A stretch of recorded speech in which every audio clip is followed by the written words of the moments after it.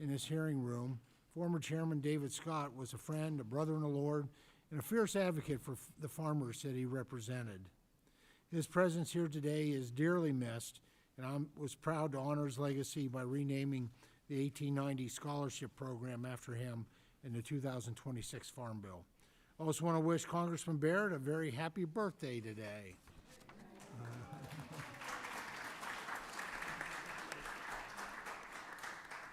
On the Ag Committee, our work revolves around a core question: what can we do to help rural America? We go about answering that question through hearings, briefings, roundtables, farm visits, and listening sessions. However, the legislation that we ultimately pass is not where this discussion ends. That is where USDA steps in and begins their important work of implementing the programs that we have authorized. There's no better example of this than the work that we've seen with the implementation of the Working Families Tax Cuts Bill. This was the largest investment in American agriculture in a generation, and USDA has put in the work to get dollars out the door. Just last week, USDA announced sign-up process for producers to take advantage of the 30 million base acres added to the ARC and PLC commodity programs. I'm very proud to see these investments roll out in a timely manner. Secretary Rollins, I want to thank you for being a partner with us in this process. Your work makes it possible for us to ensure help reaches the producers who need it most. Great things are coming with the Working Families Tax Cuts, and I'm eager to see USDA implement all the critical programs we included in that legislation. I also want to acknowledge the important work your team has done to crack down on waste, fraud, and abuse within the Supplemental Nutrition Assistance Program. Your support and leadership have made it possible to restore integrity to this program in the ways that Congress intended.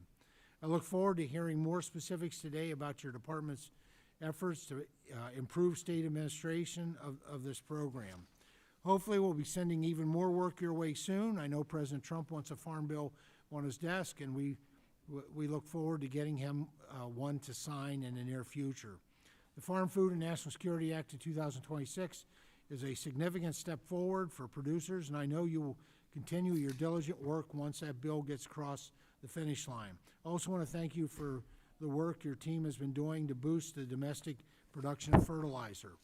For critical crop inputs, we must focus on solutions for both today and the future, and I believe the administration's approach does that exactly that. USDA's efforts in the last year to combat the spread of the New World screwworm have also been commendable. The administration's action to prevent exposure in the U.S. stopped the spread of this pest for as long as possible. While the detection yesterday wasn't what we were hoping for, I know USDA will continue to make the necessary efforts to eradicate screwworm once again. Throughout the eradication process, it is imperative that USDA, state animal health officials, industry groups, and members of Congress work together to effectively deploy the whole-of-government response that has been planned for months. I also know that I'm not alone when I say thank you for your commitment to farm assistance. The Farmer Bridge Assistance Program was a necessary step to hold producers over until updated policies kick in. Additionally, a decision to dedicate leftover resources from FBA to the Assistance for Specialty Crop Farmers program was much appreciated. And while I believe there's still more to be done on that front, I thank you for recognizing the need and making the most of the limited dollars that you have available. Please continue to communicate with the committee on how we may be helpful to you as we work to get our farm economy back on stable ground. We know that communication is the bedrock of the important relationship between USDA and the House Committee on Agriculture. Just a few weeks ago, we hosted Deputy Secretary Stephen Vaden to speak to committee members about the USA reorganization process. This was a productive discussion in which good questions were asked and thoughtful answers were given. Now, I look forward to continuing that discussion among others today with Secretary Rollins.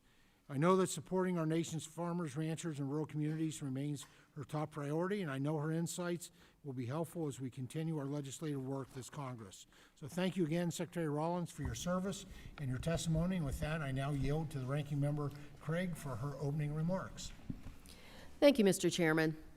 I want to start by saying that former Chairman Scott, the empty seat next to me, was a true fighter for hungry veterans in his district, for students of historically black 1890s land-grant institutions, hoping to become the next generation of agriculture leaders and for family farmers. That is exactly why the issues facing farm country today require a serious approach. We owe Congressman Scott that much. Madam Secretary, welcome. Almost a year ago to the day, you appeared before this committee for the first time. During that hearing, Republicans and Democrats voiced their concerns about the pressing issues of the day facing farm country and rural communities. Even then, we discussed input costs, commodities prices, tariffs, food assistance programs, and USDA's important role in addressing all of these issues and more. I left that hearing hoping that you would heed the advice of this committee and chart a course for your agency that met the needs of working families and family farmers. Instead, what we have witnessed is blind loyalty to a reckless president and administration. Over this past year, you and this administration have failed farmers and working Americans time after time after time. Let's recap your record since you were last here. President Trump doubled down on his reckless tariff agenda, destroying critical export markets and driving up costs for all Americans. It cost farmers an estimated $15 billion in lost sales to China last year alone. While American farmers were reeling from the fallout of these tariffs and calling on the administration for relief, President Trump instead gave Argentina $20 billion and handed their ranchers a sweetheart deal, allowing more beef to be imported at the expense of American cattlemen. It's truly stunning. When you finally did listen to the pleas from farm country for relief, it was woefully inadequate, picking winners and losers by providing some farmers with only a fraction of the relief they needed, particularly specialty crop growers, sugar beet farmers, and foresters. Only 6% of farmers reported that their financial situation improved from last year. 6%. Madam Secretary, I'm embarrassed for you. Farm bankruptcies surged 46% nationwide in Trump's first year back in office, an astounding 70% in the Midwest. And just this past April, farm bankruptcies surged to their highest monthly total since early 2020 in President Trump's first term. Farmers began 2026 hoping for a course correction. And what has this administration done? Start a war with Iran with no strategy, forethought, or care for what the consequences would be for American agriculture or working people. As a result, critical supplies have been choked off from leaving the Strait of Hormuz, driving fertilizer and diesel costs to staggering new levels and making it nearly impossible for farmers to turn a profit. And while all of this is happening, what have you, as Secretary, been doing?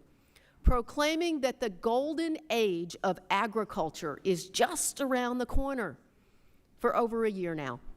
I can promise you that corner is so long, no farmer in America can see around it. And mind you, this is just talking about farm country. You've also made the largest cut to food assistance in the history of our country, at a time when more and more people are struggling to afford their food. Then you went on TV and bragged about kicking over 4 million Americans off food assistance. People like Joseph Myers from my home state of Minnesota. He's a former farmhand who is going to lose SNAP benefits because of the new so-called One Big Beautiful Bill. In his words, quote, "When the food stamps come to an end, then it's going to be really suffering." He's 58, can't perform physical labor anymore, and works at the local food bank about 10 hours a week. But Republicans decided that's not enough for him to deserve SNAP benefits. And over the last year, I've watched you brag about taking food away from millions of Americans like Mr. Myers. You've put on some big show about this golden age in agriculture. Honestly, it's disgusting. The only person this has been a golden age for is the president himself. A personal $1.8 billion slush fund paid for by the American taxpayer. A ballroom custom built for his fancy dinners paid for by corporate donors. Putting his face on a $250 bill, building arches, carving his name into buildings, and that doesn't even include his crypto or shoddy cell phone business interests. A farmer in Iowa put it better than I could, so I will close with his words. Quote, "People are hurting out here. The rhetoric about the golden age of agriculture right around the corner, that doesn't match the reality of what's going on the ground at all. I wish I thought you would listen, but unfortunately, I do believe at this point that you are just another Trump acolyte, and I'm calling you out for it." Mr. Chairman, I yield back. Chair would request that other members submit their opening statements for the record so our witness may begin her testimony and to ensure that there's ample time for questions. I'm pleased to welcome to the committee our witness for today, USDA Secretary Brooke Rollins. Madam Secretary, thank you for joining us. We will now proceed to your testimony. You have 5 minutes. The timer in front of you will count down to 0, at which point your time has expired. Secretary Rollins, please begin when you're ready. Great. Thank you so much, Chairman Thompson. Your partnership and friendship and many on this committee over the last year and 4 months has just been such a unexpected blessing. So I just want to start there. Thank you. Thank you, Ranking Member Craig. We have a lot to talk about, but hopefully during your 5 minutes I can respond to some of those accusations. But also thank you to all the distinguished members of this committee. I appreciate the opportunity to provide an update on the Department of Agriculture since we last met just over a year ago. At the outset, I'd like to acknowledge that there are two people. We've already talked about Congressman Scott, David Scott, but two people that aren't with us that were here last year in this room. Of course, one, Chairman Scott, and the other, Doug LaMalfa. Both were incredible champions for American agriculture. Doug became a dear friend and whispered in my ear a lot about forestry and about his home area, and I've missed him every day since he left. And of course, Chairman David Scott for helping create, so amongst many other things, helping create, steward, and shepherd the 1890 scholarship program. I know we all feel their absence and take comfort that their incredible legacy will live on for years to come. 1 month from today, we will celebrate a truly magnificent milestone, the 250th anniversary of the adoption of the Declaration of Independence. As the Declaration's principal author, Thomas Jefferson, once noted, agriculture is indeed our wisest pursuit. More than just an economically vital industry, it helps make our very freedom possible. If we are to secure the blessings of liberty for future generations, we must fight for the future prosperity of American agriculture with every fiber of our being. And for the last 14 months, it has been my greatest honor to do so. Today is the 500th day since President Trump returned to office, and under his leadership, putting hardworking farmers, ranchers, and rural America back at the center of policymaking, and has never been more important than today that we deliver for the men and women who work the land, who tend the livestock, and who call the heartland home. The challenges facing our farmers are real in rural America. The Trump administration inherited a farm economy that saw the cost of doing business skyrocket. Under the previous administration, commodity prices plummeted from a 30-year high. Farm income experienced historic declines in those 4 years. Our farmers saw not one new trade deal in those 4 years under the last administration. And when we came back, when we left in 2021, we had an $8 billion agricultural surplus, trade surplus. When we came back, it was a $50 billion agricultural trade deficit. These numbers are staggering. Over the past 16 months, we've worked nonstop to reverse this trajectory for American ag. But such a seismic reroute cannot happen overnight. I hope we will continue to work together, and I'm so grateful for many members of this committee on the other side of the aisle who have been wonderful to work with in the last year, and very grateful for their partnership as they fight for their farmers in their home districts. President Trump and congressional Republicans delivered historic wins for farmers and rural America in the Working Families Tax Cut. Wins including increasing reference prices for the first time in over a decade after the last administration couldn't get a farm bill done. Adding up to 30 million new base acres for farm safety net programs. These are game changers. Saving 2 million family farms from the death tax and permanently doubling small business expensing under Section 179. And that's just a very short list of win after win after win for rural America. The largest investment in rural America in history was in the Working Families Tax Cut Act of about $250 million. Input costs, of course, remain top of mind for our farmers, including fertilizer availability and affordability. President Trump has activated our entire cabinet to address this long-standing problem that demands both short-term and long-term solutions, from waiving the Jones Act for the short term to speed permitting instead of a couple of years, 45 days, what will be the largest ammonia plant in the world in Louisiana. We will now break ground on that in just a couple of weeks, with about 90 other fertilizer projects, infrastructure projects going on around our country now on fast speed.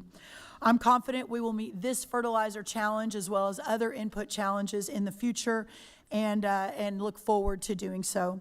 One of my very first actions, and we talked about this a year ago, just a couple of weeks after I was sworn in by Justice Clarence Thomas, we launched a comprehensive $1 billion plan to combat avian flu and the cost of eggs. That plan has worked and is working. The wholesale price of eggs has dropped over 90% since last year. HPAI cases in commercial poultry and turkey flocks are down 61% since last year. We, of course, invested a significant amount of money in biosecurity and in partnering with our great egg farmers around the country. And the number of birds infected dropped almost 50% since that plan launched. And along with eggs, the cost of other staples has continued to decline, including butter, potatoes, berries, many more vegetables, proteins, yogurts, etc. We are taking all threats to our producers extremely seriously, so I'll take a moment, Mr. Chairman, to talk about the screwworm detection, and of course we can dive in with any of you in your Q&A.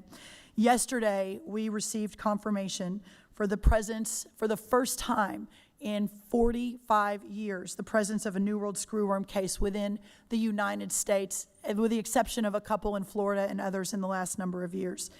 We found that and was confirmed in a 3-week-old calf in La Pryor, Texas. While this development is a serious threat to our livestock and wildlife, it hasn't caught us off guard. We were ready and prepared. Under the last administration, and after having the Darien Gap, which is the biological barrier between South America and Central America, which held the screwworm at bay since the 1960s, that barrier and gap crumbled under the last administration. With open borders and the proliferation of the Mexican cartels and their illicit cattle trafficking, the New World screwworm began to make its way north, hitting Mexico in 2023 and 2024. All models showed that this pest would be here by last summer. With the extremely aggressive action, with the support of this committee and an entire across-government effort, we began to push back very significantly starting February of last year. The aggressive action we took across the Trump administration and with our state and local partners bought us almost a year of critical time to prepare for what happened yesterday. We have now activated our New World Screwworm Response Playbook, which includes detailed protocols and procedures for just this scenario. We've established a 20-kilometer zone around the detection and implementing quarantines, movement controls, and surveillance in the region. In fact, I'll be there next week.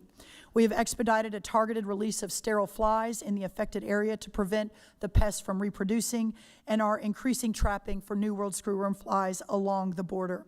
We are ramping up surveillance and also management in our wildlife.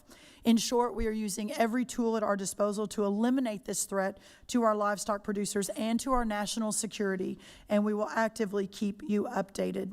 Thankfully, this pest does not represent any sort of challenge to our food safety, and that's a really important message. This is a flesh-eating pest that lands on mammals, on livestock, on deer, etc. It is not a threat to our food supply.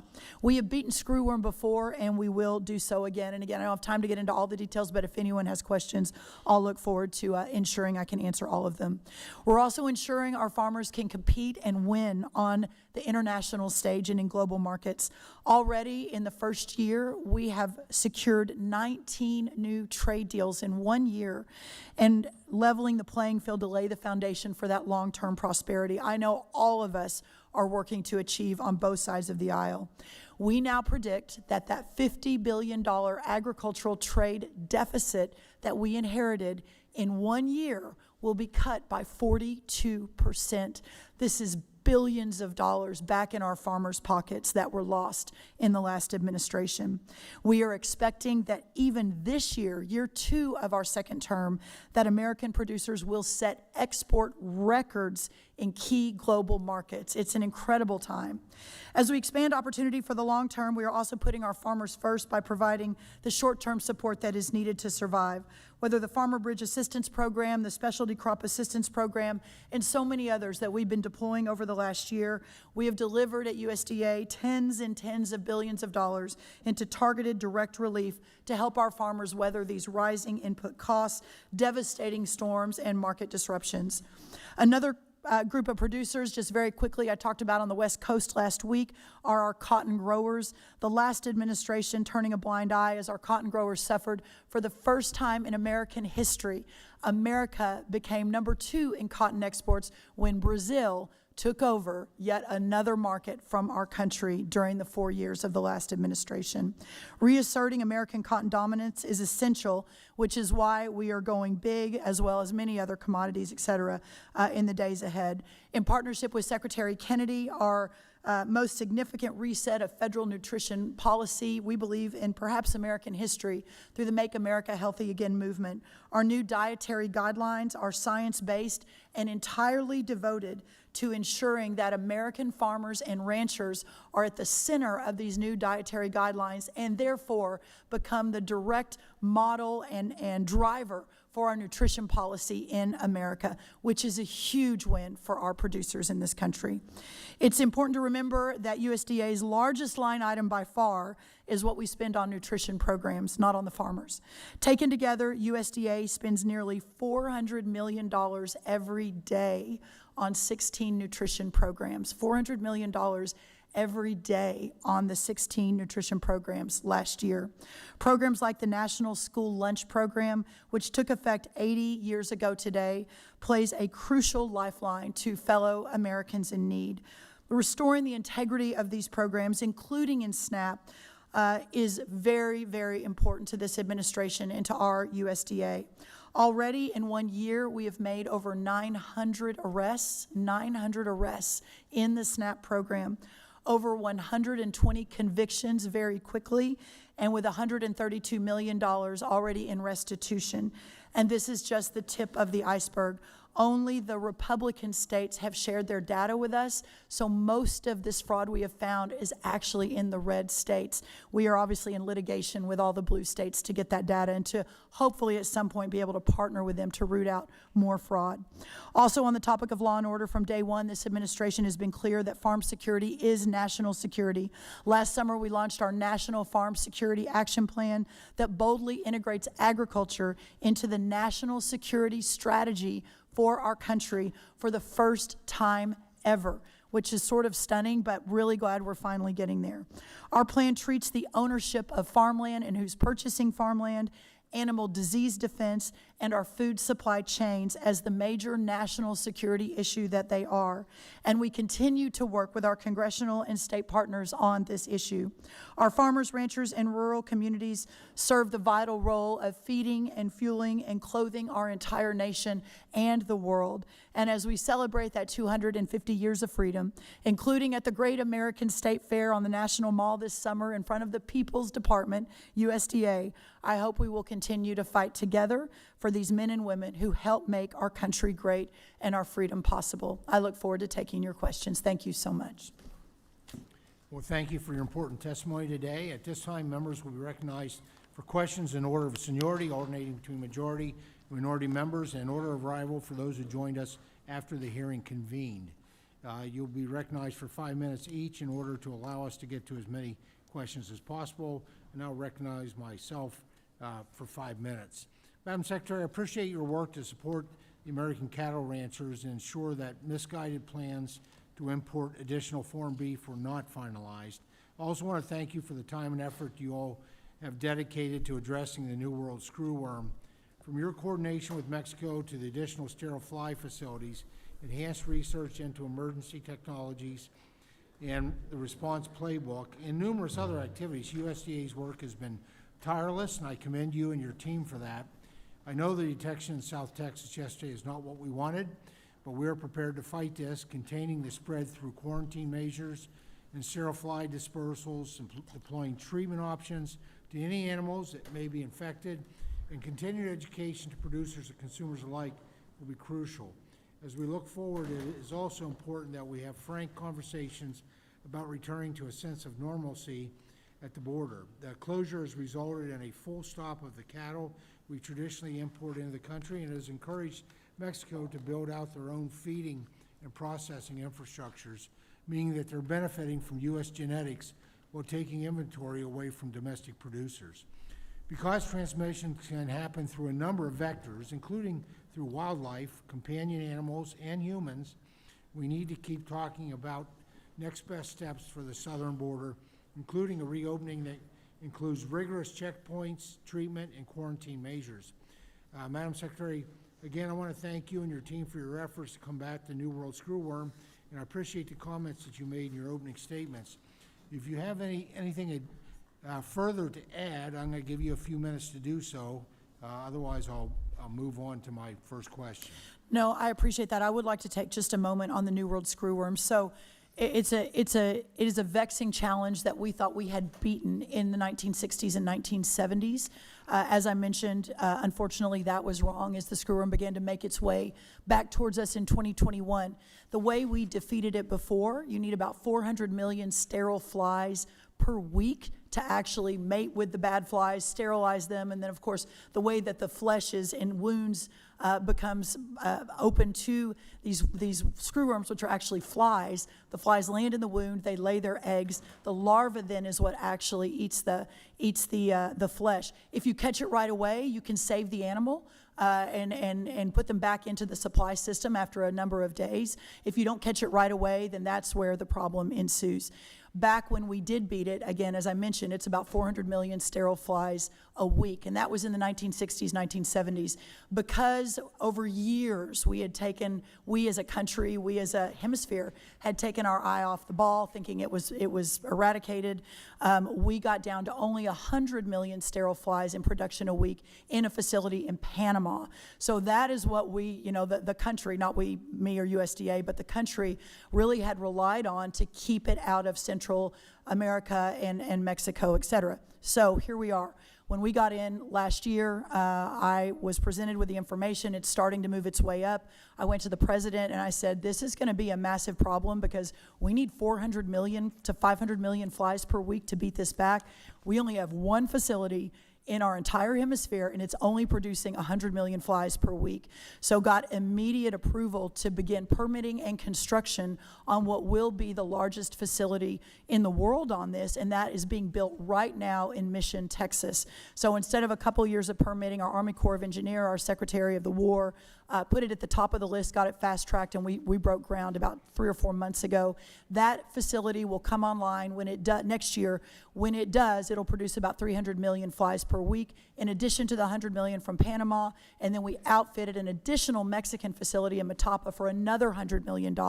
So we will get back to the point where we're able to push it back and eradicate it, but until that point, which is likely sometime next year, our effort in trapping, surveillance, We had FDA fast track a lot of treatment. We've got a national veterinary supply stockpile that was loaded onto a plane this morning, is headed to South Texas right now. I've already done a lot of press on this, so making sure that we're over-communicating, especially to our producers, is paramount. Of course, for Arizona, New Mexico, and California, it's also a challenge, but the screwworm continues to be between 500 and 800 miles away from those borders. It's really South Texas where we're really combating this every day. The point of that, Mr. Chairman, is that we're on it. We've invested almost $1 billion since we came in the door last year to make sure that this doesn't happen again.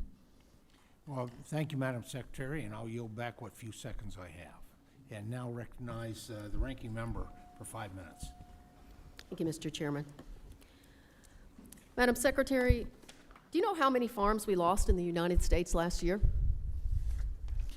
I know you were talking about the bankruptcies. I know that about 315 farms of 1.88 million are moving through bankruptcy right now. We lost 15,000 farms last year.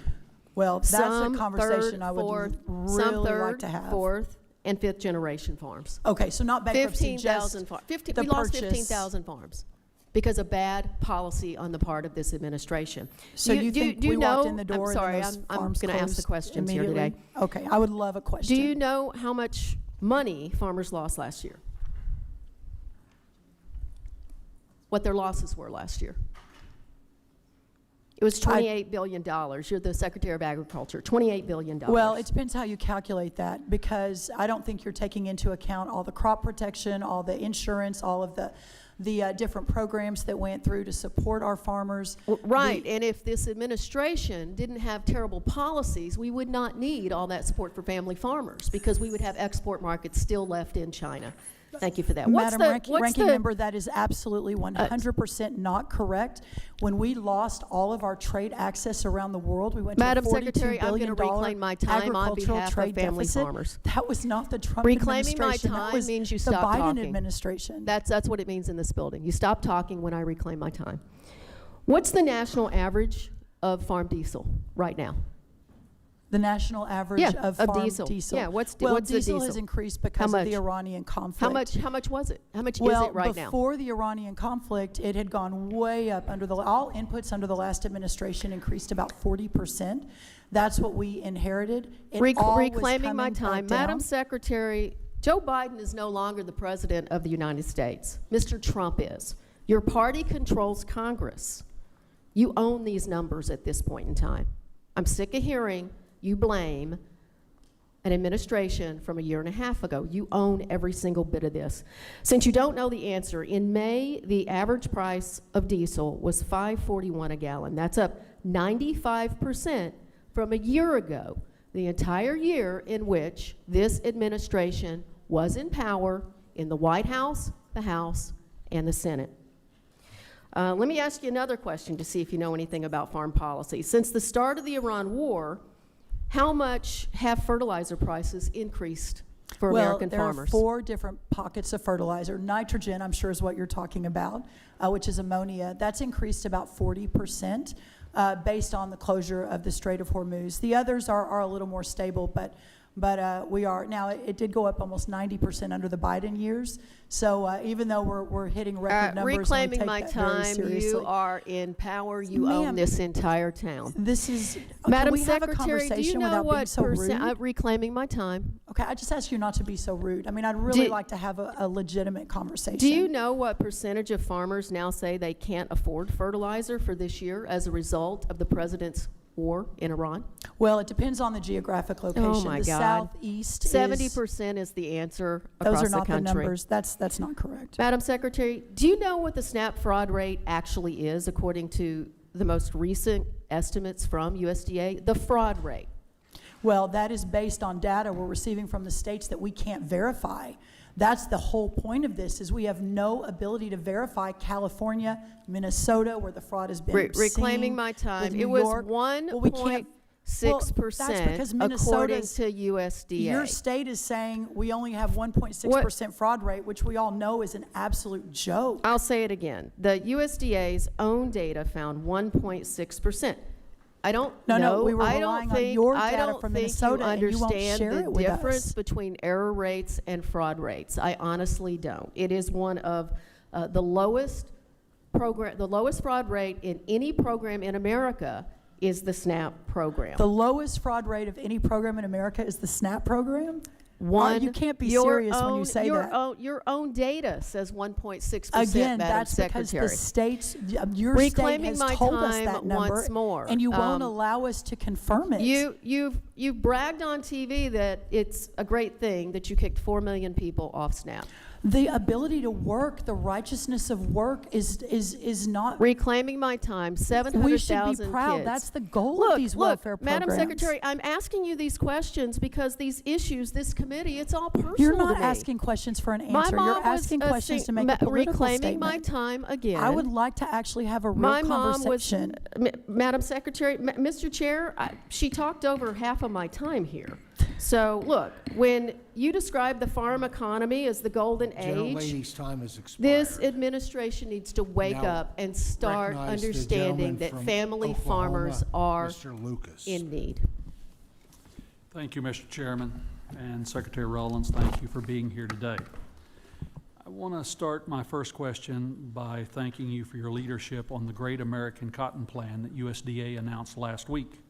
As Congress considers additional ways to help the domestic cotton industry, one proposal continuing to gain traction is the Bipartisan Buying American Cotton Act, which would encourage greater use of U.S.-grown fiber, support more textile manufacturing in the United States, and help shift sourcing away from regions associated with forced labor.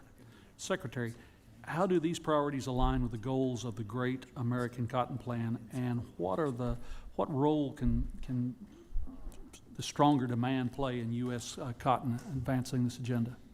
Well, this is, again, the work is in this world. This is a job that I just every day wake up, and it isn't easy. I don't take it lightly. It's a 7-day-a-week work. It's 20 hours a day. But the opportunity to identify where there has just been such bad policy making over many years, and seeing what has happened to some of our farmers, cotton is one of those, and to see how the world has taken our market over a number of years, and that's for a lot of reasons. I mean, what we wear is often shipped in now from other countries. It's cheaper synthetic fiber. So I think the Buy an America Cotton Act, the BACA, as well as aligning with our Great American Cotton Plan, they are 100% aligned. And what's really exciting about this is again, in a bipartisan way, everyone is really, I think, woken up to the Making America Healthy Again movement. And what I've been talking about, it isn't just what we're eating in the food and putting our farmers back in charge, but it's also what we wear, the sheets that we sleep in, et cetera. And there's nothing better than great American cotton. And so getting back to that, plants, not plastics. I like to say America, not Brazil, because Brazil's the one that's taken most of our market on that, is an incredible opportunity for our cotton farmers.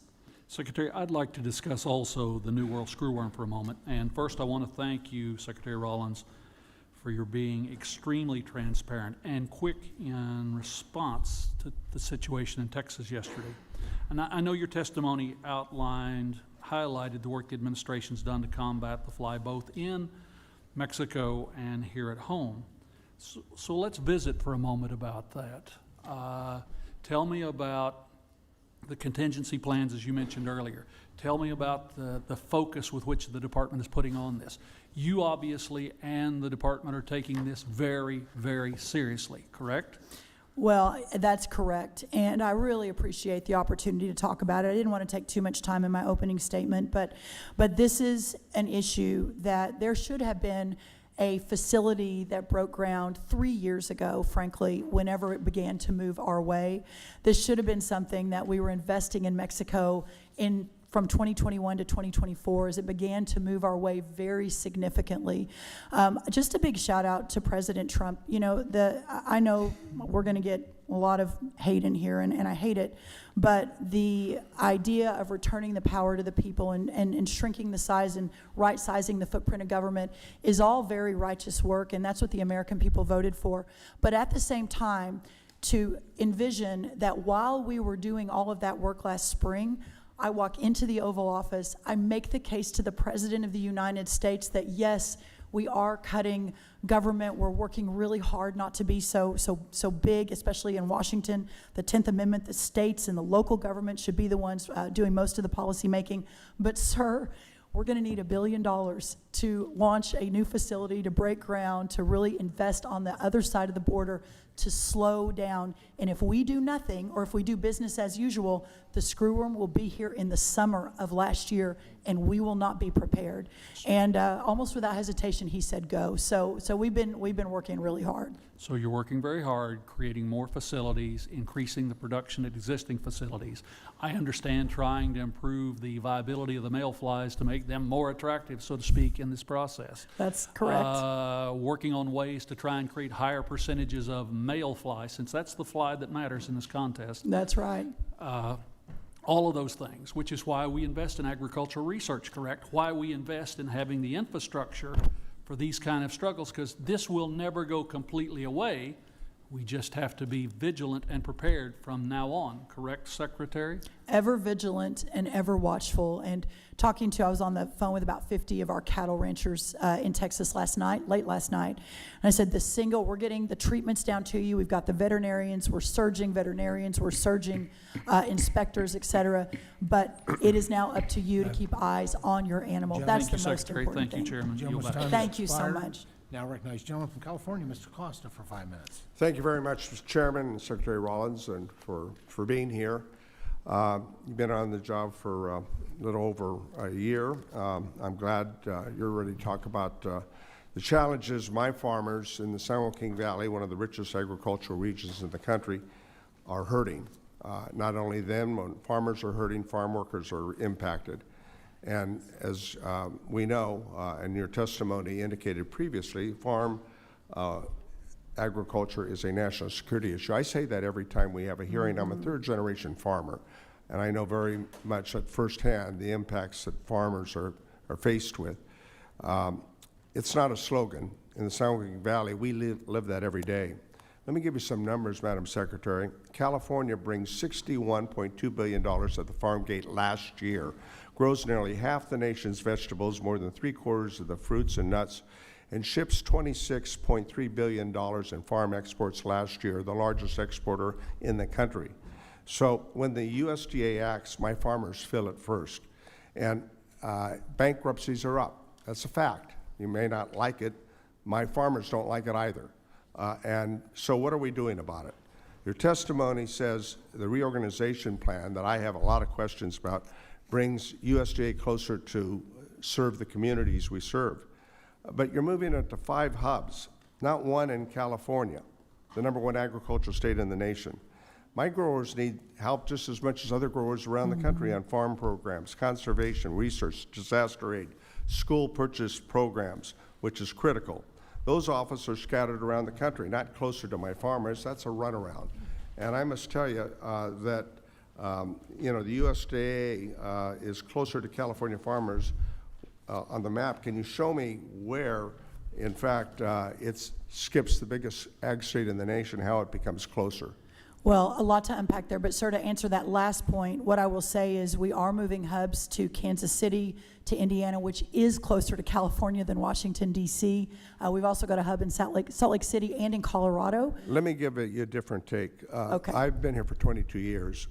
Farmers and their associations, they're smart folks.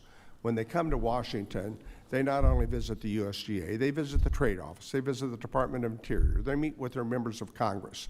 Now, you want to put this into 5 different hubs? That's not effective. That's a runaround. Let We'll me still take have to the a second headquarters question. here. We're going to need to talk about that. Do you have any Okay. desire or willingness to evaluate whether or not California might be possible for a hub? Yes or no? I would be very welcome to that. And in fact, we've adjusted some things along the way based on feedback. Well, let's so- talk about that later. Trade, critical for Yeah, I'm California. just call me anytime. 44% of California's agricultural is exported.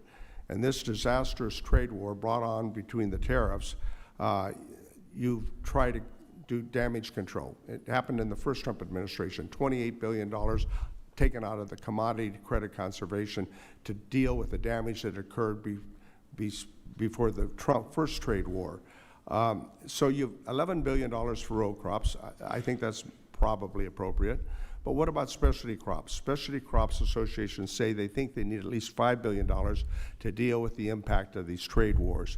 And it's skyrocketed, and it's cut off key trade partners that these markets are hard to access and develop. You've lumped them together with sugar. Sugar needs help as well for $1 billion. That's not the $5 billion that the specialty crops believe they deserve. I know on Friday in California you announced an increase, but it's still paltry compared to the damage that's occurred. Crop relief, and it's about fairness, Madam Secretary, and I don't think there's fairness being demonstrated. California exports to China collapsed 64% in the last year and a half. Almonds are down 77%. Fresno County alone, which I represent, lost $246 million last year. You cannot find a single bottle of California wine, which is pretty good, I may tell you, in Canada, in a restaurant or in a store. They are responding with their pocketbook. And if this Trump's trade war is making matters worse, you can look at the impacts of Iran. The fact that Straits of Hormuz are closed has impacted shipping lanes. Pistachio, walnuts, almond shippers and producers can't move their products to the region. So 2 direct questions. First, beyond the payments announced so far, will you commit to additional assistance for specialty crop growers taking losses from the president's war with Iran, yes or no? We'll be happy to look on that. It's a matter of funding, and the CCC is, as you know, the one big beautiful bill. The Working Families Tax Cut It was is, big. I didn't think it was beautiful. I'll have to save my questions for later. Thank you, Madam Secretary. I'm happy to follow up on California and otherwise. We had a remarkable visit there Gentleman's last time week. has Thank you. expired. Now recognize the gentleman from Arkansas, Mr. Crawford, for 5 minutes. Madam Secretary, thank you for being here, and I want to say at the outset here, it's very refreshing to have an actual Aggie that's occupying the secretary position. Very refreshing for a change. Your credentials in that space are unassailable. Thank you. Real quick, fertilizer has been a topic of conversation. I want to go back to fertilizer because I think it's in our national interests to secure our own sources of fertilizer production. Our supply chain is very fragile, and our production base is extremely limited. I think we've regulated ourselves into that position, but let me just say this, that I don't want to see the mistake made that we've done with other endeavors where we see big pharma, we see big oil, and the small players are priced out. And the reason I say that is because from a geographic perspective, I think it's more important that we atomize the industry because they are positioned to address the needs in a given geography, which actually enhances the viability of that industry and improves outcomes as it applies to a fragile supply chain. So I just want to get your feedback on that and how important that is, and making sure that we're empowering the little guys like in Helena, Arkansas, along the Mississippi River in my district, where they're getting ready to put a fertilizer plant online, and what that will mean to that region. I think that, I think we're talking about the El Dorado, Arkansas urea and ammonium nitrate fertilizer plant, which is really exciting. I know I mentioned in the top of the comments the importance of national security. That what I have learned moving into this job, I knew it was a major challenge, but the fact that we've offshored our fertilizer, our seeds, our supply chains, our processing over a number of years really is a national security issue. We used to produce our own fertilizer almost exclusively in this country. In the last couple of decades, we now only produce about half of the fertilizer that we need, which means we're reliant on China and Russia and other foreign countries and some foreign adversarial countries. This is a solvable problem in the long run, and so the light that has been shown on the fertilizer industry to rebuild in America cannot be overstated. As I mentioned, we've got big plants going in everywhere. The world's biggest plant, we're going to be breaking ground. I'll be in some states in the next few weeks talking about it.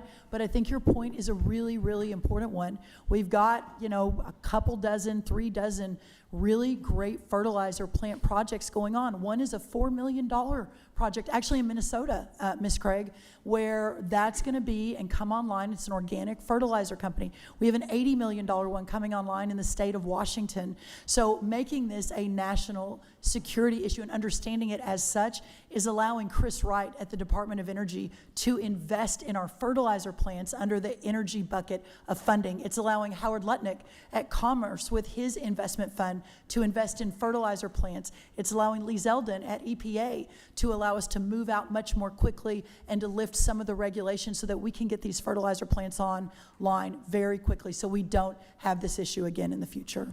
I appreciate your understanding and awareness, and obviously you get it, and that's important to our small fertilizer producers so they can make a big impact on the ag industry. Let me shift gears real quick and leave you with this. I'm concerned about our policy governing PLC and ARC payments that basically are made in arrears. I would say that if conditions are bad enough in a given year that they trigger a payment, that the payment is necessary in that year, not putting it off for 12 to 14 months. And so what I've sought to do is to actually create an opportunity for advanced partial payments for producers to help offset some of the interest expense associated with continuing to produce without those payments being made. I would want to get your feelings on whether or not you can appropriately implement that if and when that policy is signed into law, because I think it's important to provide the resources in real time and not make farmers wait for 12 to 14 months when the damage is already done. I couldn't agree more with that, and we've got the best team on the field. If it moves forward, we will get it implemented, and it's especially important with the additional 30 million acres that we're now adding into those programs that we're able to do this quickly. Thank you. I appreciate that, and I yield back. Thank you, sir. Gentleman yields back. Now recognize the gentleman from Massachusetts, Mr. McGovern, for 5 minutes. Well, thank you very much. And Madam Secretary, let me begin on a positive note.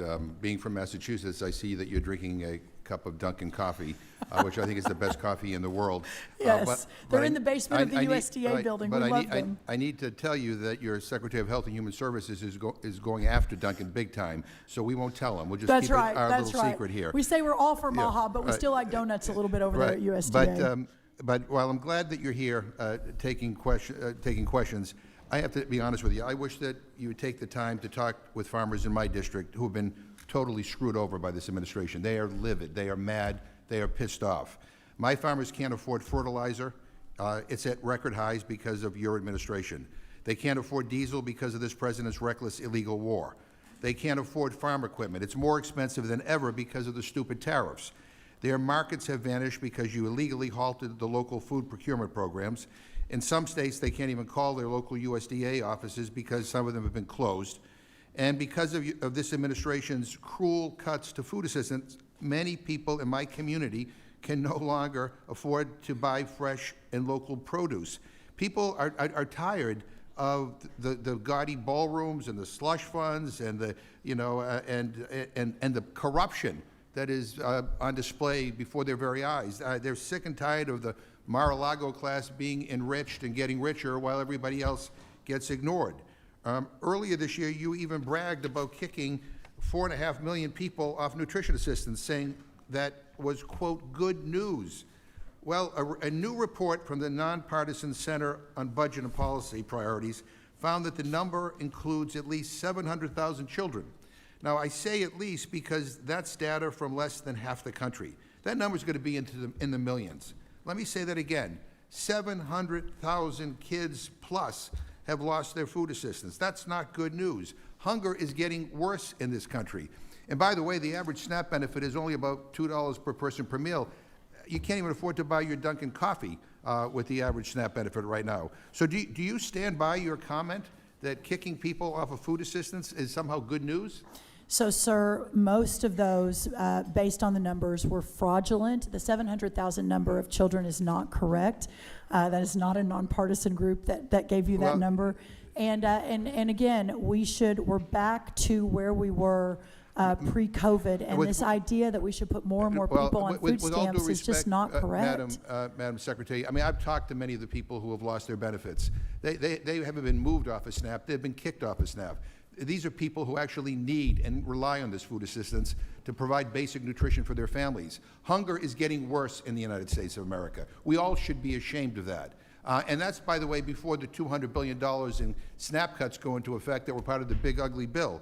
Let me ask you another question. May I respond? I'll be super fast. Yeah.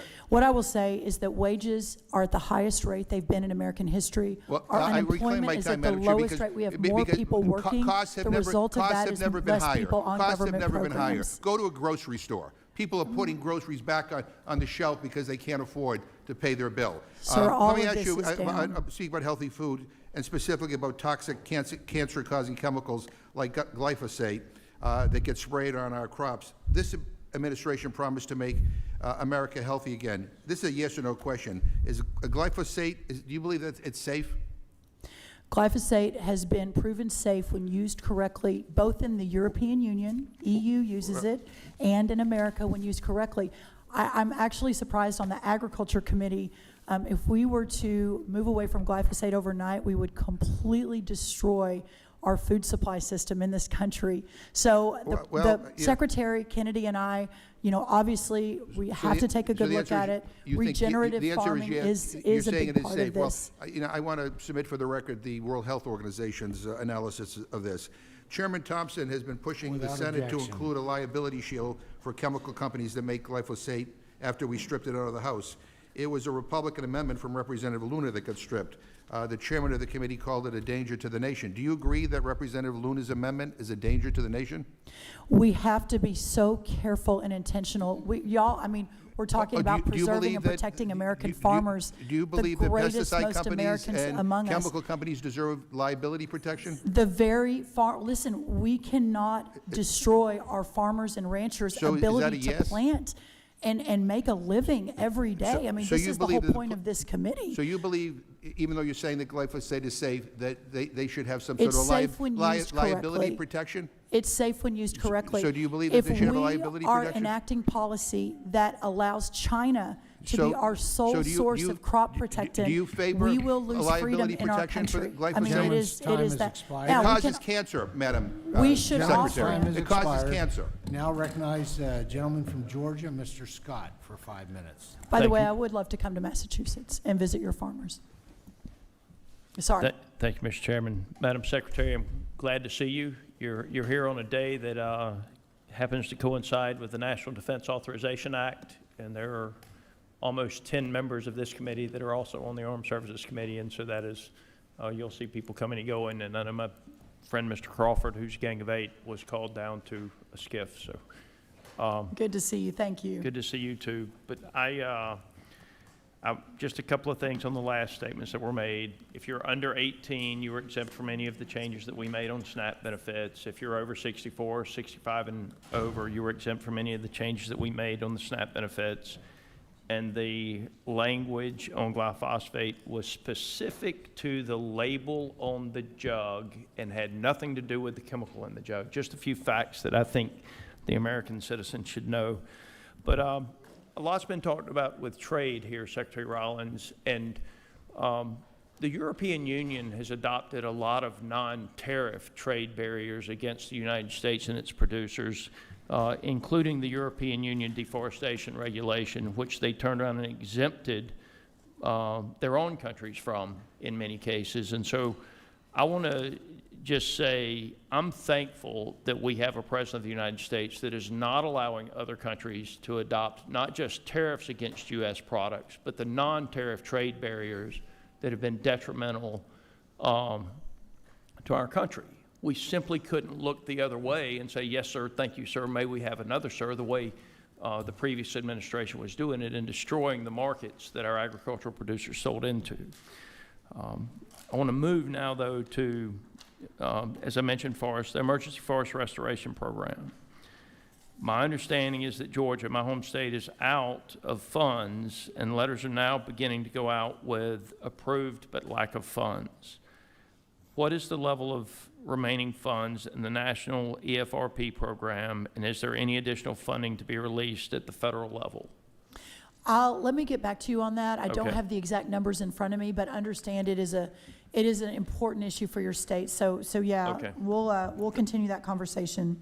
Thank you for that. I also want to ask you about the Supplemental Disaster Relief Program. I mean, your organization has been very quick to make course corrections, and I appreciate that, while others pretend we can do a lot of great things without and get it right 100% of the time. True leaders are willing to course correct, and I consider you a true leader. Thank you. Is there anything we can do from the congressional perspective on the front end to help ensure issues like we had with the SDRP funds don't happen again, and making sure that those dollars go out the door as quickly and efficiently as possible? I think the challenge with SDRP was that it required negotiations with every state in terms of the granting process, and Tyler Harper in your state was incredible. But the back and forth, probably on both sides, we learned a lot from, and this is true of a lot of the different grants. Some moved out very, very quickly. Others took a little bit longer, but I think at this point, we are almost completely closed that program. I think there may be Vermont and maybe one or two others up in the Northeast, but I think that's the learning experience for us. But it's a good flag. I'll go back to the team and make sure we've made a list of what those are and what we can do better the next time. Having said that, Congressman, I think you know, we have moved out these programs and this funding in about half as much time as previous USDAs have. The One Farmer, One File allowed us in 4 days to move out 57,000 different farmer payments as we move to more technology. So we're making huge progress on that front, and hopefully we'll be able to hand off these programs to the next administration. Secretary Rollins, the first conversation I had with you was about highly pathogenic avian influenza and a potential vaccine. And I appreciate exactly what you said in that meeting. We need a vaccine, but we don't need a vaccine that doesn't work. My question is, what plans are you looking at to move a high-path vaccine strategy forward? We are evaluating that every day, Congressman, and we understand the great anxiety of the industry itself. There's obviously some trade implications as well, but the good news here is based on biosecurity implementation that we did last year, our HPAI incident rates are down almost 60% since a year ago today. So the farmers, the egg farmers, have made the changes as we're looking at a vaccine, and we're making tremendous progress. Secretary Rollins, I appreciate you, and I appreciate having a president that is taking our challenges seriously. Thank you, sir. Good to see you. Now recognize Dr. Adams from North Carolina. Thank you, Mr. Chairman, and thank you, Madam Secretary, for being here today. I do have some serious concerns and questions I want to raise with you. First of all, the real truth is that farm country is in crisis, and the people that I represent deserve and need answers. American farmers wake up before dawn. They don't ask for handouts. They ask for fair markets, a reliable policy, and a government that doesn't make life harder for them. Government has made life harder for our farmers. And so this administration has failed them on all 3 counts. But let me just be clear about something. What's happened on your watch and under the laws of this administration, we're seeing an increase in everyday costs, cuts to nutrition programs, pushing many, including children and veterans, off nutrition assistance. We're seeing a useless tariff battle and the abandonment of small farmers. So let me begin with this administration's war on nutrition. We're already seeing millions lose access to nutrition benefits from the implementation of H.R. 1, not a beautiful thing. 17,000 individuals in Mecklenburg County, which I represent, have already lost their food assistance benefits. And we're talking about people being pushed off of these benefits, who are not able-bodied adults, they avoiding work. They're workers. They're elderly individuals. They can't navigate a new bureaucratic work verification system. They're veterans who fell through the cracks of a needless administrative agenda. They're children whose families are caught up in the turbulence of economic downturns, and this administration helped cause that. SNAP participation nationwide fell by 4 million people between July 2025 enactment and February 2026. And that's not efficiency, that is hunger. SNAP is not just a nutrition program, it's an economic and agricultural market driver. So, Madam Secretary, this administration cut SNAP, terminated local food programs, gutted FSA, other regional office staffing, and then you called that reform.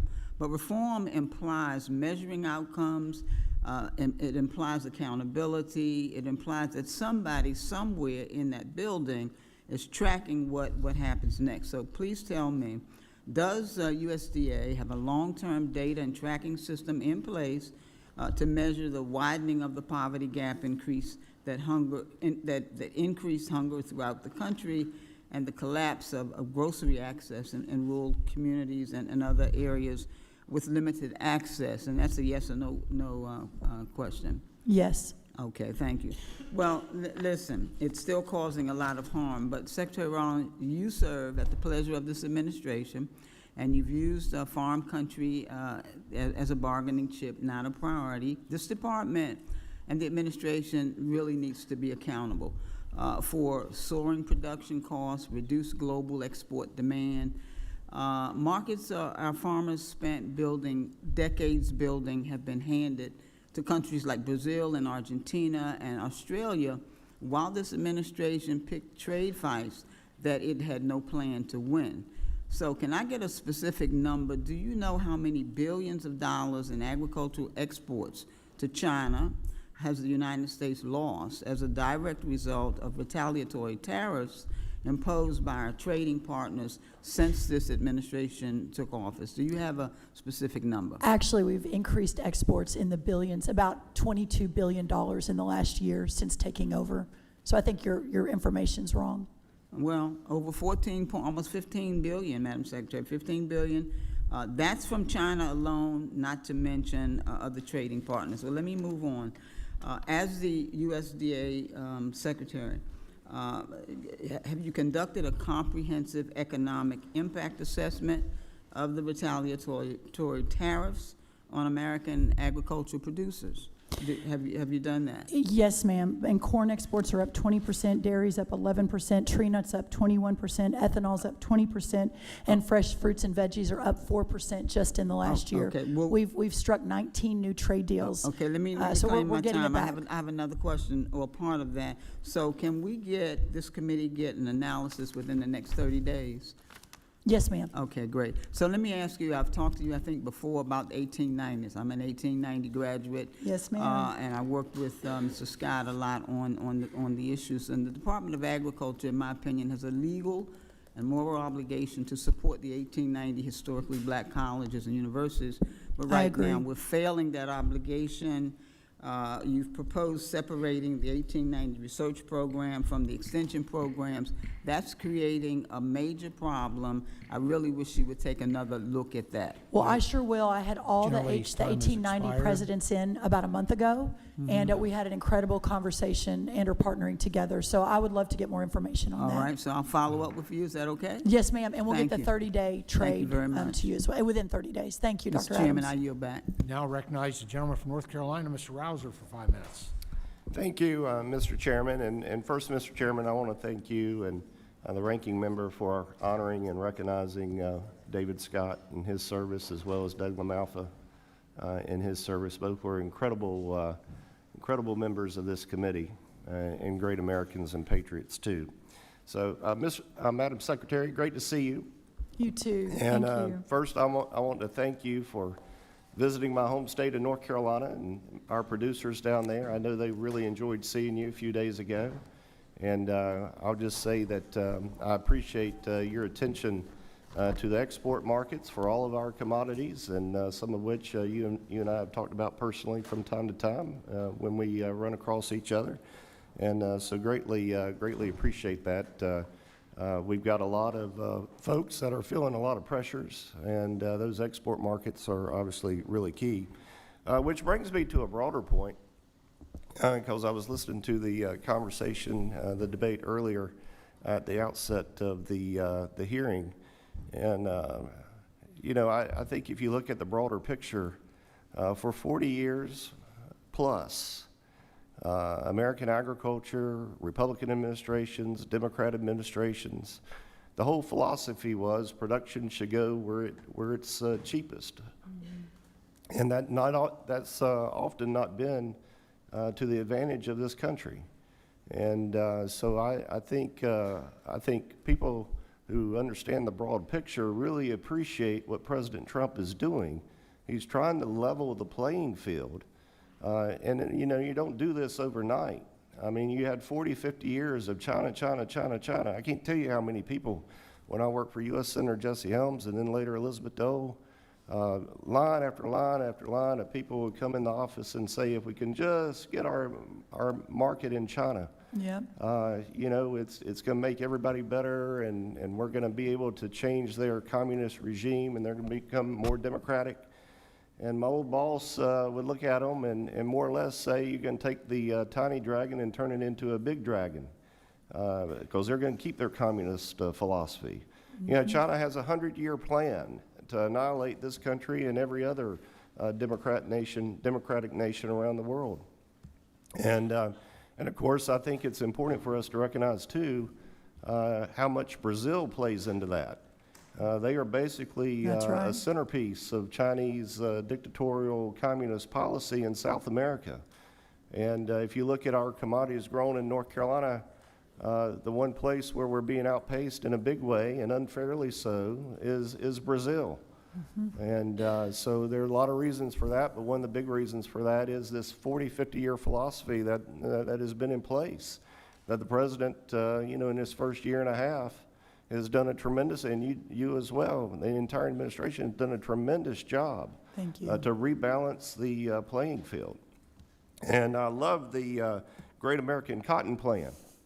You know, cotton is a big part of our agriculture economy in North Carolina, and textiles obviously is a That's mainstay in the state, although endured a lot of hardship over the years because of the policies I was just talking about.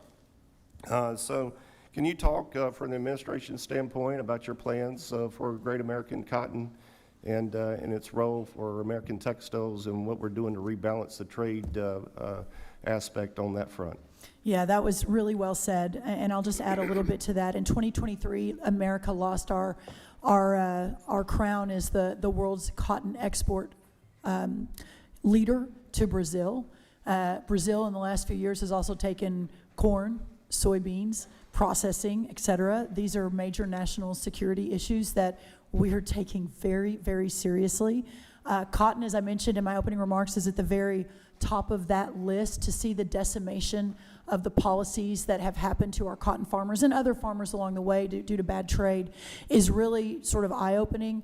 USDA will be investing significant resources, time, et cetera, treasure, et cetera, to ensure that we can rebuild that great American industry. And alongside that, you know, North Carolina will be the textile industry. We used to have a couple thousand textile mills in this country, and now I think we're down to maybe 100, maybe, and a lot of those in North Carolina. So this is the onshoring, putting America first, getting back to putting our citizens, our businesses first, and ensuring we're securing our country for the next 250 years. And while I've been talking about cotton a lot in the last few days, we've talked about a lot of the different commodities over the last year and 4 months, and we're working really hard to get that market back, but also to make sure people understand. I don't know, Congressman, if you were in here, but the Make America Healthy Again movement isn't just about food, although that's the driver.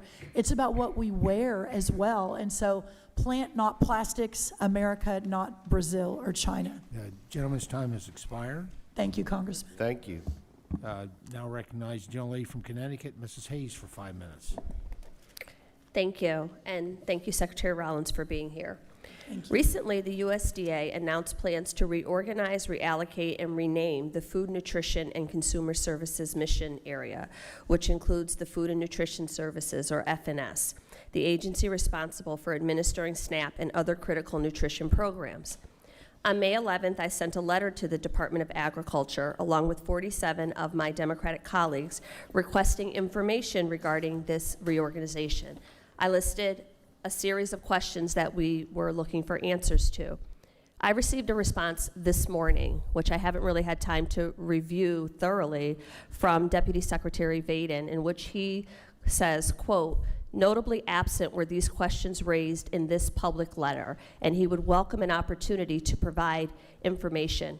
Perhaps Deputy Secretary Vaden forgot that he had a hard stop and members were not allowed to speak, and that this was a private, off-the-record roundtable on a topic that is so critically important, and the American public needs to hear answers to this. So I'd like to take the opportunity to talk to you about some of these things.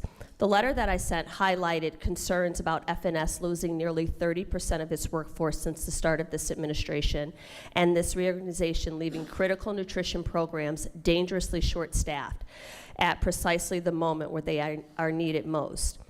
In the response that I received, Deputy Secretary Vaden made egregious statements blaming both the Obama and Biden administration for some of the gaps in the disbursement of food. He blamed union bosses, government shutdowns, and the Chevron relocation, but does not address any of the concerns that I listed. So I feel the department should be able to talk about this in full public view and let people understand the answers to these very critical questions. I am open to hearing your thoughts on this reorganization, and it should not be behind closed doors. So while I can't go through all of the questions, just a few that I had were, how many employees will be impacted by this organization, and how will the USDA fill vacancies resulting from the reorganization while there's a hiring freeze?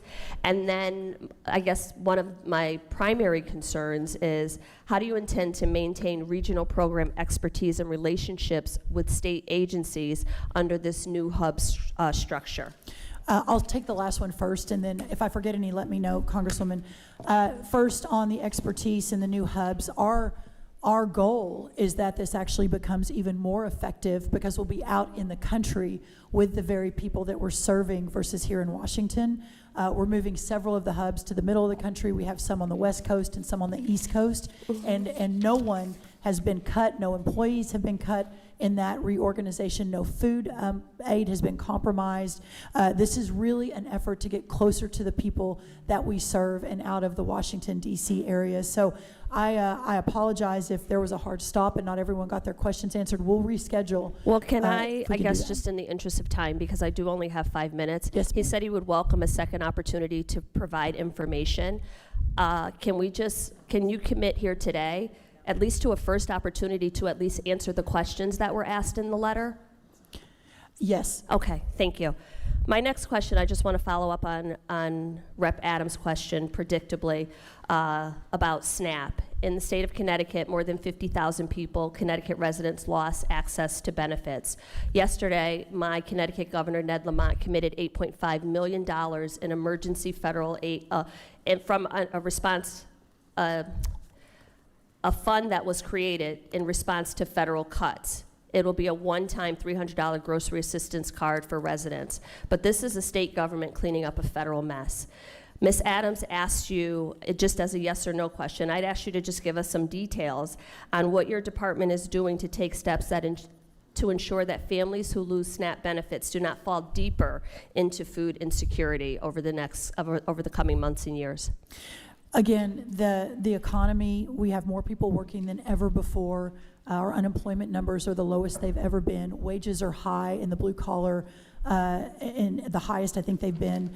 And so as a result of that, that is the goal. It's a supplemental nutrition assistance program for when the times are the toughest. Now, if there are stories of families who, I'm sorry, because my of question that, was, what does your department plan to do to take steps to ensure that families don't fall deeper, families that lost benefits don't fall deeper into hunger? well, that's exactly what we're doing by ensuring that the families that really need this are the ones that are getting it.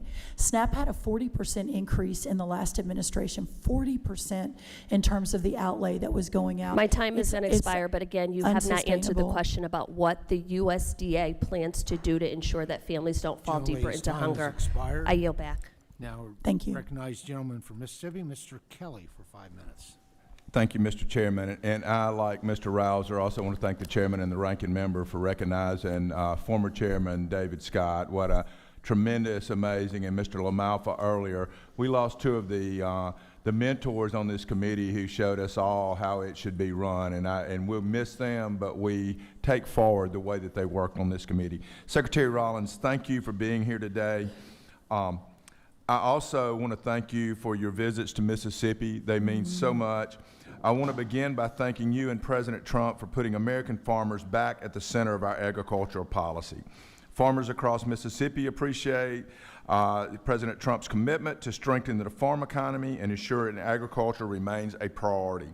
I also appreciate your leadership at USDA and your work to implement the President's agenda on the behalf of the American producers. I also want to pat the chairman and this committee in getting $10.5 billion in assistance to our farmers a year and a half ago, and the President following up with another 10+ billion. That was so important to do because our farmers are really struggling with input costs, with bad markets and all those things. So I thank y'all for all the improvement. Mr. Rouser stole my thunder on the Great American Cotton Plan, and you articulated that, but that is also so important to states like Mississippi. So I just want to thank you for your hard work in that. Turning to another challenge facing producers in Mississippi, our state has experienced a series of drought conditions over the last several years. Cattle producers in particular have seen tremendous losses in forage and hay production as a result. Congress passed some very positive enhancement to the livestock forage program in the Working Families Tax Cut Act. Can you update the committee on the status of implementation of these changes to the LFP program? Yes, we are getting very close to being taking that to conclusion. Of course, the new reference price is going to affect this fall. A lot of those working family tax cut programs have really have moved out and have made a tremendous difference to the country. I think that's why you see a lot more people going back to work. But specific to that program, we're really close on that. If you want to follow up with me directly, we'll give you exact timeline. Absolutely, Secretary. And as USDA works to deliver these improvements, I also want to touch on the role of the Farm Service Agency. The vital role of FSA cannot be overstated. As the most farmer-facing agency with offices in nearly every county across the country, FSA is key to helping producers make operational decisions. With the monumental changes made to the farm safety net last summer, the agency's support is even more important. Has FSA been adequately staffed and equipped to meet the needs of our producers and swiftly implement these provisions? I can't, again, to your point, overstate the importance of these FSA offices. There's no doubt there is room for efficiency.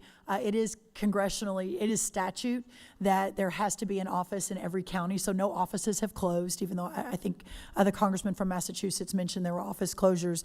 But we are really digging in this year. I visited multiple FSA offices, sitting down with the teams that are in there. I've thanked them because some of them are operating at 50, 60% of the staff that they had before we came into office. And so I will recognize there is room for improvement. We are working really hard to get that improved. And what I will say, and this is true for anyone, Republican or Democrat, if you have specific FSA offices that are saying, we're weeks behind, we cannot get this funding out without more help, what we'll do is we've been moving around in Nebraska with the fires. We relocated some FSA offices from non-fire parts of the state of Nebraska to where the fire hit the most for our producers, and while we're restaffing. Secretary Rollins, I'm a veteran, and I love it when people who haven't served want to talk about what we do and don't for our veterans. I don't like it when veterans who don't deserve benefits get benefits that they don't deserve because it takes away from those who actually deserve it. I feel the same way about our SNAP program. The fraud and abuse that was rampant in some areas, that took away from the well-deserving, so they got less of what they needed because someone who didn't deserve anything was getting fraud, SNAP benefits. So I just really want to thank the administration for tightening up the shot group on this stuff, for making sure that anyone who deserves benefits gets as much SNAP benefits as they can to have the nutrition benefits for their children and their families, and that we're taking away from those who are illegally getting these benefits, who are getting double benefits or improperly using them. So thank the administration and you, Secretary Rollins, for tightening up that shot group and making sure the people that need it most get more. With that, Mr. Chairman, I yield back. May I respond in my 12 seconds? The red states that shared their data with us, that's where we found the 200,000 dead people, the 500,000 people receiving more than one benefit. These are in the red states that have the tighter controls than the blue states. Can you imagine the fraud in these blue states once we can access the data and figure out how to make this program better? It's going to be stunning. Thank you. Now recognize the gentlelady from Ohio, Ms. Brown, for 5 minutes. Thank you, Chairman Thompson and Ranking Member Craig. Secretary Rollins, over the last year, this administration has repeatedly said that we are entering a golden age of American agriculture. Well, frankly, that would come as news to the farmers and ranchers I talk to in Ohio and around the country, because the only thing that is truly golden right now is the price of fertilizer, while farm country and rural America struggle. Farmers are facing trade wars and real wars rising input costs and shrinking export markets, cuts at USDA, and tightening margins, all because of policy choices made by this administration. For many producers, the question isn't how much they're making, it's whether they'll make it through another season. So you all can call this the golden age if you want, but the numbers tell a different story, and so do the farmers living it every day. So, Madam Secretary, yes or no, are you aware that the farm bankruptcies increased by 46% last year, according to the American Farm Bureau? Out of 1.77 million Reclaiming my farms. time, it's a yes or no. And are We you had a aware that 0.017%, USDA's own but that's still estimates too show many. that farm income fell roughly 25 billion following the implementation of tariffs, yes or no? That was based on the years before Yes when or we no? lost our export markets. Well, it isn't a Reclaiming yes or my no time. question. Are you Corn aware that exports are according up. to a recent Farm Bureau survey, 6 out of 10 farmers report that their financial situation is getting worse? These are simple yes or no's. We have opened the market. Reclaiming my time. These are facts, Secretary Rollins. So this is what a golden age of agriculture looks like. Because if rising bankruptcies, falling farm income, and worsening financial conditions are a sign of a golden age, I'd hate to see what a downturn looks like. There's no And doubt on the there are trade front, challenges, this is but my time, commodity Secretary prices are Rollins. This up, is my export time, markets are expanding. Mr. Chairman, point of order. And on the trade front, the Again, I would president, really appreciate, there's no Secretary reason to be Rollins, rude. this is my time. I know, This but could is we my ask in a- time. in a genteel- Mr. Chairman, point of order. In a dignified manner. You be dignified and I'll be dignified, because this is my time. And when I ask a question, if it's a yes or no, I expect a yes or no answer. This is why the Secretary American people Rollins, don't like Congress. respectfully. I'm so happy And to on the have a trade gentle front, the conversation president about this. recently defended his Beijing bailout, supporting Chinese ownership of U.S. farmland by stating, and I quote, "You want to see farm prices drop? You want to see farmers lose a lot of money? Just take that out of the market." Another easy yes or no question. Madam Secretary, do you agree with the president that China should own our farmland? China is a massive threat to America. The president has recognized this over and over again. We have to protect American farmland. Thank you. Madam Secretary, I'd like to turn to another example where I think there is a significant gap between the story this administration is telling and the reality Americans are experiencing. Recently, you described it as good news that roughly 4.5 million people have been, quoted, moved off SNAP. Now, if those families were leaving SNAP because of wages were rising and people no longer needed assistance, I think we'd all celebrate that. But that's not what's happening. The More people reality working than ever before. is that 4.5 million people were kicked off the program to A pay lot for of them are tax cuts illegals. for the wealthy through H.R. 1. That's Families not and true. children are not leaving the SNAP program because they're doing better. They They're are. being forced off because of eligibility changes, new administrative barriers, and states preparing for the enormous cost shifts that they know is coming. And you know this. So I'm really struggling to understand why you think pulling the rug out from under children, seniors, veterans, and families that have fallen on hard times, good news. That- Can we're you not pulling the rug explain out of why anyone. Americans should view losing access to Yes. food assistance as Can I good explain? news when That would be grocery amazing. prices remain high and food Yes. insecurity continues to affect families across this Yes, country? ma'am, I would love to explain. Thank you. So SNAP increased 40% under the last administration. The amount of fraud, as I mentioned, in the red states, 200,000 dead people. Reclaiming my 500,000. I mean, this is Oh, no, really you said part I of could a disturbing explain. pattern here. Oh, Farm no. Farm Okay. bankruptcies There's are no at a explaining. record high, Okay. but the president is saying that it's a golden age. Madam Secretary, millions of Americans are going hungry, and you're saying it's a success story. The administration keeps pointing to numbers it wants Americans to see, but families, farmers, and rural communities are living with consequences of the numbers you don't want to talk about. It's not I true. really hope you can get your facts straight before January of next year. We have more Ladies' exports. time We has have expired. everything is in better shape. I just don't think you want more people to work. I think Charlie's that you time want is- more people on government programs and not working. It's remarkable. Gentleman's time has expired. Now recognize gentleman from Illinois, Mr. Boss, for 5 Thank you, minutes. Mr. Chairman. Secretary Rollins, thank you for being here. and I'm going to try to be civil and actually ask questions, and you can actually answer them. How about that? Thank you so much. Over the last decade, we've seen, time and time again, the solar panel companies coming into rural areas to purchase our least prime farmland, offering farmers money they can't refuse and taking land out of production.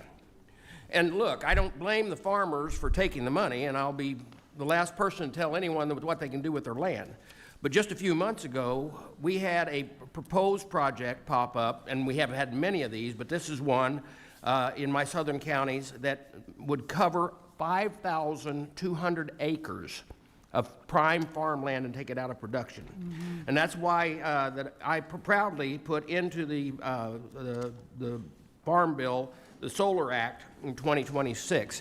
It establishes guidelines for USDA funding for solar panel projects and ensures that local communities have a say in that process, because I believe the federal government should not be using taxpayer dollars to incentivize and or subsidize taking our best land out of production. Secretary Rollins, do you agree with that policy? I agree 100%. Thank you. And we're implementing it at Thank USDA you. every day. As of December 2024, foreign investors held an interest in over 45 million acres of U.S. ag land. Much of that is China. In my district alone, there was more than 73,000 acres owned by foreign entities, and some in particular concerned with foreign investment near our military-based installations like Scott Air Force Base in my district, that's the headquarters for the U.S. Transportation Command. The USDA has taken several steps to modernize the reporting system through the National Farm Security Action Plan. Secretary Rollins, can you outline how the USDA Action Plan will secure those projects for American farmlands? The existential issue that we're facing, and it is China, but it's also just foreign-owned farmland. China went from 2,000 acres in 1983 to almost 300,000 acres last year. That is part of a 45 million foreign-owned farmland acre number, which is astounding. Back to the beginning of the conversation, what we are doing to ensure that we're reshoring, that we're shining a light. Agriculture has never been on CFIUS before, the Foreign Investment Committee made up of the Secretary of the Treasury and others. Never before. I kind of elbowed my way in this year. We need to get it codified so the ag is part of that. But we've been asleep at the wheel. So yes, we are implementing that, working with our state partners. Listen, the states are the guardians at the gate. Arkansas, Sarah Sanders, North Dakota, Nebraska, they've already made major moves in this arena. Some of them are beginning to claw back, and that's the model. That's where we need to go. So as you know, the high cost of inputs have just crushed our agriculture industry. While many products or producers have completely planted this season already for buying inputs and they have to get it done right away, how's the department working to address the input costs? When we took over, obviously it was a perfect storm a year and 4 months ago. The agricultural trade surplus that we left in early 2021, we came back 4 years, had become a $50 billion agricultural trade deficit. Not one new trade deal. You combine that, to your question, with the average cost of inputs for our farmers increased 40% under the last administration. Interest rate 73%, labor 48%, fertilizer 36%. These are average numbers. Fuel 26%. All of that is coming down. Now, obviously, this Iranian conflict has caused a blip in that effort. We've seen nitrogen fertilizer increase 40%. We are reshoring and onshoring fertilizer in this country. I'll be breaking ground on what will be the largest ammonia plant in the world in Louisiana in about 3 weeks. Yep. We moved that from permit immediately. We have 90 other fertilizer plants going in around the country. For the short term, waiving the Jones Act, waiving some DEF requirements. Would love to get all of DEF waived, but that's over at Lee Zeldin. Opening up lines from Venezuela and other places, ensuring that our farmers have the fertilizer that they need right now. But for the long term, we will solve this and we will reshore our fertilizer in America so we don't depend on China. Thank you for your answering the questions. Let me tell you that quite often around here, we get a situation where many questions are asked, not seeking an answer, just seeking a show. And I appreciate the fact that you can answer the questions straight out. We know what was in there that with the SNAP program and how successfully it is working. I want to thank you for removing the fraud that you are. Thank you. Thank And you, I'll sir. yield back. Thank you. Gentleman's time has expired. Now recognize the gentlelady from Kansas, Ms. Davids, for 5 minutes. Thank you, Chairman, to you and to our ranking member for holding this hearing. I continue to hear from Kansas farmers and ranchers who feel like they are getting hit from every single direction. Fertilizer prices are up 30% following the president's initiation with conflict with Iran. Reckless tariff policies have added even more uncertainty, contributing to $28 billion in losses over the last crop year. Last year, farm bankruptcies in the Midwest rose by 70%. And while farmers are struggling to stay afloat, families are feeling it at the grocery store. Americans paid an average of $310 more for groceries in 2025 than they did the year before. When farmers are hurting, it doesn't stay on the farm. It affects food prices, local businesses, and the entire country and our rural communities. And that's exactly why farmers need a Department of Agriculture that they can count on. Instead, we have seen significant staffing cuts across the board. Meanwhile, as of yesterday, the new world screwworm is now present in the United States. The screwworm is a flesh-eating parasite that can devastate livestock herds, threaten ranchers' livelihoods, and ultimately drive up grocery prices even further. This is absolutely a significant threat to the American cattle industry and has the potential to further raise beef prices at the grocery store. Cattle is a $15 billion industry in Kansas. The Economic Research Service has estimated that an isolated outbreak would cost producers $732 million per year and cause $1.8 billion in losses. Yesterday, when confirming the New World screwworm case in Texas, I have to say I was struck by your use of the phrase "as expected" in the USDA post on X. I know there were projections on timing, which were referenced in your opening statements, but from talking to Kansans, I can say that ranchers don't care that it's expected. They want to know what's being done to prevent. And so my first question, if you could briefly answer, because I do want to get to my next point, why should Kansas ranchers and consumers facing high beef prices have confidence that the USDA has this under control? Yeah, I appreciate that. By the way, I appreciate you flagging that as expected. I was actually referring to the post right below it, where a couple hours before I had said it looks like this could be, but we need to confirm. So I was actually not saying we expected it. I appreciate that clarification. Yeah. Well, I probably need to be a little more careful with my language, so that's a good flag. What I will say is this is a problem that our country faced in the 50s and 60s, and we beat it. We beat it all the way back to South America. There was a biological wall with Panama. It had not breached for decades and decades under the illicit cartel movement of cattle in those countries to the north, along with the open border policies. We saw a massive breach over beginning 2021, where it began to move up and into Mexico. It got to Mexico in 2023. When we got here in 2024, to your point, the models predicted that it would be on our side of the border. Nothing could stop it. By last summer, we deployed a significant amount of resources and personnel into Mexico as well as to South Texas, where the real threat is, almost immediately, while breaking ground and building the facilities that will produce the sterile flies. That's how we beat it in the 50s and 60s. That's how we'll beat it again. The challenge is we need about 400 to 500 million flies a week to push it back. And we had gotten to the point, because no one thought it was going to be a threat again, that we were only producing 100 million a week, and that's down in Panama. So that's what we're working to solve for right now. I was on the phone most of last night and through the night with the ranchers in South Texas. We do not believe this will be an infestation. We'll be able to isolate each case. We've had a year to prepare because we pushed it off a bit, and we've got the teams on the ground ready to go. Thank you. And that actually is a great segue in terms of the work that USDA is already doing to ramp up the sterile fly production and dispersal. I have concerns about the staffing cuts at the Animal and Plant Health Inspection Service. For folks watching on C-SPAN, that's also APHIS. And at a time when producers are counting on the USDA to detect and contain outbreaks as quickly as possible, I'm concerned that staffing reductions can make that job harder. Can you speak to how many fewer scientists you have working at APHIS now as compared to 2024? We have had no compromise in our ability to react and to research and to make sure we have the best scientists and data on the field. As far as the specific numbers, I will get back to you on that because I don't want to misquote it, but we have made that a priority. And in fact, last year, I think the initial round of budget suggestions from the White House in the budget included those cuts, and eventually we changed that so there was no cut to the actual research side of the national security issue, which is animal pest and health.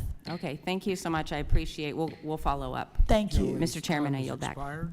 Now I recognize the gentleman from Tennessee, Dr. Desjardins, for 5 minutes. Thank you, Chairman. Madam Secretary, I too would like to thank you for coming with answers, not excuses, or I'll get back to yous.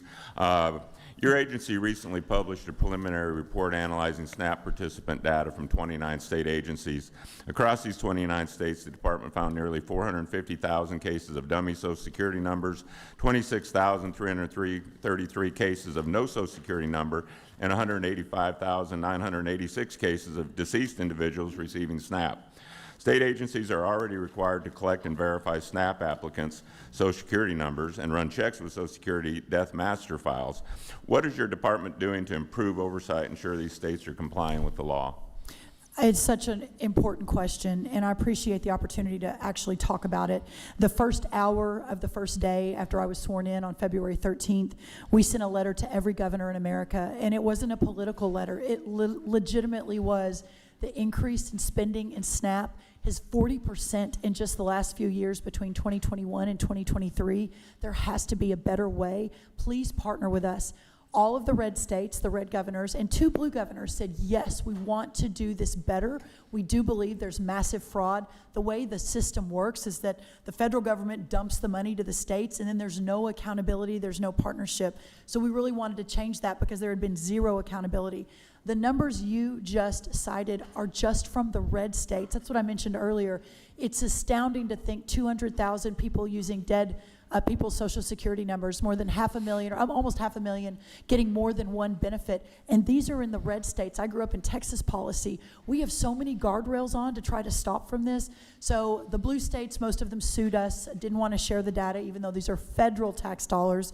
And we'll continue to root it out. The Vice President is leading the way, but the American taxpayer expects us to spend their dollar to make sure that we're focusing on those that really need it, and people aren't buying Ferraris and living in fancy houses and milking off the taxpayer. Thank you. And for years, for the last 4 or 5 years, I've asked questions about non-citizens receiving SNAPs. I basically get mocked by my colleagues that this is not possible, that it's very rare, despite there being 11 exceptions, one of them being if you're 18 or under, you automatically qualify. If you seek asylum and get it, you automatically qualify, and I can go on, you know the list of all the things that are there. And yet, you know, these concerns of mine were dismissed as unfounded, yet USDA data now show that in fiscal year 2022, approximately 1.5 million non-citizens received SNAP benefits, totaling $4.2 billion in payouts. And I'll remind you all that 2022, the border was still wide open for an additional 2 years, and so I'm sure that number is going to be revised. So the question is, given the program's eligibility restrictions, how did so many non-citizens qualify for benefits, and how many may have received them improperly, and what steps is USDA taking to ensure taxpayer-funded assistance is reserved for those who are legally eligible? Of the 4.3 million that we have moved off of SNAP, whether it's through better jobs, better pay, through stricter eligibility, our best numbers show that a significant, probably more than 30% of that 4.3 million were illegal aliens. And so again, that was one of the first steps we took to try to clamp down. But again, the challenge is the blue states will not partner with us to try to get back to where we need to be, and that's taxpayer funding American citizens. But we're on it. We're in litigation on that right now. I believe we'll be successful, and we'll get to the point where we can ensure that those that are receiving the dollars need it, are worthy and are American citizens. And again, I praise you because you've done more since you've taken office than I've seen done in the last, well, I've been on this committee for 16 years. Thank you. And I just want to put in a public service message that Republicans are not against SNAP. We are That's for right. SNAP. We are for feeding the needy. But when you write a farm bill for 5 years, you need to know what it costs. You need to know where it's going. And you need to, I think most everyone can agree that American citizens should be taken care of first, and then we figure out ways, how we deal with the others. But I'm just very grateful that you've acknowledged this. You've come to us with answers. You're coming to us with statistics. And I just can't thank you enough for all the work that you're doing. So keep up the good work. Thank and you. I yield back. Thank you so much. Would gentleman yield? The gentleman would yield. I just wanted to share with my friends, because I've heard a lot of blame on the Trump administration for causing the economic challenges that we all acknowledge that our farmers are facing. I want to remind all my colleagues, it was in December of 2024, that was the last administration where this committee was very influential in getting that first $10 billion in economic harm assistance. Economic harm was well documented. It had occurred. And I'm not pointing fingers at administrations, but there are some on this committee that will want to do that for whatever purpose. The economic harm started under the last administration because it was in December of 2024 that we achieved that first $10 billion, which was a historical first, actually. Yeah. With that, pleased to recognize the gentlelady from Oregon, Ms. Salinas, for 5 minutes. Thank you. Thank you, Mr. Chair, and thank you, morning. ranking member, and good morning, Madam Secretary. Thank you for being here. I really want to just get across the harm and the despair that my growers are feeling in the Willamette Valley of Oregon. And you know this. They're getting squeezed, low crop prices, high input costs, and a trade war that has decimated our export markets. And I wish I didn't have to blame this administration, but I do, and this Congress. On top of all that, prices of urea, major nitrogen fertilizer, have gone up 30% since the war in Iran began. That's over $250 more per ton. And thank you for your comments about the Louisiana plant. I think that's great. Are you aware that roughly just a yes or no answer, are you aware that roughly 30% of the world's fertilizers move through the Strait of Hormuz? Oh, the yes and no's are so hard. Yes, but little of that comes to America. However, the reason the price has increased is because so many other countries use it through the strait, and that's caused the prices to go up. Okay. And I'm sure, again, yes or no, are you aware that fertilizer prices have risen sharply since the war in Iran began? For nitrogen, yes. For some of the others, no, but for nitrogen, yes. Okay, so what advice did you give the president on the agricultural implications before strikes on Iran began? Thank you for not yes and no. Very quickly, though, because I know you have more questions. The president is acutely aware of the farm economy. It is why he's fighting so hard for these 19 new trade deals, a 40% decrease in the ag deficit. We're going to have record-breaking exports this year, had some record-breaking last year. The inputs we inherited, and even though the fertilizer's high after the Iranian conflict, it will go back down, but that actually doesn't even reach nearly the peak of the increase of the cost of fertilizer in the last administration for other reasons as well. So this is a long-running problem with fertilizer, why the onshoring is so important. But did you give the president any advice before he struck Iran on the impact to American agriculture? I am constantly talking to this president. I have to believe, we laugh that there's been more conversation about fertilizer, screwworm, and soybeans in this Oval Office than perhaps any Oval Office ever in the history. He is aware and has talked about the short-term challenges to make sure that America is safe for the long term. Okay, my growers, and I think American growers, are really feeling the impact. If you haven't seen the Farmer and Rancher Policy Sentiment Survey, I just want to read some of the most striking findings, and this is 1,000 growers across 44 states. Input costs are crushing American farmers. 78% of farmers name machinery and input costs, fertilizer, fuel, seed, chemicals, among the top 3 challenges facing their operation. This goes back to the war in Iran. It's hitting farmers in the wallet, another concern. 94% of farmers say the war with Iran is impacting their business by raising fertilizer costs, energy costs, or both. Are you aware that diesel prices in Oregon are over $6 a gallon right now and are really harming my farmers? there is no doubt that these inputs are causing more struggle in the farm country. I do want to be fair, though, and say that in the last administration, the cost of inputs in did increase 40%. We're claiming my time. We are not talking about the last But that's administration. what we're building on. That's But what we're trying I am to fix. comparing 26 over 25 and 25 over 24. Our baseline is 24. We have not improved. I will just Actually, we have. reclaiming my time because I want to make sure we get this on the record as well. The Section 232 tariffs have been in place for 14 months. And I just read that President Trump has lowered those tariffs on tractors, combines, and other farm equipment to 15% from 25% as part of the Section 232 tariffs. However, ag trade deficit hit $43.7 billion in 2025. That was a 37% increase over 2024. But ma'am, that's because of the policies from 24. This year, we're making up for it. We've cut that deficit in half. We're going to have record export in years. 25, and China's retaliatory tariffs reduced ag exports by $14.9 billion in a single year. And we have a promise from China to purchase more soybeans in the future. That is not flying with my farmers right now. A hollow promise from China. My grass seed losses in Oregon are big, and we cannot continue to afford this. Well, again, exports are up. We've cut the trade deficit in half. What was $45 billion is now down to about $22 billion.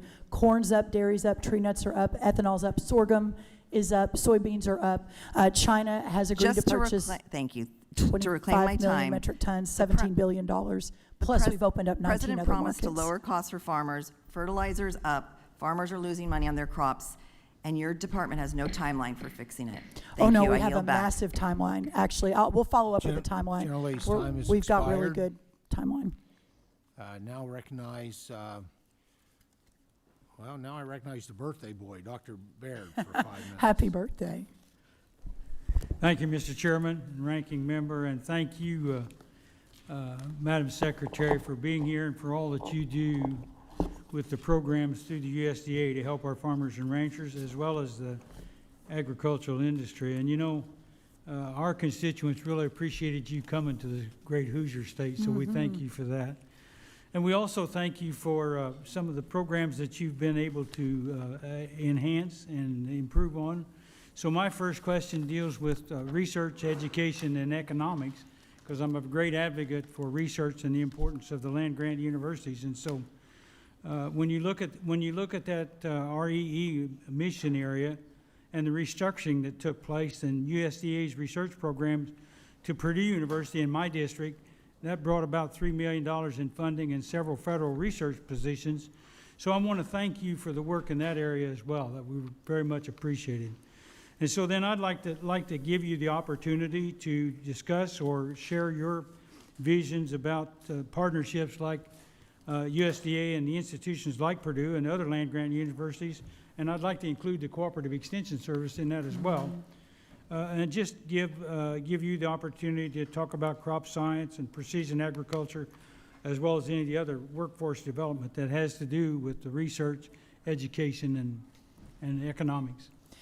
I thank you so much for that, Congressman, and I know the reorganization has certainly, anytime you try to move parts of a big organization out into the country, you're going to have a lot of questions about that. But the incredible, to speak about Indiana for just a second, I started talking to some of your team and some of your people back in Indiana as we were looking at where to move the research hub. And, you know, we have some extraordinary researchers, but most of them don't want to be in Washington, D.C. Most of them are PhDs, et cetera, that are studying crop science and studying the screwworm. They want to be affiliated and next to a great research university like a Purdue or like a Texas A&M or whatever school it may be. And so the move of the REE out to Indianapolis, the middle of the country, closer to our farmers and closer to our researchers, I believe will be a massive value add for all of the challenges that these researchers are researching and providing solutions. They're the best in the world, and now we're hopefully going to make it even better. So thank you for that, and I appreciate that. You know, I think it gives, when you go to the other universities and other locations, it really gives you the opportunity to get different perspective. And thank you for mentioning Texas A&M. I knew you'd get that in there. It took me an hour and a half, but I got it. You bet.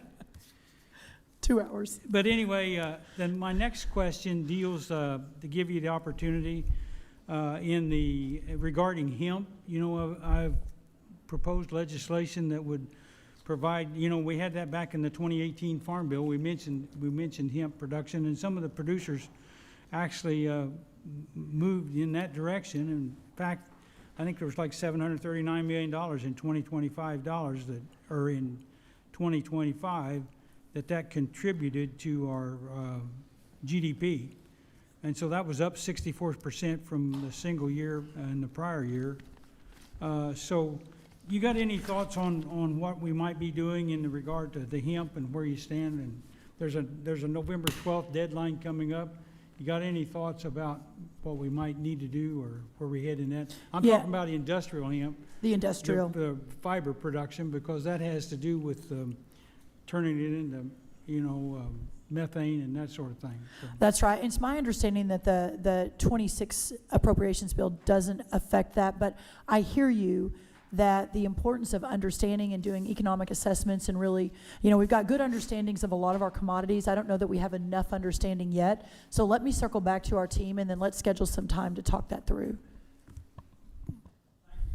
Thank you. And my last question, I just can't resist mentioning RUTF, the ready-to-use therapeutic foods. You know, that's an ag production. But when you see that in application in some of those African countries and what it does for the malnourished children, I think that's fantastic. And it's an American product. And so I just have to get that into I think I've only got 24 seconds. So I just wanted to mention that and get it on your radar. And I know it is. Yes, sir. So, yeah. Thank you. It is remarkable. And I think there's a lot we can learn from it. Thank you.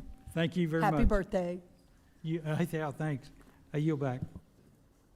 Gentleman yields back. I'm going to recognize Mr. Sorensen momentarily. Mr. Sorensen momentarily here. The Secretary did request, and in consultation with the... We can keep going. Well, yeah, we're good. We'll go another hour and maybe check back in. Sounds good. Yeah. Recognize Mr. Sorensen from Illinois for 5 minutes. Thank you, Mr. Chairman. Thank you, Madam Secretary. It should come as no surprise that these are hard times in farm country. I was on a farm in my district just on Monday, and I hear the same fears all across my district. The price of fertilizer, the price of seed, herbicide, diesel, food, healthcare, all of those topics came up on Monday on one farm. According to a recent report from the Wall Street Journal, Americans are now falling behind on $1.25 trillion worth of credit card bills. It's a new record. Add to that the administration's tariff and trade war. Producers have access to fewer markets overseas. Without an end to the president's war in Iran, costs will continue at unacceptable levels. And with the cost of diesel, it's only a matter of time before our groceries become more unaffordable, which goes against President Trump's promise when he sought the office in 2024. I'm as cognizant as ever before to do what the American people need us to do. Farm bankruptcies are up 130% compared to last year and are predicted to rise. This proves that the administration is failing. My district went through hell during the farm crisis of the 1980s. In some places in the Quad Cities, we haven't even recovered, and yet there is a risk of another farm crisis that is rising on your watch. This has nothing to do with either side of the aisle.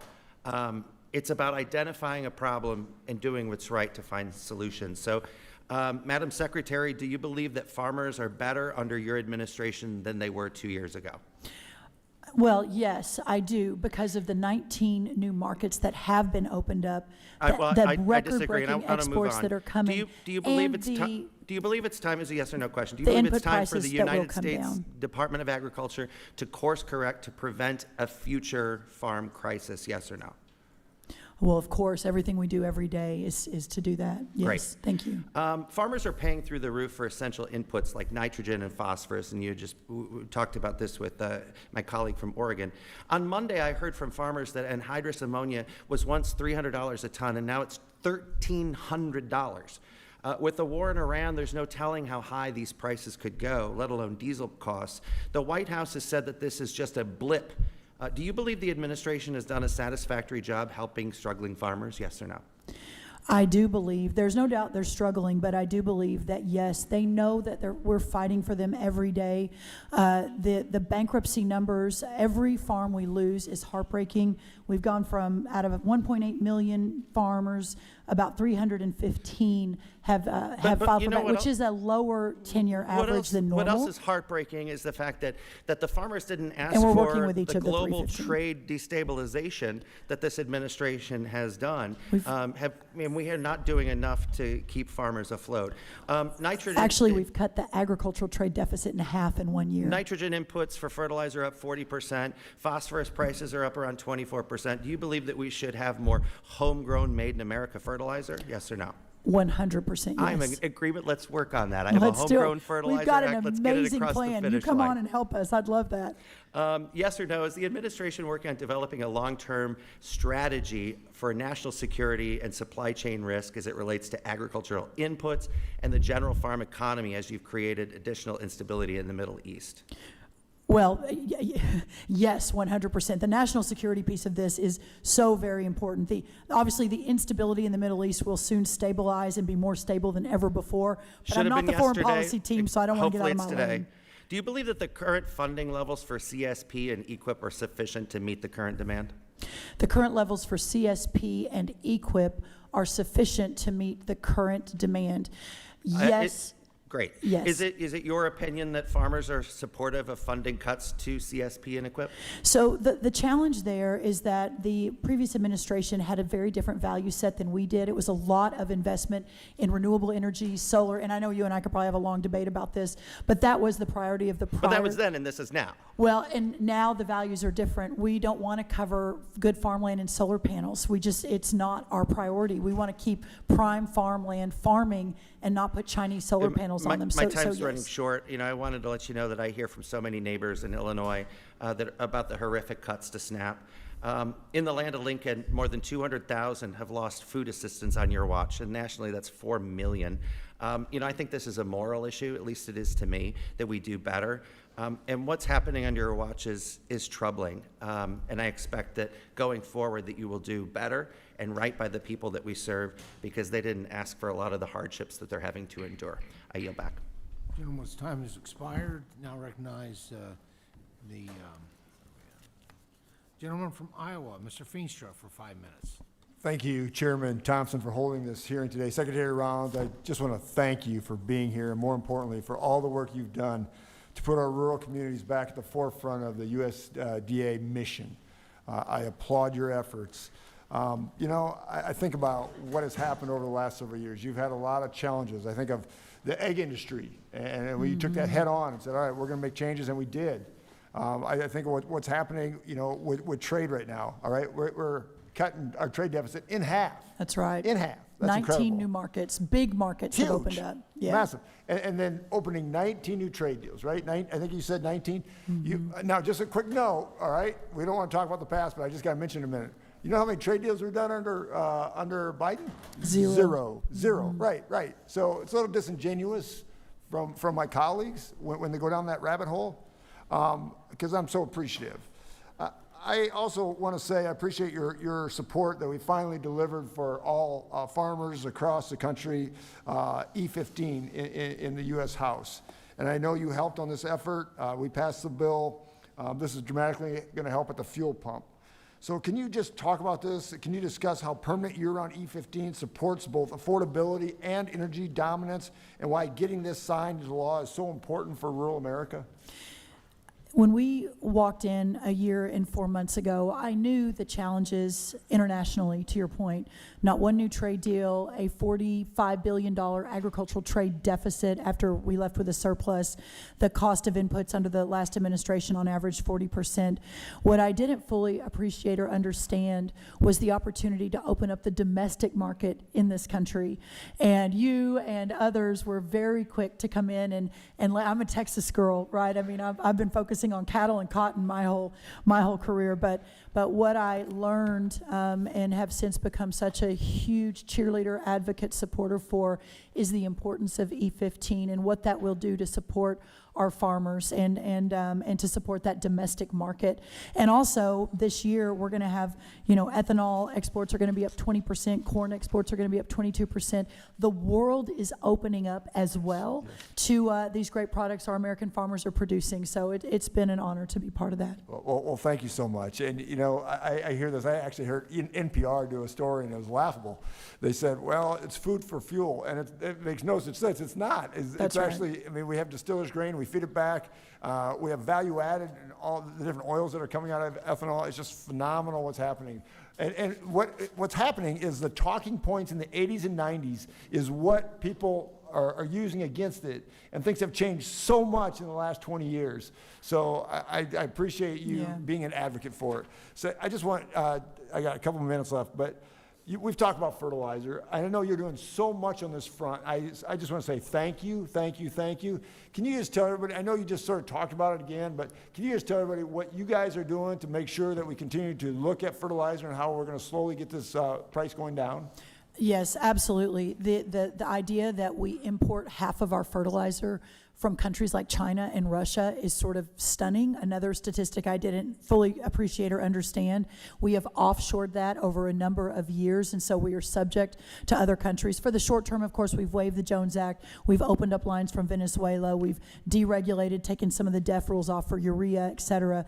But for the long term, the opportunity here to reshore, to invest, and if I may, I'm really proud of our entire cabinet. I call Chris Wright and I say, we need funding to invest in these fertilizer plants. Fertilizer is energy. And he said, Brooke, I will be there. Tell me what you need. And so out of the energy fund of Doug Burgum and Chris Wright's energy group, Energy Dominance, they are now investing in fertilizer plants in America. I call Howard Lutnick.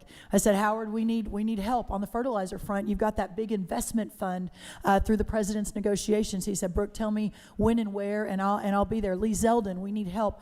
And I think that is a real testament to our cabinet and to this administration, that agriculture is not in a silo. We are working across the entire administration, all the way from the top, the Oval Office, to do everything we can to solve a lot of these massive challenges. Yeah, I just thank you. I know you're all over it. The cabinet's all over it, and I'm so grateful. Thank you so much. I yield back. Thank you so much. We're working so hard. Thank you. Gentleman yields back. Now recognize the gentleman from New Mexico, Mr. Vasquez, for 5 minutes. Thank you, Mr. Chairman, and welcome back, Secretary Rollins. First, I have to add my name to the list of members on both sides who are concerned with the New World screwworm case that was recently documented in Texas that could devastate our cattle industry and should be and must be contained and dealt with immediately.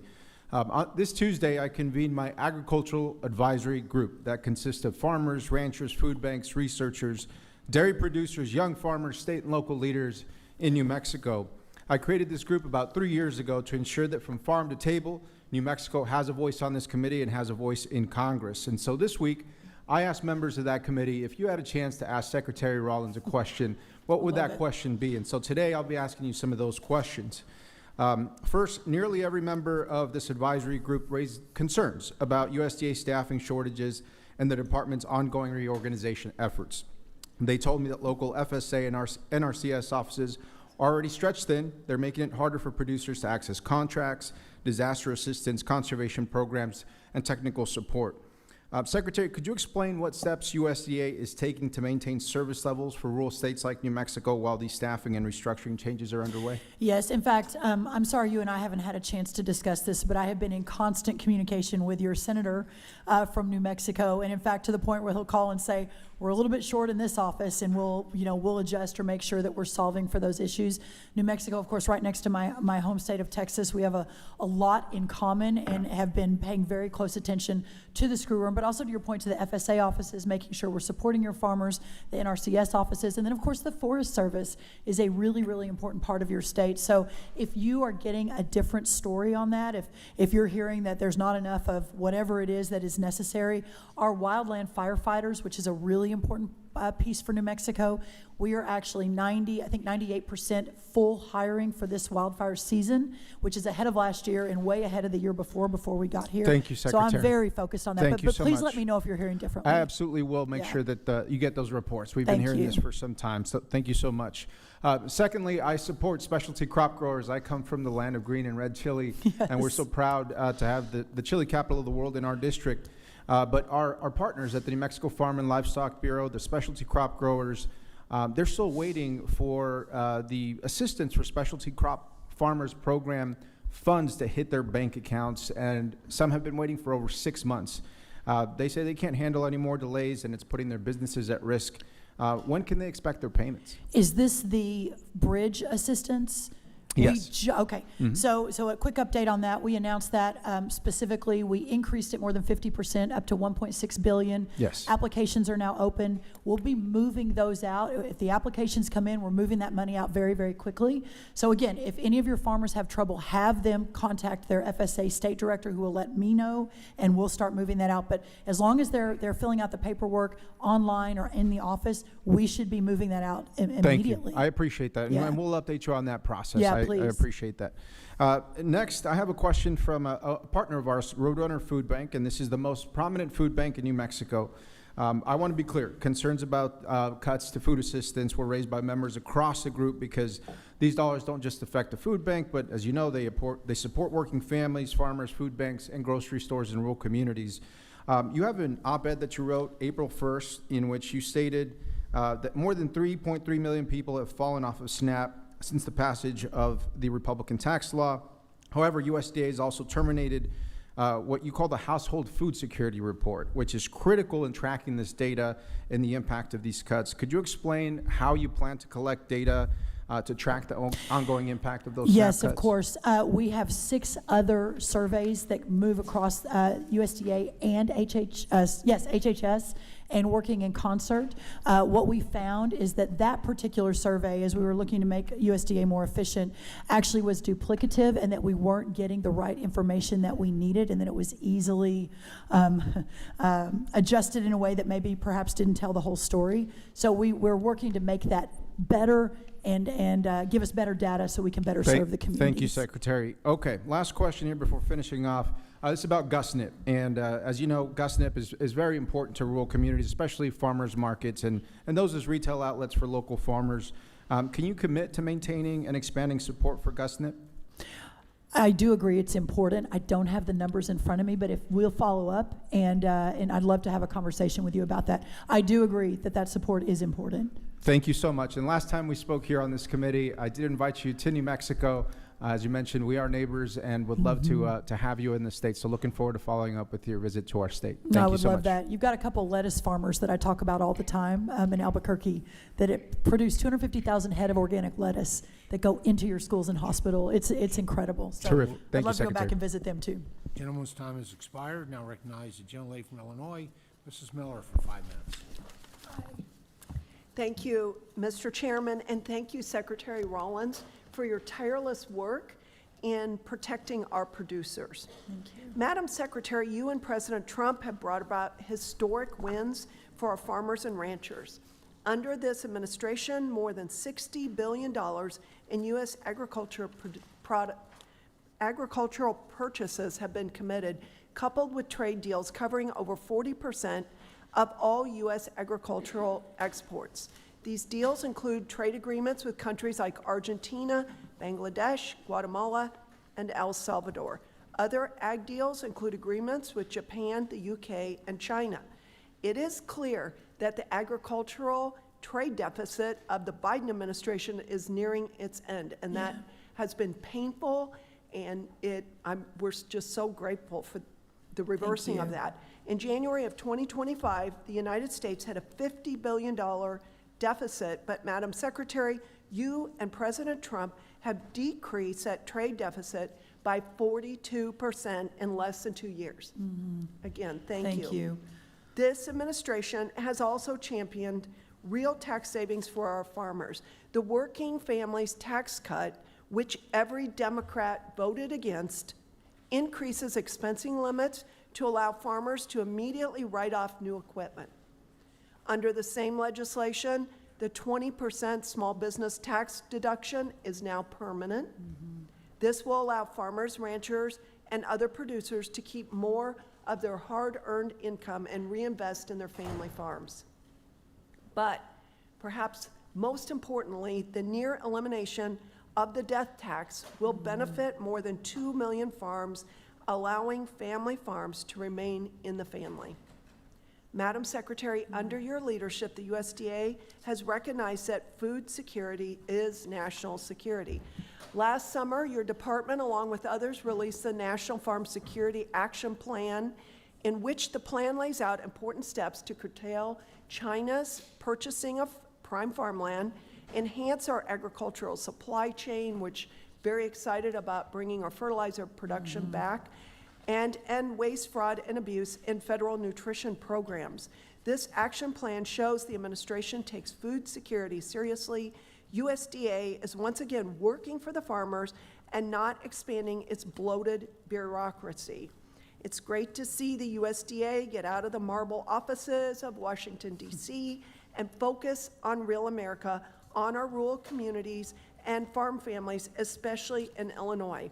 And I really appreciate what Deputy Secretary Vadden said. I will not apologize for getting a better bang for the American taxpayer's buck. We love that. Yeah. Madam Secretary, your continued work in rooting out waste, fraud, and abuse in our federal nutrition programs is greatly appreciated. I know that in my home state of Illinois, they are uncooperative, refusing federal audits of SNAP. It's clear that Democrats consistently oppose transparency. This effort to stop SNAP reform is just proof of that. Can you please provide an update on SNAP oversight, specifically your audit work with blue states like Illinois? Thank you. And it's so good to see you. Just very quickly, if I can, I think we have to recognize the work that this committee did in the Working Families Tax Cut Act to get so much of agriculture, what would have been and was left out of many years of not getting a farm bill in the last administration. You all fought for it. You got it in. You got it to the president's desk. Of course, the president and I were very supportive of that. But that is an incredible achievement of this committee and the leaders on this committee, the largest investment in rural America in American history. And so I think that's a really important point to point out, and all of you worked so hard on that. So thank you. On the food stamp, the SNAP piece of that, again, it has been a big mover in the news. The first hour of my first day sworn in at USDA, we sent a letter to every governor in America asking them to partner with us, that the American people, but also the people that took that deserved those programs and participated in those programs deserved better, that the program had grown 40% in the last administration. There was no accountability. The federal tax dollars flowed into every state, but we didn't know. I was stunned to find out that we had no idea how they were being spent, if they were being spent appropriately, if illegal aliens were taking them, if people driving Ferraris were on them. And sure enough, in just the red states that responded, 200,000 dead people, 500,000 people getting more than one benefit. And these are the red states. Imagine when we get through litigation and we finally get the data from California, New York, and your state, what we're going to find. Yeah, well, we're looking forward to it. Thank you so much. Thank you, Congressman. I think I now recognize the gentlewoman from Illinois, Ms. Buzinski, for 5 minutes. Thank you, Mr. Chairman, and thank you, Ranking Member Craig, and thank you, Secretary Rollins, for being here today. I do appreciate that. I represent the 13th District in Illinois and Central and Southern Illinois, and what I hear a lot from farmers is around issues of uncertainty, specifically around FSA, REAP grants, some of the agricultural research initiatives that some of that funding appears to be frozen. So I wanted to kind of take those kind of line by line. Sure. FSA, I really appreciate what you said. No offices are closing. That's really important because you know the importance of FSA as that like real direct line to our growers. We have heard though that about 25% of the staff have been lost under FSA. So obviously you have the offices, but you need the staff. And so I just would be curious, I wanted to mention that I also understand USDA has pointed to the One Farmer, One File initiative as a way to streamline information and improve service. And I appreciate the goal behind that effort. But at the end of the day, a streamlined file doesn't help much if there isn't enough staff in the office, as I mentioned. So what specific steps is USDA taking through this reorganization plan to rebuild staffing capacity, in particular at the FSA offices? So the FSA offices continue to be a priority for USDA, making sure that our farmers have what they need. But the One Farmer, One File, to be clear, before we had it, we had about 5,000 applications come through, and we responded in person through FSA anywhere between a month and 2 months, sometimes hopefully quicker, but that was it. When we released One Farmer, One File with one of the programs last year, we had 57,000 farmers within 5 days receive their funding. So including myself, I'm in my 50s, my age farmer and older probably isn't that excited about getting on their phone and responding, but the younger farmers are really taking advantage of it. Having said that, we really, I think you and I would agree, fully realize it will never take the place of the FSA offices, and making sure those are staffed appropriately and they have the resources to respond to the farmers quickly is one of my top priorities, and we continue to work state by state to ensure that. If you're hearing differently, would you just let me know personally? Okay. Thank you. Thank you.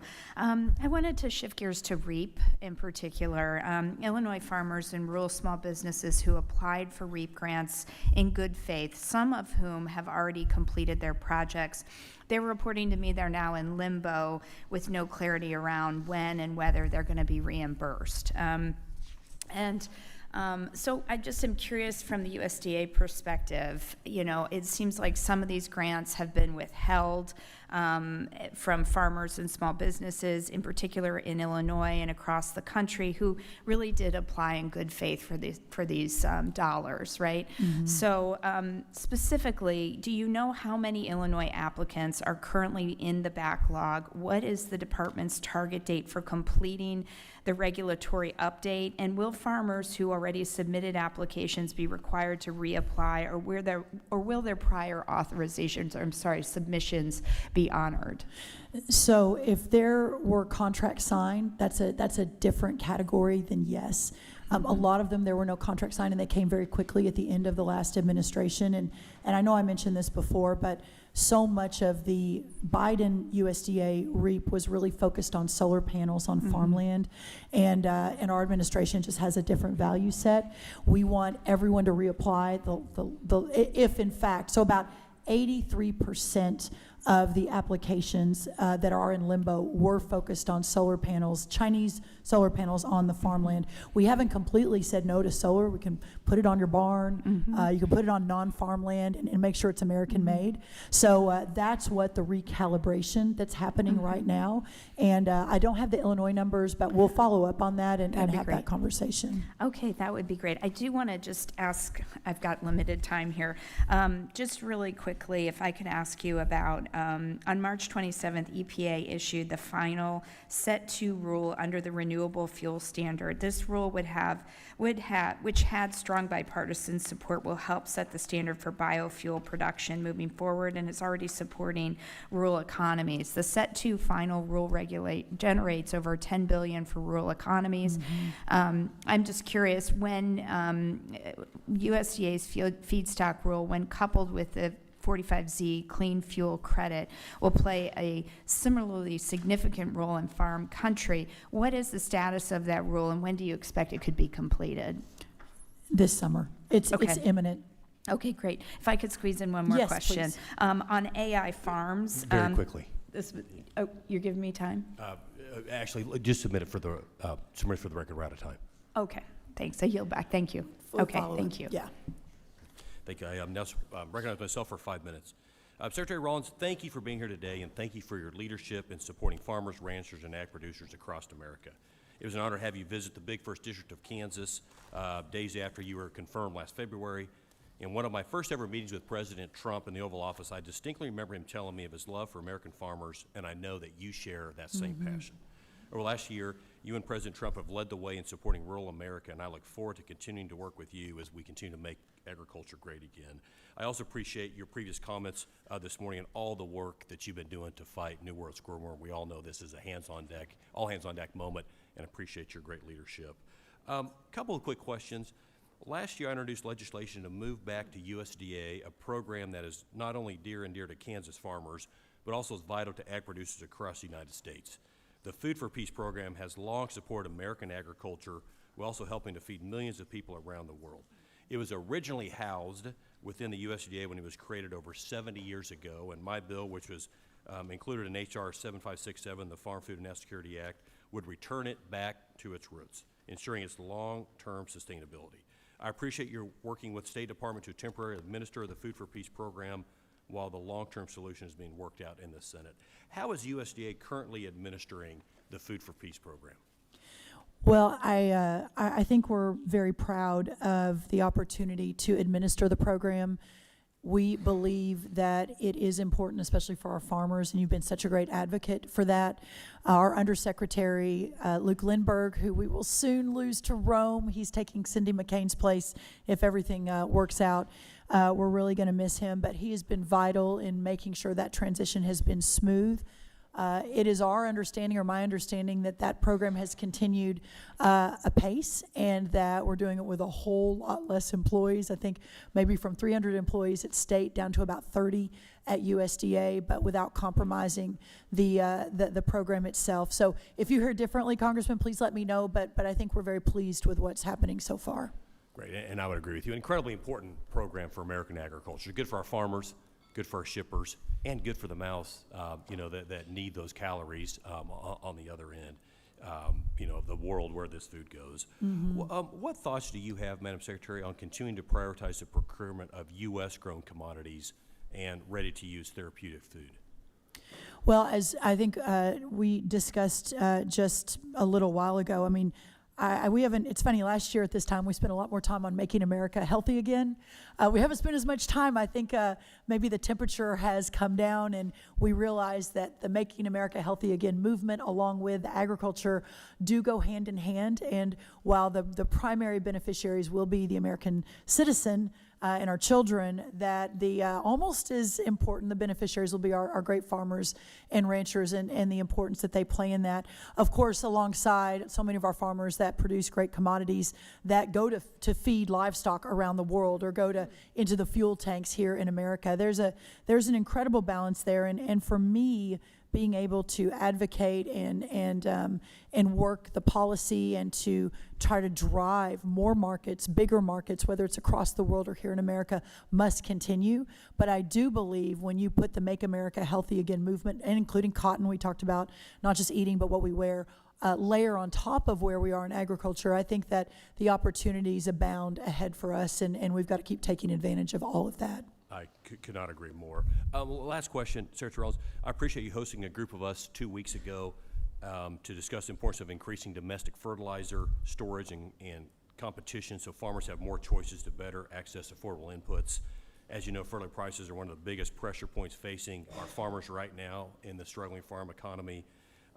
Can you share with us some of the projects USDA is currently working on to deliver real solutions for farmers across America to decrease fertilizer prices and overall farm inputs? It's really national security, so I'll start there. The idea that we're relying on China and Russia and other countries to produce our fertilizer for this country, more than half of our fertilizer, should terrify all of us, and I think that's come sort of in the spotlight recently with the Middle East, and that will resolve itself soon. We'll get back to normal. But you were so great, and standing up there, not just with me, waving my hands about fertilizer, the fact that we had 4 cabinet secretaries there alongside me, leaders from both sides of Congress standing beside us. General Butch Graham, head of the Army Corps of Engineers, Pete Hegseth, general in charge of the Army Corps, there to talk about let's permit fast and not get caught up in the permitting process to get these fertilizer projects online, whether it's the largest ammonia plant in the world that's about to break ground in Louisiana, or you've got a couple in your home state that are smaller, but that USDA is supporting to build the infrastructure out, a couple of $2 and $3 million projects. We've got dozens that are going in around the country right now. That is the solution, and that's what we're driving toward. And I believe it will change a lot of things for the better for farm country. And I appreciate the whole government approach, as we all work together to drive down costs, which eventually, impacts the consumer. So that's right. Thank you for all your tireless effort. Thank you so much. Next, I'm going to recognize the gentleman from Illinois, my friend Mr. Jackson, for 5 minutes. Thank you, Chairman. Thank you, Madam Secretary. I appreciate you being before us today, and thank you for your great works. I would like to discuss with you a matter that is not simply about agriculture, but it's about trust, it's about capital, and ultimately about whether America intends to harvest the full potential of all of its people. For generations, black farmers have faced documented discrimination within the very institution designed to support them. The story is not merely historical, it's also economic. As you very well know, the history of the discrimination that has been proven by the Department of Agriculture against African-American farmers has been a challenge. The history of black farmers in the United States Department of Agriculture is not a matter of opinion, it's a matter of the record. It's documented in law. For decades, black farmers were denied loans, delayed access, assistance, and denied opportunities that were routinely extended to others. The consequences have been devastating, from land lost, wealth diminished, family legacies broken. The federal government has acknowledged these injustices. Settlements have been reached in the past. Reforms were promised but not executed. And many believed that the nation had finally begun the difficult work of restoring the trust. The issue before us today is not simply about whether a contract can be canceled. The issue is whether the government may induce reliance, encourage participation, and make commitments only to withdraw them after farmers made decisions based upon those promises. When a farmer, as you know, signs a contract, hires workers, purchases equipment, and plants crops in reliance upon a government commitment, that commitment becomes more than paperwork. It becomes an obligation of trust. The Constitution requires from the government, justice requires consistency from government, and democracy requires confidence that rules will not change after the game has begun. Madam Secretary, black farmers have spent generations asking whether they will receive equal treatment from the Department of Agriculture. The question I would have was, should they have to ask that question in 2026? I would like to have this submitted into the records. There's ongoing litigation, lawsuits with the Department of the USDA over canceled contracts. Many of this was fed into programs under DOGE. I wish Mr. Elon Musk were here today. This was not done under your watch. This was done under someone unscrupulous and scurrilous and lascivious. Yes, sir, Chairman. And it has made major challenges. I would like to know, what is it that we can do together to restore these grants that were cut, that had already been approved? Many of the administrators that signed these contracts, that asked these farmers to put the language in them, still have their jobs, and the farmers are suffering. In addition to all the other things of food, fuel, and fertilizing and costs, now they have to pay for litigation. What can we do to alleviate this suffering on these farmers? Well, I appreciate the question, and I'm very grateful for the collegial back and forth on this, because clearly this is a very important question. It's a very important issue. It's one that I fully realize you and your family have been leaders on for a really long time. I am not aware of any specifics, but what I would really appreciate is if I could get those specifics, and then we could have an actual conversation so I can look at the examples of what you're talking about. We have worked really hard to have a USDA that supports everyone, no matter skin color, background, et cetera. And if we're not doing that, then I need to know. Well, I certainly thank you for your candor and your honesty and your frankness, and even acknowledging that you don't know the history of all these issues, but you're willing to work with me. And for that, I'm appreciative. I will take you up on that. That'd be great. I've had some success under your administration in reversing some of these contracts, and I would like to have the opportunity to present others. So 100%. I thank you for the ones that we have done, and I would like to see those farmers, in the light of all these other complicating issues, be able to plant and get back to work. Thank you very much. I'll make a note of it. Madam Thank you. Secretary. I yield back, Chairman. Gentleman yields back. Thank the gentleman. I recognize the gentleman from Minnesota, Mr. Finstead, for 5 minutes. Thank you, Chairman Thompson, and thank you, Madam Secretary, for being here today. Appreciate your service and your leadership. I also want to thank your team for being so responsive as I've had different constituent outreach with the agency. You know, I'm reflecting as I'm hearing some of the questions and listening to your testimony. I am a fourth-generation farmer from southern Minnesota. My wife and I, we like to joke, we grow corn, soybeans, and kids. And there was a time where we have 7 kids, and we had 7 kids under the age of 11 in our house. Incredible. And I think about the world that you're living in right now, and not to make light of it, but I remember many times my wife and I coming home, and the house is an absolute mess. And no one is there to help us clean it. But my wife and I, obviously have to take charge and clean up that mess. And I think about the agency and the ag economy that you inherited in your leadership role. And there was a mess. There was a mess. We're talking ag trade deficits that we haven't seen since the Jimmy Carter era. That's right. No new ag trade deals. Nutrition programs growing at rates that are completely unsustainable, as well as being littered with fraud. And I'm from Minnesota, and I can speak to the fraud issue.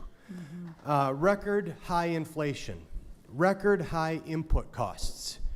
The farmers that I represent, I hear this quite often, we're land rich, cash poor. And the cash over the last 5 years has left the farm gate. And now we are sitting at this perfect storm where we have to figure out how the heck do we get out of it. And so I really want to talk about the market side, because the farmers that I represent, and I just had a roundtable last week with farmers, and I heard it loud and clear. They do not want a government check. They want a market that produces a price that allows them the freedom to farm and run their small business the way they have for generations.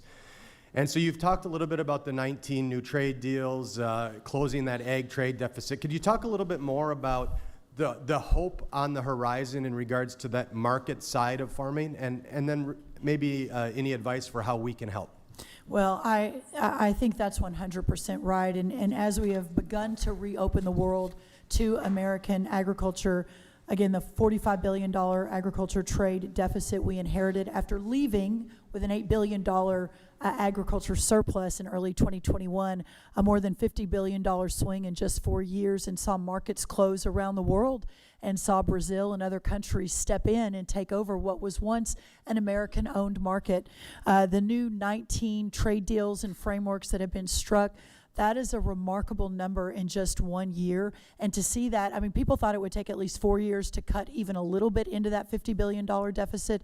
We've now cut it by 42% in just 1 year, according to the numbers, and are expecting to drop down into the low 20% after this year's numbers come in, and then hopefully get back to a surplus. What that means, the billions of dollars in market access that we lost between 21 and 24 are real. And so gaining those back, we're expecting record exports of corn this year, dairy this year, tree nuts this year, ethanol this year, fresh fruits and veggies are up.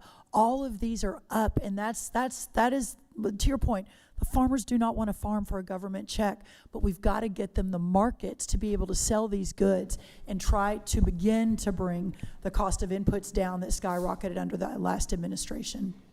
So as I mentioned, I'm a fourth-generation farmer. My grandfather sold his soybeans in 1972 for $12.80 a bushel. Wow. And here I am as the fourth generation hoping and praying for 1972 prices for our soybeans.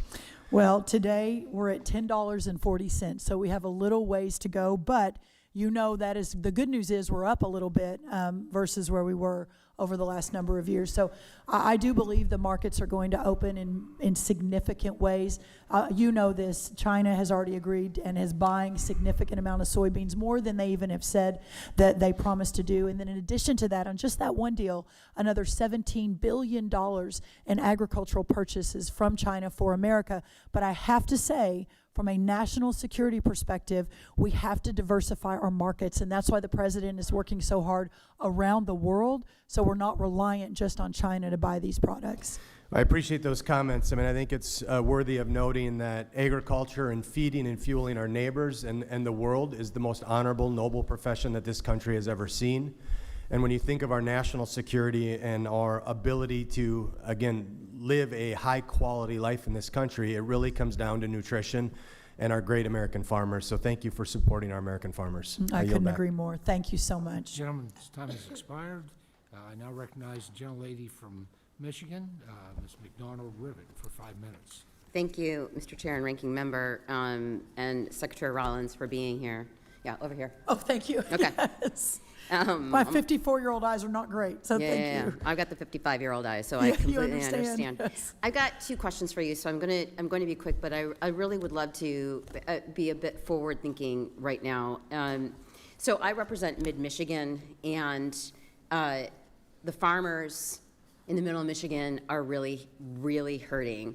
In my district, we grow sugar beets, dry beans, corn, soybeans, pickles, and a lot more. Michigan's one of the most agriculturally diverse states in the country, and my district is actually right in the middle, in the heart of that. So our farmers, many of them generational farmers, are working really hard. They're doing everything right. Like my colleague just pointed out, they have been struggling for years. So in the midst of the new tariff policies that have cut off some of the markets for these that the families have relied on for generations, the out-of-control input costs, and these diesel prices in particular are really, right now, incredibly hard for my farmers. So the bridge payments were a good start, but for a lot of our families, especially our sugar beet farmers and our specialty crop growers, it didn't come close, not even close. In fact, Michigan sugar beet farmers lost $100 million last season. When we look at over the last 3 years, an accumulative $50 billion debt loss in the ag economy, not debt, loss, excuse me, we actually need a plan for the right now. I understand what you're saying about growing markets and thinking about how to bring many of these things onshore, many of the input costs onshore, but what about now? Because I have talked to farmers all the time that are waking up at 2 o'clock in the morning worried that they, after the 4th generation, are about to lose their farm because one more year like that, and they are gonna close. So can you give me some idea of what you think about what sustained relief looks like and when farmers in my district can expect to actually be made whole? Well, I appreciate the question and well framed, and I know you're probably gonna like some of what I say, probably not some of what I say, but I think you were right. This is years in the making, as we've offshored so much of our manufacturing, fertilizer, seeds, et cetera. When we walked in the door a year ago, interest rates, I know we haven't talked about that in this committee yet, we're up 73% for our farmers, 73%, fuel up about 28 to 30%, labor, for those that use the H-2A program, was up about 46%. You've got a lot of H-2A users in Michigan, actually, seeds, et cetera. And so this is again, years in the making, and the importance of bringing those with inputs respect, down Madam, or prioritized. Madam Secretary, I'm going to reclaim my time because I have another question. Sure. I'm less interested right now because there's been a lot of discussion already in committee about how we got to where we are. Some of that we agree on, some of that we don't. But going forward, we're headed into a growing season where farmers in my district are really concerned that they are going to have another season like last year, and if they do without any substantial help, they are going to lose their farms. How are you thinking about that? Well, fuel will be coming back down again. Labor is down 46%, the inputs we're talking about now. Fertilizer was down about 10% until the Middle East issue in the last few months. It will be coming back down. I appreciate your point. We can talk long-term, but we need to talk short-term.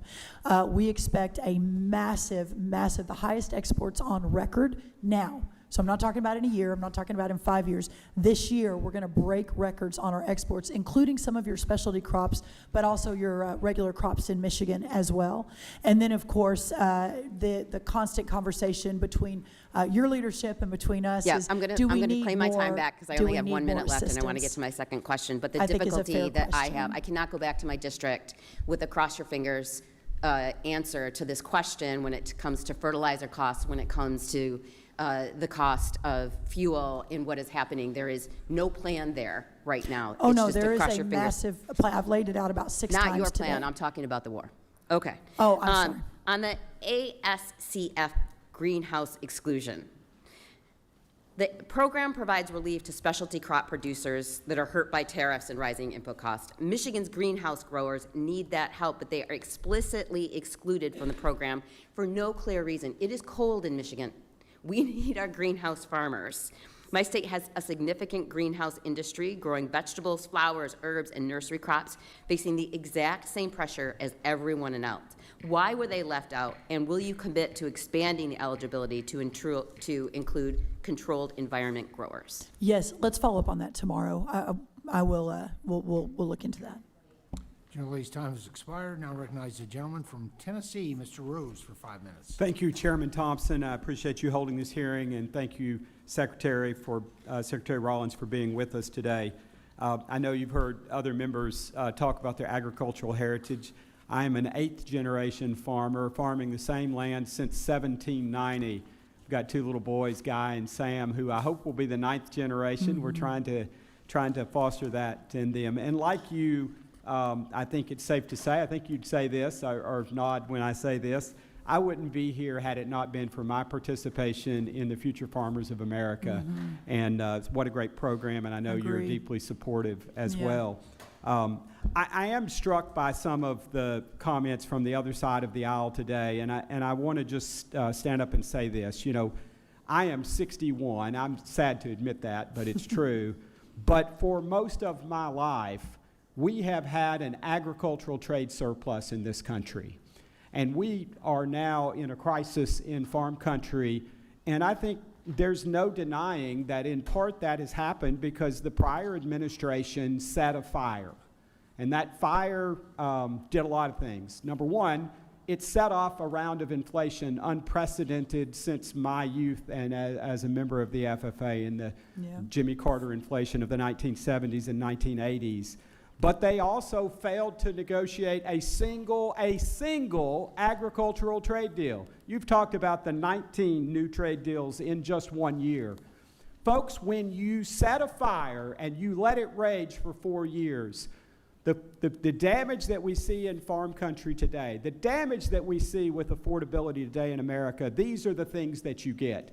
And so how dare they? How dare they, having been the arsonist setting this fire, now have the temerity to criticize the firemen that are on the scene containing it.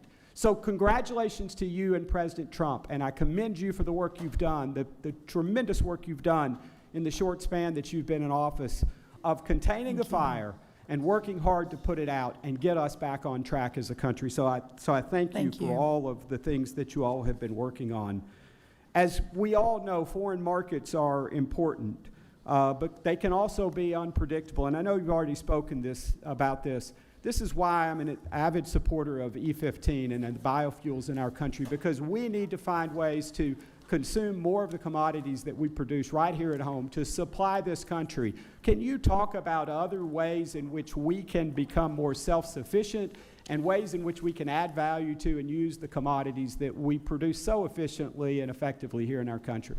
Well, thank you, Congressman. I appreciate the kudos. It has been a Herculean effort over the last year to get all those new trade deals and frameworks done and to open the markets up. And I honestly, I would like to take a little credit, but it's really the president and his trade team, Jamison Greer and Howard Lutnick and Scott Bessent, that have put agriculture at the top of their list as they're going out around the world with the president. So they deserve so much credit. But secondly, to your point in terms of the importance of America first and making sure we're producing our own and consuming, excuse me, I was surprised, more than surprised to see when I walked in the door that what used to be American-driven, whether it's fertilizer, seed, processing, 4 packers basically process 85% of our beef in this country. There are so many areas that we have been asleep at the wheel, the country has, for decades, and has allowed the offshoring of so much of what we need to basically feed and fuel and clothe ourselves. And we're at the point, this is an existential issue to preserving our country for the next 250 years. If we need to rely on China for our food and our fertilizer and all of the things that come with that, we will lose what we understand to be liberty and freedom in this country. That's how important this is. So whether it's E15, whether it's onshoring fertilizer, whether it's breaking up and making sure we have smaller processors around the country so all of our cattle don't have to haul to the big four, there are any number of issues. Getting cotton back into and onto American clothes and sheets, et cetera. It is a massive list of problems that we're working to solve, but I think we're making tremendous progress. None of this will happen overnight, but just seeing the markets that have gone up, seeing the tens of billions of dollars we're now moving out in just 1 year of our agricultural products, that's only going to get better and becomes more important to our country. Well, thank you, Secretary Rollins. We well remember it took a decade to get the Carter inflation under control, fully extinguished, and it will sadly take a long time to get us completely back on track. Thank you for the work you and the President are doing. Thank you, I yield back. Congressman. Gentleman's time has expired. Now recognize the gentleman from Alabama, Mr. Figures, for 5 Thank you, Mr. Chairman. Thank you, Madam Secretary, for being here. Good to see you again. I don't typically get involved in the back and forth, but I've been in Congress now about 18 months, and the one word that I hear more than perhaps anything else from my colleagues is or two words, is Joe Biden or Biden administration. And as it relates to our farmers, look, I'll be the first to tell you, I don't care what party the president is. I don't care where he's from. I don't care what his policies are. I don't care what his goals are. I don't care what his or her positions are on many things. All I care about is the decisions that you are making. Do they help District 2 in the state of Alabama? I don't care anything else. Is it good for my district? Is it good for my state? And when I continue to hear people talk about the Biden administration, the Biden administration, the Biden administration, and what they did, to the extent that there was a fire, this administration did not come in treating it with water. They came in spraying gasoline. And this administration did not ramp up the tariff war. This administration did ramp up the tariff war, did start the tariff war. The Biden administration didn't do that. The Biden administration didn't start a conflict in Iran that has fuel prices at record levels that we're seeing for some time. This administration did that. The Biden administration is not the one who has driven foreign exports away from farmers in the state of Alabama. This administration did that. The Biden administration did not open up cattle import markets from Argentina. This administration did that. And so I don't care if it's a Democrat or a Republican who did that.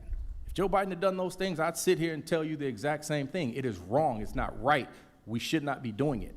And so I think we all have a collective responsibility when we talk about taking care of farmers, when we talk about taking care of rural communities and taking care of the agriculture industry as a whole. We all have a responsibility to be real with ourselves. We all have a responsibility to be loyal to the communities and the states that we represent without finger pointing at a particular president or administration. We, this body, the Agricultural Committee, we have the power to stand back, to use our constitutional authority to push back against decisions of an administration, whether a prior administration or a current administration, to make sure we are positioning our farmers to thrive and succeed. And I get reports in my district, as I'm sure many people across here, do. We got some of the most peanut farmers in the country, in my district, and in my state, soybean farmers, right? And when I talk to them and they say things to me like, hey, the tariff rates have made it more expensive for us to produce these products than we can sell them for, that is a problem. And that is a problem that collectively we should be working together to solve. And I know you're not responsible for tariffs. I know that, right? We all know that, right? So I'm not going to, throw that responsibility on you. But what I do expect is that the Department of Agriculture, as well as members in this committee on both sides, acknowledge the real harm that has caused to rural America. May I respond? Well, hold on, I'm going to ask a question. Okay. But at the end of the day, the tariffs have been harmful. The input costs have been harmful. And sure, I'm sure we can point to policies across multiple administrations, that lead to our current circumstances, but I don't think that it is fair to anybody. And I don't think it is fair to the farmers, first and foremost, to point that finger solely at one man or one previous administration and ignore the actions that the current administration is taking. And so my question is that, you know, we've heard reports of foreign markets drying up for exports, for peanut farmers in the state of Alabama. In fact, we've even seen some reports that say peanuts were unable to be exported to international markets from the state of Alabama last year. And that's a problem. That's a huge problem. And we've seen similar reports that say that China, who buys most of this, I know we criticize China a lot, but they are an enormous consumer of American agricultural goods, that they are investing elsewhere, that they're helping stand up markets, soybean markets in Brazil, peanut markets in other places in the country. And I'm worried that those markets are not going to return to the state of Alabama. So my question is, what is the Department of Agriculture doing to ensure that those markets can be restored, are not permanently lost, and that we're doing as much as we can to support our farmers in that? And I know I've spoken through most of my time, but to the extent that you can, please respond. Thank you. Mr. Chairman, if I can, just 30 seconds. So I appreciate the framing and the passion, and I'm grateful for that. We love our farmers in Alabama for sure. But I will say it was what you're calling the tariff war. That is what allowed us to strike 19 new trade deals and cut the $42 billion agricultural trade deficit, the markets that were lost in the 4 years. And I get it. You're like, please stop talking about Biden. But it was those 4 years that we lost $42 billion in agricultural markets. We went to a deficit. In 1 year, under those 19 new trade deals, we've cut that in half. So we're actually opening the markets all around the world, and exports are going to be up. We're expecting a record export year this year. The inputs are another conversation. We don't have time. I've been talking about them a lot. But for the actual trade part, we're actually, all of us are winning on that. You're back, Mr. Chair. Thank you. Thank you. I now recognize the gentleman from Wisconsin, Mr. Van Orden, for 5 minutes. Thank you, Mr. Chairman. I hate to say this to my dear colleague from Alabama, but the gas prices were only higher under the Biden administration. Sorry, couldn't help it, man. Madam Secretary, I want to thank you for visiting, and we're going to welcome you back with the President. I think that's fantastic. I want to cover a few things, dairy, screwworm, SNAP, and then if we can get to it, nukes real quick. So this question actually comes from the American Agro Women. It's the largest group of female farmers in the world. Kim is our rep in Wisconsin. She's fantastic. She was here yesterday. We had some cheese and beer together, as you do. And this is talking about the farm program. So I'll just read it. This is directly from them. Our dairy farmers are really concerned about the amount of proprietary operational data that they're being required to provide to milk processors and third parties. Through the checkoff process, they've been forced to provide their proprietary data to be aggregated and given to milk processors, both cooperatives and independent, some with that are foreign owned by Canada, and it's without the farmers realizing that they're giving up their proprietary data. So the problem here is that there's so much data that has been given by the farmers to these organizations. We don't know where the data's going. We don't know if they're selling the data, who has access to it, and we're very concerned about this. So are you guys looking at this to see if you can modify this program? We are. This is a really important, most people don't even realize, for any of you from dairy states, your dairy farmers, especially your small guys, the ones we're really trying to help, have to basically, to be able to sell their milk, they have to provide this crazy amount of data, what they feed their cattle, where the manure is disposed of. And it's all in the name of climate and the climate challenge. And so you're basically requiring right now your dairy farmers to hand over this data. And if they don't sort of check the box, then they can't sell their milk. And this is a really big challenge, way under the radar, but we are working on it and working with some of your dairy farmers on it. Thank you, ma'am. Another dairy issue. We talked about trade. So whole milk for healthy kids, during the Obama administration, sorry, did he take off? He's gone. They got rid of whole milk, 1%, 2% milk, flavored milks, and a bunch of dairy products within our schools. So with, G.T. Thompson, we've been working on this forever. He's been working on it for a really long time. When President Trump signed the Whole Milk for Healthy Kids Act into law, that reopened all the domestic markets in our public schools for our children. So one, from the nutritional aspect, is fantastic, but you talk about trying to get new trade deals going. That is wonderful, so I want to thank you for your help on that. And I got to admit, I've been misquoting you guys. I did it twice, media today. I said you've only done 15 trade deals in 15 months. It's 19. Sorry about that. I'll correct that We'll in forgive the you, future. yes. That's over one a month.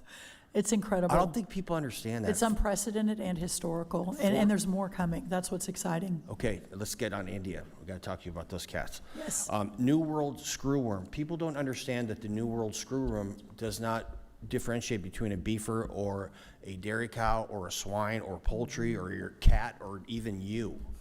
And I appreciate it. We've been working on this for over a year now, so I know some of my colleagues weren't as in tune to that with Tracy Mann, his leadership of the subcommittee for poultry, dairy, and livestock. They'd say livestock first, but so I understand you've got a 20-kilometer exclusion zone around this? Correct. So the case that was confirmed yesterday, and Yep. I leave here in about an hour and go jump back on with about 1,000 people from around the country. But the case that was confirmed yesterday, the protocol, it's all on screwworm.gov. Yep. You can't forget that, screwworm.gov. But the protocol is the moment we have a confirmation that we have a 20-kilometer, basically, quarantine, Yep. and there can be no movement of animals. What people don't realize, first of all, the screwworm is a fly. The president was confused about this. He's like, why do we call it a screwworm if it's a fly, as I was trying to explain it to it. But the flies don't move long distances. The way the screwworm is basically spread is when you move the livestock long distances. So that's what happened in Mexico with the cartels. That's why we're in this position we're in. But that's what's so important, why we've got to quarantine and Excellent. stop movement. Thank you, ma'am. And for people that are not fan of RFID tags, that's got to understand the way that we're going to track these animals is through that. And then let's just go to SNAP real quick. So I was raised in abject rural poverty by a single mother, and we had Yeah. food stamps when it was a stamp that went on a card and had government cheese and subsidized lunches and all that stuff.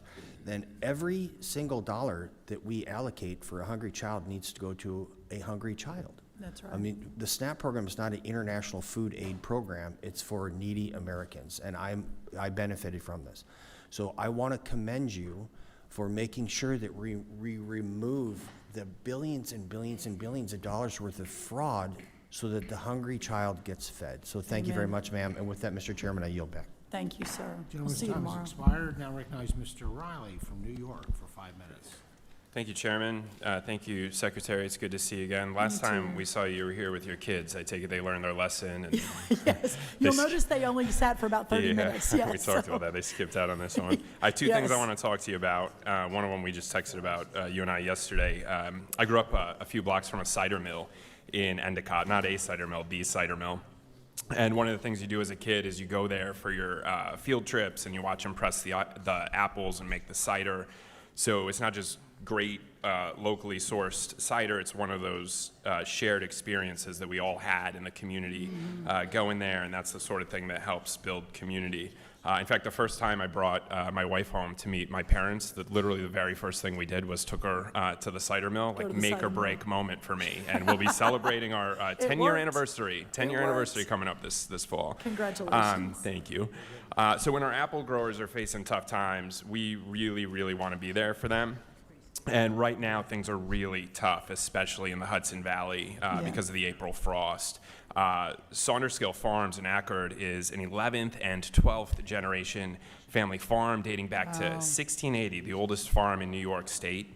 It stood the test of time, but today it could lose half of its apple crop because of the frost. You and I traded a couple text messages yesterday. I just want to ask you, can we work together to make sure that New York State's disaster designation gets finalized as quickly as possible so that farms like Saunderskill can get the support they deserve? 100% yes. And I would love to go to an 11th generation apple farm. That is, I've been talking to a lot of the apple guys. I'll make sure and include your guys too. Wonderful. They are struggling. We need to eat more apples in this country. So I'm on Good. the apple thing, but yes, for Let's sure. do it. Let's get this disaster declaration approved so they can get the support they need, and then maybe you and I can go up and give the good news I would love together. that. Yeah. Great, and let me know anything I can do to be helpful in getting that disaster declaration done. I want to tell you about Copake. This is a beautiful rural town in Columbia County, really tight-knit community of a few thousand people. They actually have this great car show that I like to take the kids to at Wabika Family Campground every summer. But today, Copake is being targeted by a $1 billion out-of-state corporate developer called Hecate Energy that wants to cover our land with their solar panels. And it's not just any solar panels. These are solar panels made by a Chinese company with ties to slave labor. And look, these developers, first of all, they should be using American supply chains, not Chinese supply chains. And if they're building anywhere, build on parking lots and brownfields or the rooftops of cities, not in beautiful farmland in upstate New York. But they're targeting places like Copake because it's a small town and they think they can steamroll us to make a buck for themselves. So Copake is small, but they fight, and the entire community, I'm telling you, residents, farmers, small business owners, Democrats, Republicans, independents, everyone got together to fight back against this thing, passed 17 zoning laws to stop this project from coming in. But there's this group, it's called ORIS, it's a bunch of unelected bureaucrats in Albany, and they are overriding the residents of Copake and letting Hecate plow ahead. So they're literally overruling our neighbors and handing this beautiful upstate New York farmland to corporate developers using Chinese supply chains. And if they succeed, this is going to be such a tragedy. Not just for towns like Copake that deserve better. 2024, 2025 alone, we lost 500 farms and 100,000 acres of farmland in upstate New York. Yeah. And if we don't change course, we're going to lose it all. So one of the reasons I supported the Farm Bill is because it included my legislation to stop China from buying American farmland. Yeah. This is basically the same thing we're dealing with here. So I saw your tweet last week raising the alarm about this, including in upstate New York. As you know, I'm always looking for ways to find common ground and shared values, and I think this might be one of them. So my question, to the extent with time remaining, is what can you and I do together at the federal level to protect our farmland and save towns like Copake?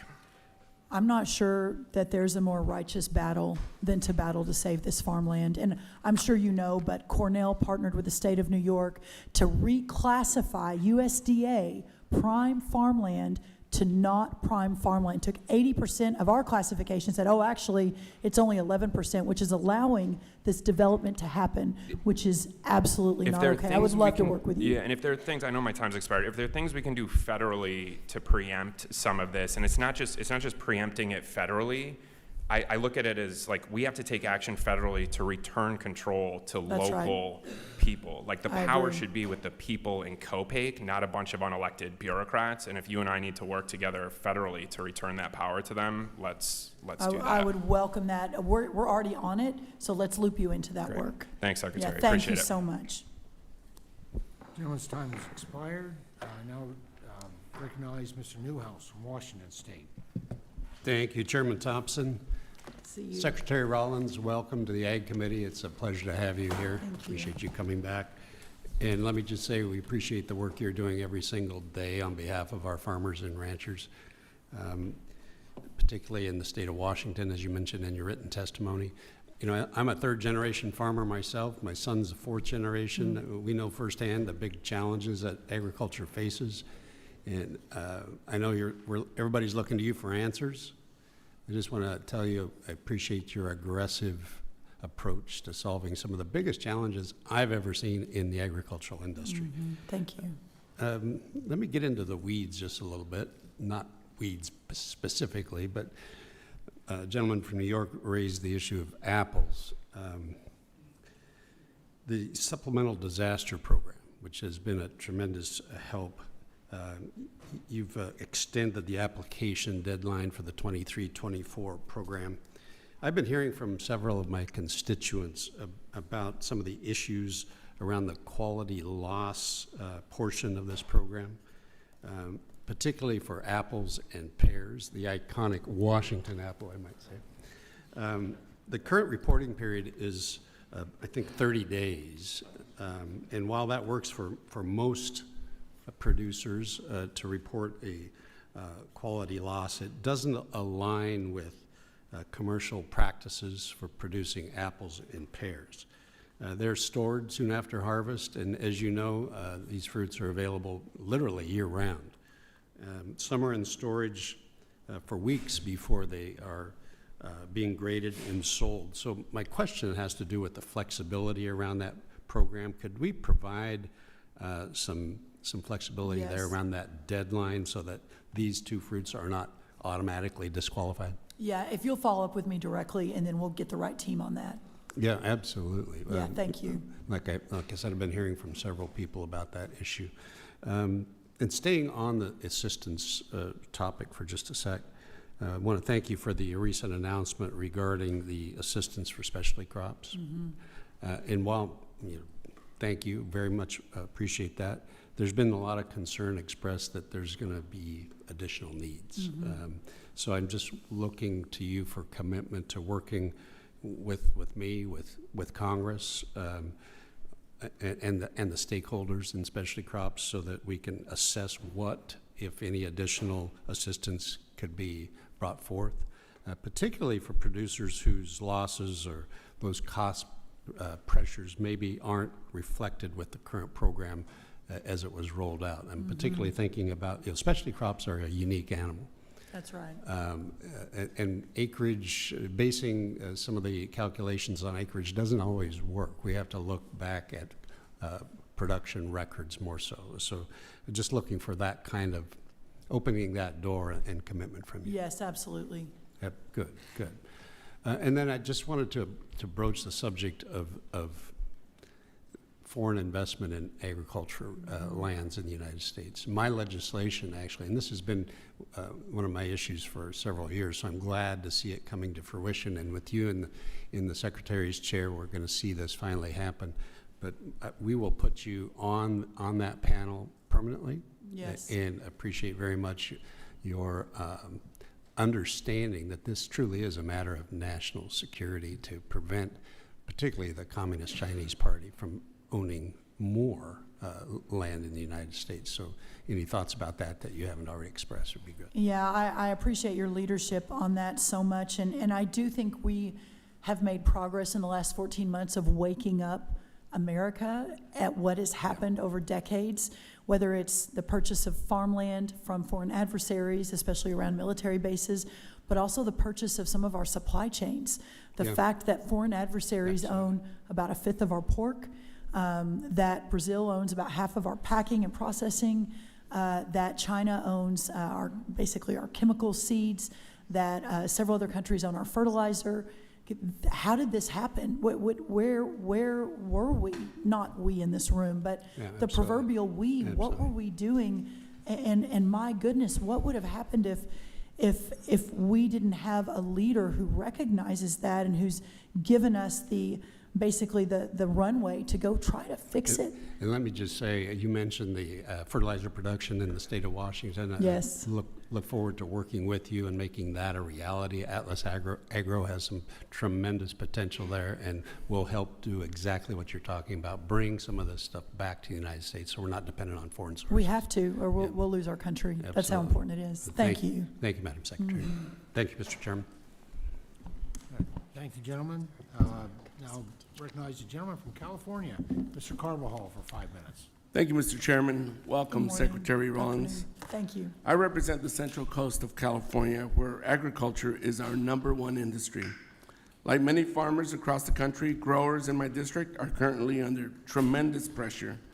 They are simultaneously grappling with labor shortages, a shuttered export market, rising costs for fertilizer, seed, chemicals, and fuel, as well as increasing competition from abroad, all of which are making it harder to stay profitable and keep their operations running. You may disagree with my next point, but many of these problems have been caused and/or exacerbated by this Trump administration. Whether the misguided tariffs or the war with Iran, it is clear these actions are harming our farmers throughout the country. I hear it every day from my farmers. Specialty crop producers have been hit especially hard, often without access to the same level of federal support and safety net programs available to other commodity sectors. While I was pleased to hear that funding available for assistance for specialty crop farmers program was increased to $1.6 billion, it is widely acknowledged by the industry that this funding represents only a fraction of the total economic losses suffered by specialty crop growers. Do you agree that additional assistance is necessary? And does USDA have plans for further assistance for specialty crop farmers in the future? This is really a congressional question. We stand by and are ready to assist if that determination is made. I was out in California last week visiting with Allied Potato and meeting with some specialty crop growers. There is no doubt that there are some headwinds, and we need to do everything we can to work on those, whether opening markets, decreasing input prices, or additional assistance. Are there other actions USDA will be taking to address some of these impacts on farm country? Well, every day we're taking action. You know, the good news from the Working Families Tax Cut is there were a lot of provisions in that bill, whether it was reference prices, death tax exemption, better crop protection. Of course, the new farm bill that you all worked so hard on and got moved through also will make additional steps. So we're executing on that every single day. The export market for some of our specialty crops like tree nuts is expected to be way up this year. So we're going to be shipping a lot more around the world, so that's good. And then the Make America Healthy Again movement. I'm not sure that anyone's going to benefit more from that than our specialty crop growers who are growing the healthy veggies, berries, et cetera. Let's hope so.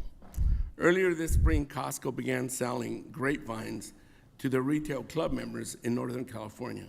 We have since learned that several of these grapevine plants have become infested with the glassy winged sharpshooter insect and have now quickly spread across the state. As you may know, this insect led to the Pierce disease outbreak, which caused significant damage to the wine industry. There is a need for immediate infusion of funding to mitigate damage for this insect before it becomes a major problem and causes severe financial losses to our country's leading wine-producing state. Can you share what actions USDA is currently taking to respond to these concerns, and are there emergency funding opportunities currently being considered that could help address these challenges? Yes, our APHIS team is on it. We just talked about it yesterday, even though we're dealing with screwworm, which is taking a lot more media than certainly the pest you announced. But yes, we talked about it yesterday. We are on it. Our APHIS team is there on site, and we'll do whatever we need to do to protect those vineyards and those vines. Thank you. Secretary Rollins, horticulture and floriculture are vital sectors in my district as well. Yet they were excluded from the Assistance for Specialty Crop Farmers program, despite facing many of the same input costs, increases, or other agriculture producers. Would you agree that they deserve assistance as well? I would love to see more information on that. We had to draw the line somewhere. We drew the line at what people eat. That was over 100 specialty crops were included in the last round. But again, from a congressional perspective, if Congress decides that additional assistance is needed for horticulture, floriculture, I will of course support that. Thank you very much. Mr. Chair, I yield back. Thank you, sir. I thank the gentleman. We'll follow up on the pest. Yeah, thank you. Now I recognize the gentleman from New York, Mr. Mannion, for 5 minutes. Thank you, Mr. Chairman. Thank you, Secretary Rollins, for being here today, answering our questions and providing so many details. And thank you for coming to upstate New York to highlight our region's dairy industry. New York's 22nd Congressional District is home to a great dairy industry that is immensely important to our state's agriculture. I've heard directly from my dairy producers about the issues, and I'm sure you've heard across the country as well, issues related to labor shortages, high input costs, and very real profitability concerns that we've talked about here today, and I appreciate the details you provided in your answers. So, thank you. One of the reasons I was excited to be a member of this committee is the spirit of bipartisanship that exists here and has operated to support our nation's farmers through unexpected crises both here and around the world. I've been pleased to work in that same bipartisan spirit to expand market opportunities for our dairy farmers, including through the Whole Milk for Healthy Kids Act. That was a real bright spot for our producers, and I appreciate your work in helping getting that legislation quickly implemented and guidance out to our schools. Thank you. I want to focus on two issues today that are at the front of my mind and certainly at the front of the minds of my constituents. I'll run through both and welcome your thoughts at the end. Sounds good. First, Governor Hochul recently submitted a request for disaster designation. I believe my colleague from New York mentioned that as well, for a large portion of my district and other parts of the state that were impacted by the April frost, which has decimated many fruit operations, including our apple and grape producers. New York is the nation's #2 apple producer. And our grape growers support thousands of jobs on farms, in tasting rooms, and in packaging facilities.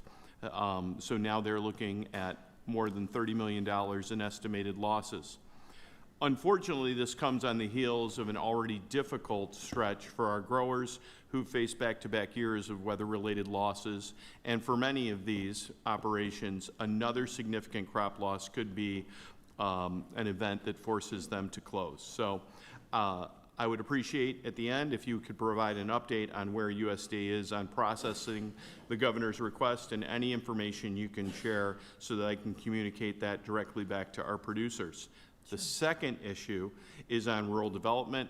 Like some of my colleagues, I was concerned to see the deep cuts to rural development programs included in the president's budget. I'm worried that these cuts, along with the proposed changes to the USDA home loan programs, will restrict access to rural home ownership at the exact moment when families in places like central New York and the Mohawk Valley are already facing higher housing costs, higher interest rates, and fewer affordable homes. So I'm asking if you can commit to ensuring that families in rural communities who rely on Section 502 direct loans as their primary pathway to home ownership will not see processing delays or reduced access as a result of the administrative changes. Thank you, Secretary. No, thank you so much. So first on the disaster declaration, we received Governor Hochul's letter on May 19th. We are moving. In fact, I keep this with me. I understand how important this is. New Jersey, New York, Pennsylvania, South Carolina, West Virginia, Virginia, and Maryland are the ones we're looking at right now to, with the utmost speed possible, to get those declarations out. So you have my personal commitment. I'm checking every single day. Obviously, a lot of data has to be gathered, but we've got to do that at warp speed. So if you're hearing or seeing something different, would you just flag that for me directly, and I'll give you my number.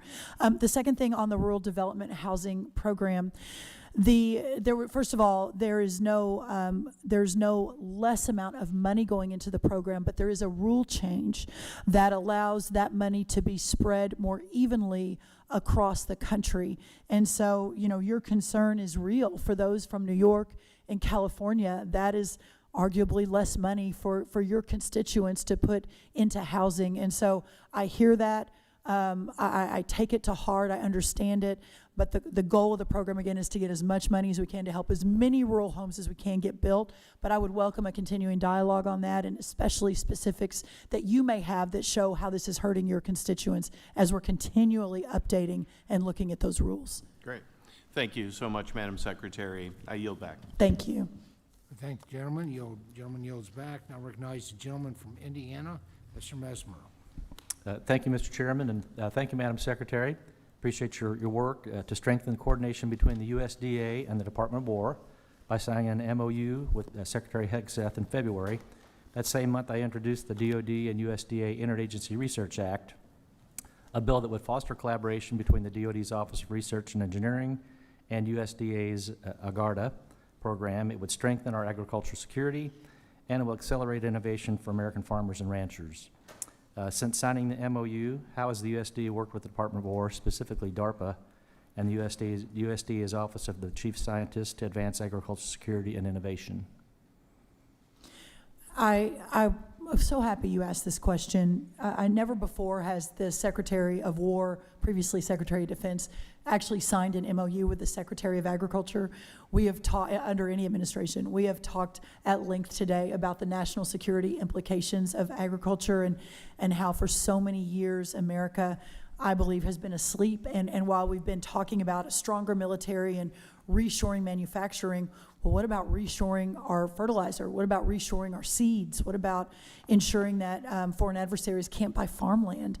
And so I called Pete about this, our Secretary of War, back last year, and I said, I really want to elevate, even in your own mind, how important agriculture, farm security, food security is national security.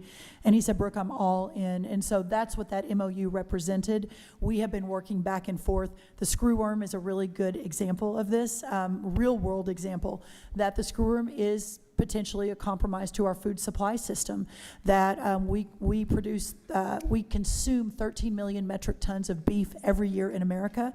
11 million metric tons of that we raise ourselves. We import between 2 and 3 million metric tons. Well, if we have a big screwworm infestation, which we will not, we're on top of it, but that's the challenge. If we're not ready for it, then that could very much compromise our beef cattle industry in inuring to us relying on other countries for our protein, our beef. Called Secretary Hegseth, called General Graham, head of the Army Corps of Engineers, obviously part of the Secretary of the War Department, and they immediately prioritized our screwworm facility in South Texas, a $750 million investment to make sure this doesn't happen again once it's up and running. So that is an example. There are dozens and dozens of examples, but that is an example of how the Department of War is prioritizing agriculture. Okay, thank you.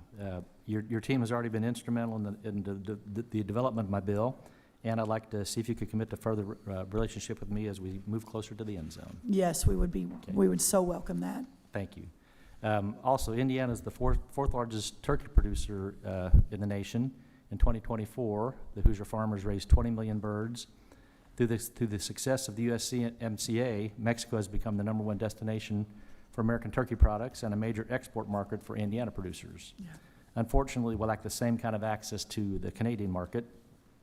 While exports of turkey to Canada have been stagnant for the last decade, imports from Canada have increased. Madam Secretary, can you commit to working with the U.S. Trade Representative to expand access to the Canadian market for U.S. turkey producers through the upcoming USMCA review? Yes, 100%. And Jameson and I talk almost every day. So there will be a lot of opportunity to make sure that's prioritized. So thank you. If you'll just stay in touch with me as we move forward. Perfect, thank you. Yeah. Before I conclude, I want to reiterate my strong support for USDA's reorganization plan, and thank you for having Deputy Secretary Vaden in Indiana today. As a leader in SNAP efficiency and a trailblazer in ag research, Indiana is well prepared to welcome the USDA staff looking to set down roots in the Hoosier State. As Indiana continues to ready space, can you share more details on regarding the SNAP functions and what USDA mission areas we can expect to relocate to Indiana? We are, yes, we will follow up with you on that. We're obviously finalizing all of the details. Indiana was such, for me, as we were deciding where to move a lot of the different silos, different organizations within USDA, the importance of Indiana from being in the middle of the country, having so many research hubs within just a couple of hours, obviously including Purdue, one of your shining stars. There's just so much opportunity there from the research perspective. But to your point on FNS, now FNA, the food and nutrition, it's going to be really, really good, whether it's Indiana, Dallas, other parts around the country, to have those in the middle of the country that are closer to where they're serving. And of course, we have offices in Colorado and Utah coming as well. And we put a lot in Iowa and some of the other states too. So we're still finalizing that, but moving very quickly. Thank you. My office is willing to do anything we can to help in that transition, and I yield back. Thank you.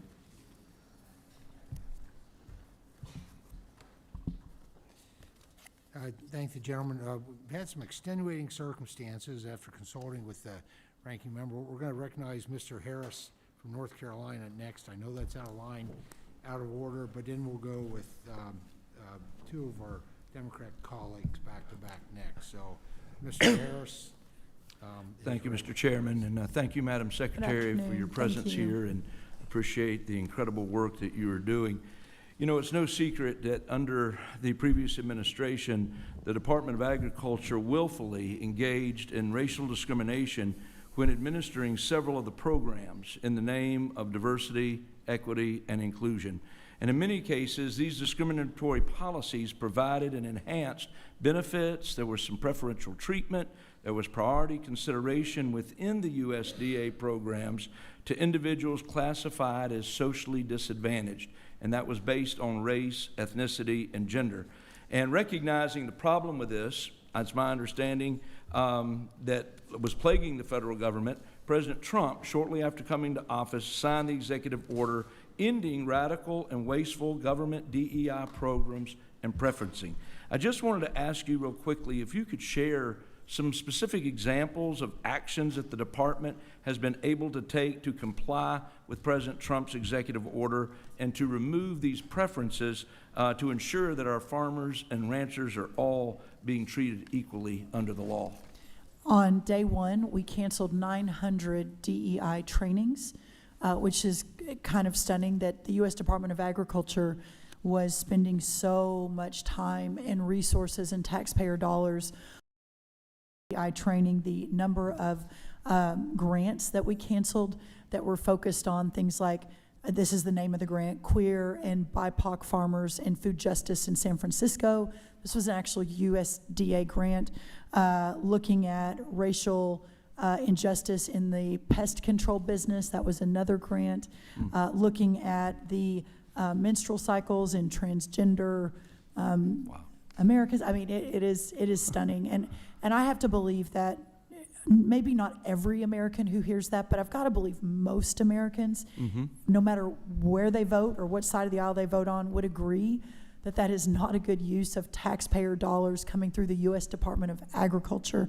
Right. And so aligning the USDA, recalibrating the USDA, and putting the farmer and the rancher as our number one customer. We do a lot of things every day, all day, every day, but when Abraham Lincoln founded this department in 1862, never in a million years would he ever have been okay with some of the priorities that the last administration had put in place. So that's what we worked hard to change. Well, and I agree 100%. And I will say that that's why I was pleased to see in February of this year, the Solicitor General John Sauer sent a letter to Speaker Johnson stating that the Department of Justice had identified and concluded that several of these statutory provisions of federal law governing these programs that establish race and gender-based preferences for individuals designated as socially disadvantaged, according to John Sauer, they were unconstitutional.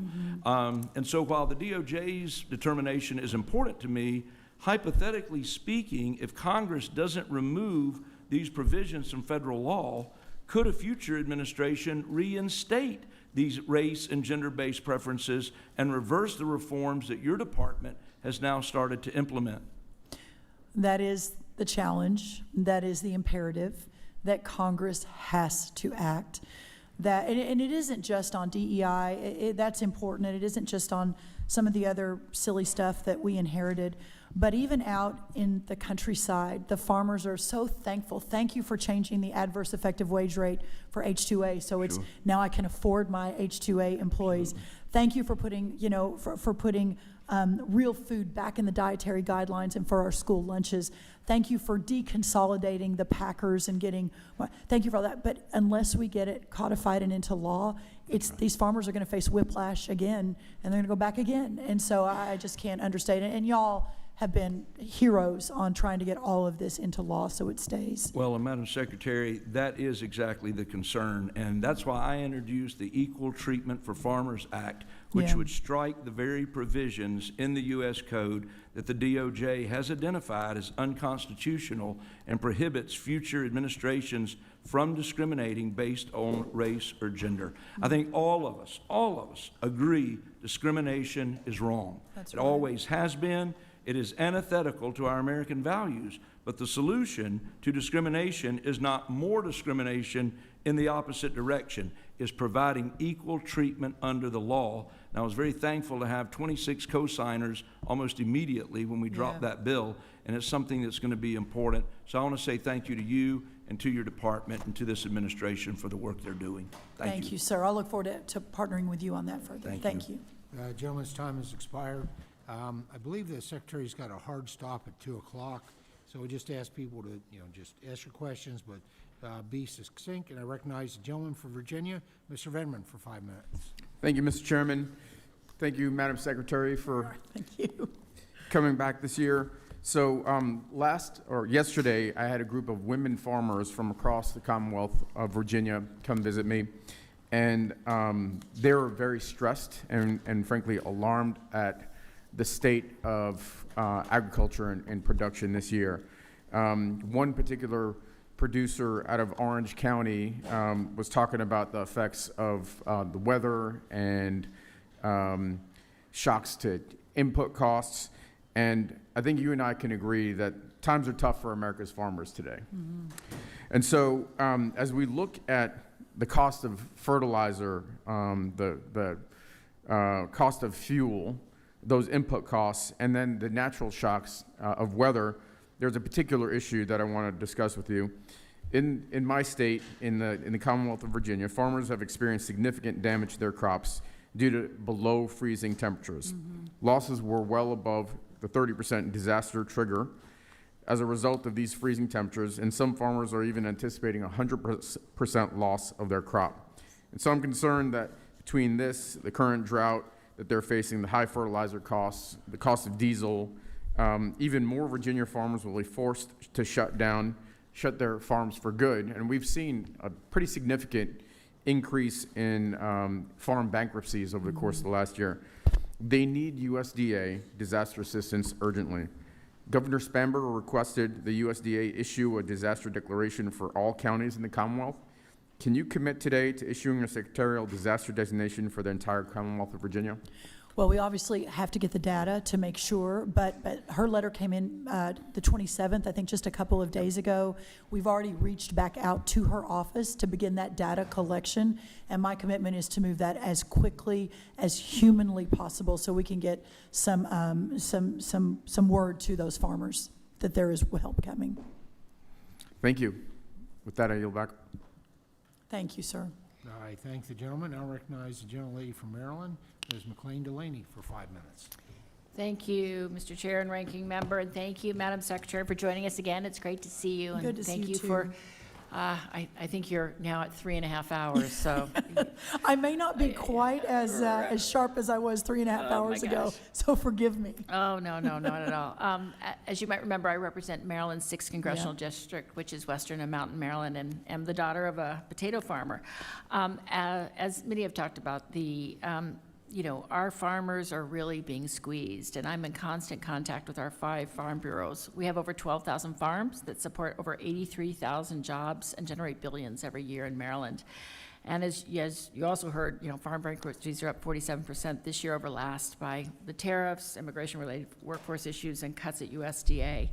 And I won't go into it because I can hear from many of my colleagues, including my colleagues from Alabama and other places, these tariffs and farm inputs have been really hard and destabilized markets. And I take note that you are trying to help with those 19 different trade agreements across the world, and that we do have to take back and a lot of those farm inputs from fertilizer and other places back into our country.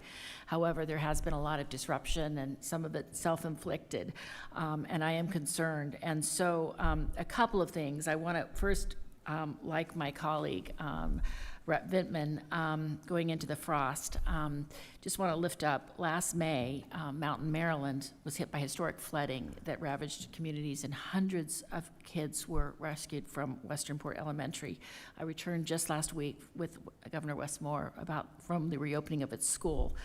And even though Western Maryland did meet the thresholds for FEMA aid, and the Western Port fire truck crossed 3 miles over into West Virginia to put out fires, same community and same storm, the president and this administration did deny FEMA aid for Maryland, but granted it 3 miles away for West Virginia. And I firmly believe in the public interest, and that our government resources like FEMA, emergency funds, infrastructure, or broadband, or healthcare dollars, water resources, and USDA resources like grants and infrastructure should be given irrespective of party, zip code, or circumstance. And I show up with my big mama bear arms for every single constituent and fight like hell for them, including for my farmers. And I mentioned this, Maryland recently also did request a secretarial disaster designation for our farmers. We lost 99% of our peach crop, 98% of our barley crop, and 36% of our grape loss. And so, considering Maryland has met the thresholds and you just granted Pennsylvania a disaster declaration, like my colleagues, I just commit to offering the same relief for Maryland's farmers, irrespective of zip code or Yes. party or circumstance, and elaborate that we can, ensure that politics do not impact the economic viability or safety and health and well-being of our farmers or of all of our Americans. Of course, 100%. And I'll follow up with you on That something would you be mentioned. excellent. Yeah. They are really suffering and really need it. I also do want to recognize some staff from BARC and AFGE who are here today. BARC stands for the Beltsville Agricultural Research Center in Maryland, and I do serve, my other committee is SST, Science, Space, and Technology. I'm a big believer in science and what it does for our U.S. competitiveness, our national security, and our health and well-being, and I think BARC helps with all of those. And for nearly 100 years, it has helped farmers fight pests and disease, and like the screwworm, I even have this ugly picture somewhere. Yes, there it is. He's Yuck, looking at yuck. me, yes, yes. And they help improve nutrition and host our bee lab. But many of us believe that, moving facilities and this relocation closer to the farmers, I understand why you might think it has to be done thoughtfully in a way which does not include losing decades of research and institutional knowledge and the experienced staff. Mm-hmm. And, when USDA relocated ERS in 2019, nearly 85% of those staffers quit or retired, and we're hearing up to 75% might do so here in Maryland. And I know that you did open up this new livestock insects research lab in Texas, and it's exciting, but it takes a while to set up research. And particularly with our bee lab and others, the research constant is important. I'm just asking, is there a way to keep current facilities here with experienced staff, but yet still experiment, no pun intended, with setting up other labs across the country? Because in the end, it's about, keeping our research and results and impact for our farmers, and also protecting those who have given decades to USDA. Obviously, this is a much longer conversation, and we have been analyzing it from every angle, but and I hope you know I'm sincere, I would welcome the opportunity to sit down and meet some of those men and women, and I have been completely, I know GT's going to yell at me because I'm 10 seconds over, but I have been so inspired by the USDA career team, those who have given decades, from Annette, who runs the print shop, to the researchers. They are so inspiring, their public service. So I would again, yes, I would welcome the opportunity to sit I down. would only say Teddy, who's here from USDA, said decision makers sometimes don't understand the research that's being impacted, and I know Yes. some of them are here. Yes. God bless you, thank you, and I yield back. Generally's time God has bless you too, expired. thank you. Now I recognize the gentleman from Ohio, Mr. Taylor, for 5 minutes. Thank you, Chairman, and thank you very much, Secretary Rollins, for being here. Very patient. You're Thanks on the for- front row. They put the really important people down here. Yeah, exactly. What also comes with this seat is everybody's asked every question that you could have Yeah, possibly thought of. exactly. At least I can see you. This is actually a benefit, yes. That may not be a good thing. Again, thank you so much for your incredible hard work and your service to this point. It's been very impressive and appreciated. I do get some questions in my district occasionally about staffing at USDA offices. Are there steps being taken as the USDA, at the USDA to make sure that as we rightly pursue efficiency, that the safety of our food supply and its pace to market is protected by providing sufficient inspectors and other needed staff? Yes, we obviously the reduction in force that was voluntary through the DRPs last year, the idea we needed to right size across the federal government. The president had been talking about that for some time. It is not an imperfect process, and so what we've been doing the last year is figuring out what that right balance is, and at the very top of my list obviously is research, which is very important, but also the FSA offices and where we provide the frontline services for our farmers. And so we've been in touch. I've been visiting FSA offices. I've had some of our best practices in my office here in Washington. How do we support those farmers? I know we're moving to one farmer, one file, moving to more technology, but those offices will never close. That's congressional statute. And so ensuring that we've got the resources on the ground continues, and we're shifting around and rehiring, et cetera, and understand the challenges. Great, thank you for that. Also, we talked a little bit about the situation now with Iran driving the high prices, and not just on fuel, but on fertilizer and other things.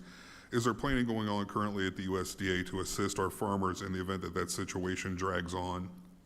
That is an ongoing conversation, honestly, even before the situation in Iran. How and what more do we need to do? This is listen, the farmers are the heartbeat of our country. Everyone is on this committee because they love the farmers, the agriculture, rural America. We're fighting for them, but it's so much bigger than that. It's a national security issue, and the more we lose our farms, whether it's to development, data centers, et cetera, understanding, progress, quote, is important, but we've got to be able to preserve these farms, and the trajectory has been the other direction for a really long time, but the opportunity to reverse back now, I think, is where we are in our country's history. I think the Making America Healthy Again movement, sourcing more locally grown foods, processing them locally.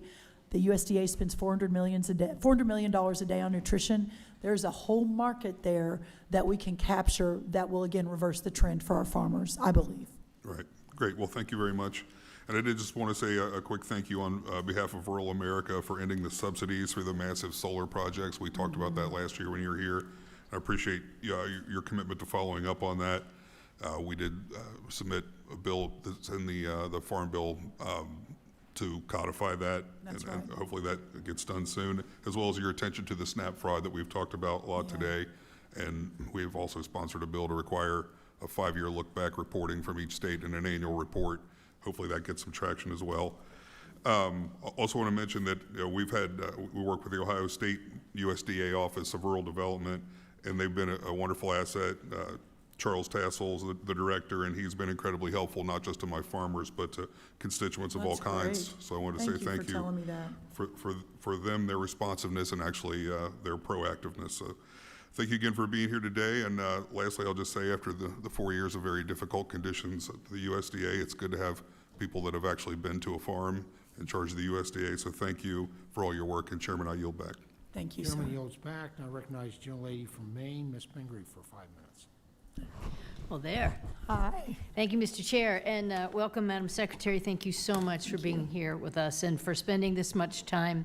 I could have used up the entire time just to give you my list of things, and I share so much of the concerns that other people have said about the reorganization and the downsizing, the lack of staffing in our county offices, the impact of tariffs on our blueberry growers, potato growers, lumber, lobster, now that you got fish in your domain. Yeah. There are just so many issues that I'd like to talk to you about, but I'm going to try to focus on a few things. Okay. And I'm going to just beg you to be willing to follow up with me on a couple of things. So I don't expect you to 100%. answer everything now. I'm not giving you a lot of yes or no quick questions.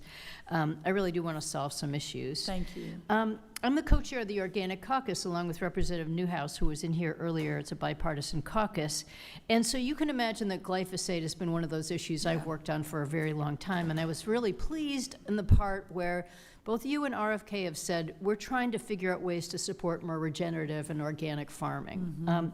But my concern is that's not always coming through. I just recently heard that we're so far behind in the organic cost share program that right now, 6 months into 2026, there's no indication when the 2025 application or payment process will take place. So I want to follow up with you on that. I'll run that money down was in the today. reconciliation bill, and other reconciliation bill money has been spent.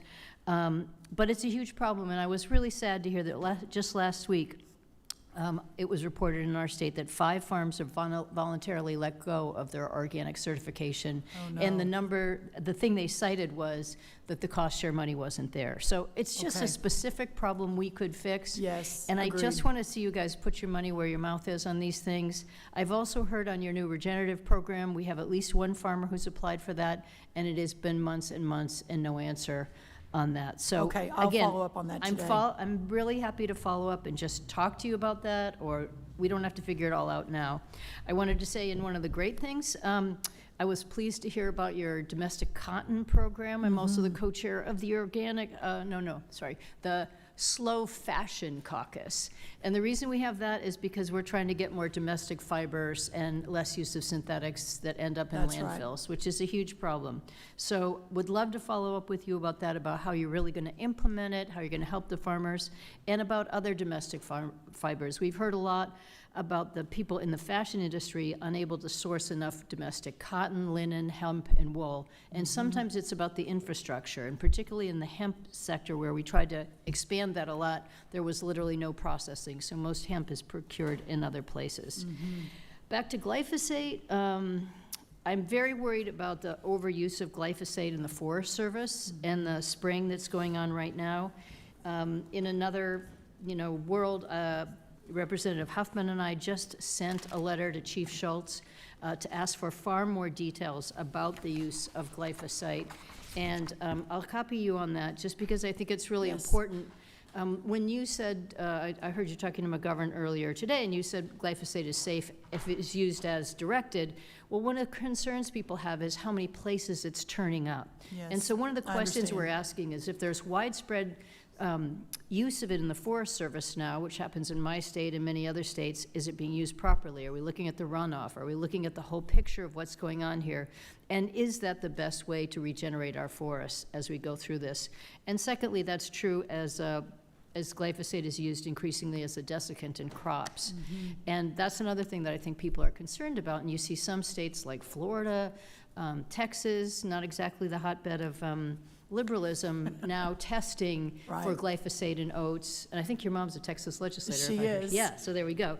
She's very concerned about this as well. Exactly. So So I yes. hope your mom is calling you up as much as I she call is. and nag She my daughter. is. And that leads me to one last thing that I'd like to talk to you about, and that's PFAS. That's been an area where we've done a lot of work in my home state.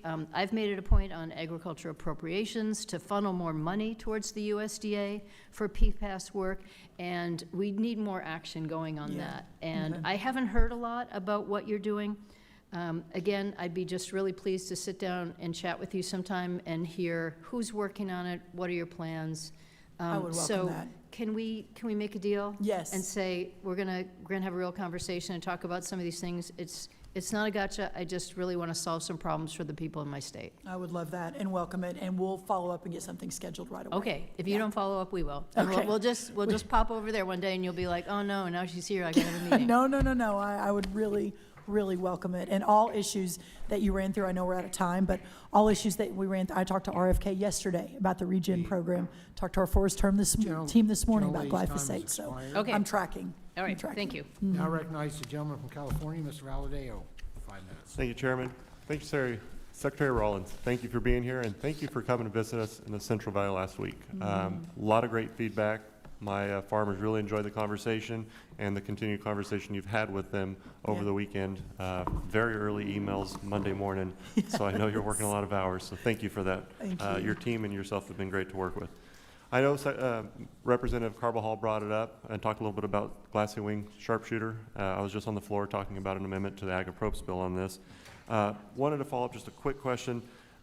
Given the outbreak is linked to a nursery stock, what further steps can APHIS take to help prevent future pest introductions through domestic nurseries? Have you looked into any of this, or? Oh, yes, we've been tracking it. I mentioned we've been very caught up with screwworm and HPAI the last year. That's taken a lot of our attention, but no, we've got entire teams who are looking at all of these pests that are potentially, and we've talked a lot today, not in this pest world, but we have talked a lot today about agriculture, farm security as national security. There is also a real threat in compromising our food supply chain with pests that are brought in with that purpose in mind. So it just tells you, I think, what a priority this has to be. All right. Switching up a little bit, flavored milk in schools. USDA currently enforces that flavored milk in schools must contain no more than 10 grams of added sugar per 8-ounce serving. This is a workable guideline that encourages milk consumption in kids and adds a healthy supplement to their diet.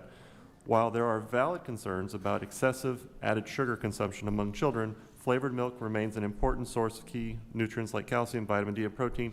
Many dairy producers appreciate USDA's decision to continue allowing flavored milk in school milk programs, but are you able to provide some assurance that under your leadership that USDA will continue to maintain a workable standard to encourage the consumption of milk in schools? Yes. Easy yes or no answer. That's great. Yes. Thanks. Specialty crops continue to report that labor challenges are outpacing the development of mechanization alternatives. These emerging technologies help producers lower input costs and maximize profits. What is the USDA doing to accelerate the development and adoption of automation technologies for specialty crops? And you could provide an update on how your efforts have been implemented in the field so far. Yeah, we've invested tens of millions of dollars, just USDA. I know there's a whole private sector, Silicon Valley, out in your part of the country, a lot of those sort of geniuses have actually pivoted to agriculture. And so to see what they are building and creating with AI, et cetera, the drones that can fly over a crop, a field of corn and tell you exactly where a pest is, potential pickers, et cetera, ear tags on the cattle that can tell you, how your dairy cattle, how she's feeling that day, what she's eaten, whether she's a little bit sick. This is the future. And as you refer to labor, there's obviously a lot of challenges. A lot of your farmers talked to me about that when I was in your district last week. We're working on that, obviously, for the now, but we also have to look for the future, and we're making a lot of progress there. Appreciate that. Now on research. One of the most important ways USDA supports specialty crop producers is through agriculture research. The work conducted by ARS has been critical to the success and competitiveness of our domestic specialty crop industry. I have concerns about the department's proposed reorganization and potential disruption to research programs and facilities. While I support efforts to improve efficiency, agriculture research depends on specialized facilities and experienced personnel. Throughout this process, how is USDA maintaining critical research capacity and avoiding disruptions on ongoing research? We obviously are closing no research down. We are relocating to parts of the country that are aligned with a university like a Purdue, for example, in Indiana, or any of our amazing land grants. You've got some incredible ones in California and out west. Really, they're also incredible. So that research can begin to build upon itself. The challenge is when you have decades of Washington, D.C. located research, they're doing extraordinary work, but you begin to lose out on the opportunity to have some of the brightest minds who may not want to leave a Purdue or a Texas A&M or an Oklahoma State and move to Washington, where it's much more expensive to live and to do that research. That what the feedback we've gotten, and I realize, listen, I'm not here to say it's been perfect. Everyone is so excited to move to Indianapolis or Colorado Springs or Salt Lake City or Raleigh, North Carolina, but at the end of the day, the opportunity to move those core functions out into America and the research part aligned with real research universities where we're spending billions of dollars, I think that's going to be a much better use of our taxpayer dollars. And I also think it's going to serve as a recruitment tool to get even more researchers interested in the USDA research. I appreciate it. With 7 seconds left, thank you for your time, and I appreciate everyone bringing up screwworm. It's a huge concern for us in the dairy industry as well. Yes. I appreciate your efforts on that, and Chairman, I yield back. Thank you. Great to see you. Gentleman yields back. The Secretary's been very generous with her time. She's going to extend another 10 minutes, and we have 3 members left. So just encourage everybody to be succinct. And I recognize Mr. Gray from California. Thank you, Mr. Chairman. Good afternoon, Madam Secretary. Good afternoon. Nice to see you again, and thank you too. for being here with us today. I'd like to begin with a little thought experiment. Let's imagine that you became President of the United States, and California wasn't exactly in your corner during the election. You sit down with your closest advisors, and you say, I'd like to come up with a plan to make life as difficult as possible for California farmers. What would that plan look like? What would we do? Well, first, we might disrupt the labor market. California grows many of the fruits, vegetables, and specialty crops that are among the most labor-intensive in the world. If you wanted to create problems, that'd certainly be a great place to start. Then we'd announce tariffs, and then change them. Then maybe announce new ones, and then change them again. California is the nation's largest agricultural export state. Our wineries depend on customers in places like Canada. Our almond growers depend on export markets around the world. If nobody knows what the rules are from one week to the next, that's a pretty effective way to create uncertainty. While we're at it, let's pick some trade fights with some of our biggest customers. If foreign consumers stop buying American products and retailers start replacing California wine, almonds, pistachios, walnuts, and other products with something else, all the better. Next, let's cut staffing levels at USDA offices and local service centers, especially the offices farmers rely on to access conservation programs, disaster assistance, and economic relief. If we're going to promise help, we should probably make it harder to access it at the same time. Then, let's increase input costs, fuel, fertilizer, energy, equipment. And maybe we could even add a little uncertainty around water policy too. California farmers love making long-term planning decisions when they don't know what their water supply will look like 6 months from now. Then let's freeze funding for pest detection and inspection programs, cut surveillance efforts, reduce research into drought, wildfire resilience, invasive species, maybe crop productivity. And if we're really committed to the plan, let's make some of those research cuts large enough that farmers are still feeling them 10 years from now. And after all of that, let's announce a massive economic relief package for American agriculture and then distribute it in a way that leaves California farmers with little to show for it. Because, yeah, after all, if you're trying to punish California agriculture, it would be a shame to let the relief program get in the way. So, Madam Secretary, I'm obviously being a little sarcastic. But the reason the joke works is because every one of these things is a real concern being raised by farmers in my district in California today. California farmers certainly don't expect special treatment. They don't expect every policy decision to benefit them. They just want a fair shot to compete.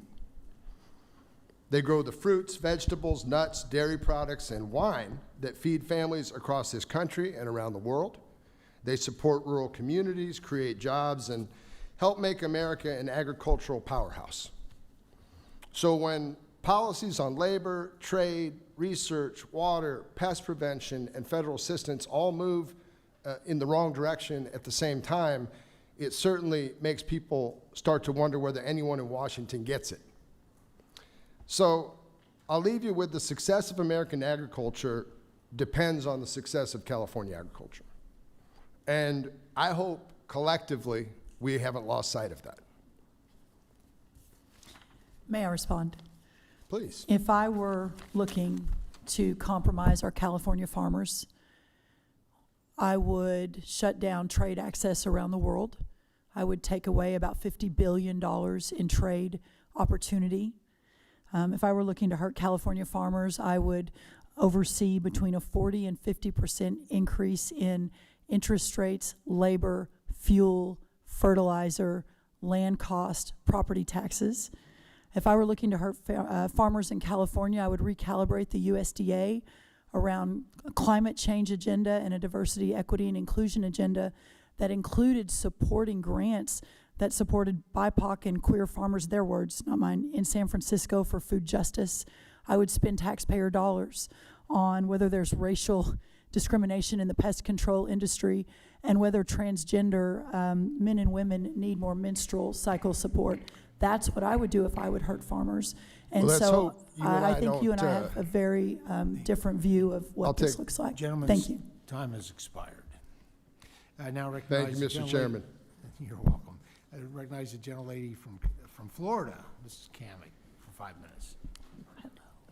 Thank you, Mr. Chairman, and thank you, Madam Secretary, for being here and your patience and your tenacious attitude. I love it. I know I've that been you're- here a really long time. You've been here a really long time. Yes. I just want to say I am so very grateful, as are the 44,000 producers that call the Sunshine State their home. We are so grateful for your leadership at USDA. We have seen under your tenure USDA come through in so many different ways. Just most recently, the $1.6 billion for specialty crop producers that opened up a little over a month ago. The cutting-edge citrus rootstock technology was approved that would not have been possible without the cooperation and data from USDA. And as co-chair of the Aquaculture Caucus, I was happy as a clam when the Office of Seafood was opened. And I was so grateful to be a part of that announcement. So it has been an incredible 500 days, as you pointed out, for the USDA as well as the administration. But as you know also well, we have so many challenges. And so I'm just going to jump right into the disaster assistance. We've spoken about this. You have been incredibly forthcoming and had an open door policy working with our producers who have faced disasters. And just this week, Congressman Franklin and I, we introduced a bill that would provide $3.5 billion in disaster assistance, with the majority of our delegation as co-sponsors. When Congress approves that funding, how fast can you get that money out the door? We'll move at warp speed. Trump speed is what we call it at USDA, but we will move as quickly as humanly possible. This team is working 7 days a week, and I'm so proud of them. So absolutely, yes. And in that same vein, what have you seen that you are working to streamline and change within the agency when it comes to disasters? I have a long history of dealing with hurricanes and freezes, and we've seen a lot of broken systems. What specifically are you working on that has helped streamline assistance when disaster strikes? I think what I have learned, first of all, we have an extraordinary team. Our undersecretary has been at this a long time, the entire team. But when you're working with 50 different states, with 50 different agricultural industries and needs, the back and forth sometimes takes a little too long. And I've asked the team to really come back to us for the next round to figure out how to cut out. You know, I think I was going back and forth with one of the congresswomen from the Northeast, and it got a little loud. But at the end of it, there were 27 meetings between the state and our team to get to a yes. That's not fair to our farmers. I think we have to be fair to the taxpayers, make sure the dollars are being spent wisely. So there has to be some real intention in it. But we've just got to be more efficient on both sides, both the states and the USDA team that works this through. Absolutely. Well, and staying in the Florida vein here, obviously we've talked about Florida's citrus industry and the decline that we've seen over the last several decades due to citrus greening, hurricanes, rising production costs, inputs are through the roof. We are grateful for your support as we move forward on that, and that brings me to USMCA and the need for a seasonal and perishable provision to be included in the newest version of this agreement. I know that USTR is leading on this, but would USDA support a seasonal and perishable provision? Well, I think USDA will support anything that helps our farmers and ranchers, and I'm in constant contact with Ambassador Greer. He's got an incredibly complex and nuanced job, but he does it as well as I think anyone we've ever seen. So yes, those conversations will continue, and I will continue to be the advocate that is necessary for all of our producers in that next round of decisions and negotiating. And that means the world to Florida, because both through NAFTA and USMCA, there's been a real imbalance and struggle that our producers have seen. I want to give you my last 34 seconds to address any accusations or comments that have been levied your way. So by all means, take the last 30 seconds to respond to any accusations you would like to address today. Well, I appreciate that. I think that we have had a really good, productive conversation for the most part.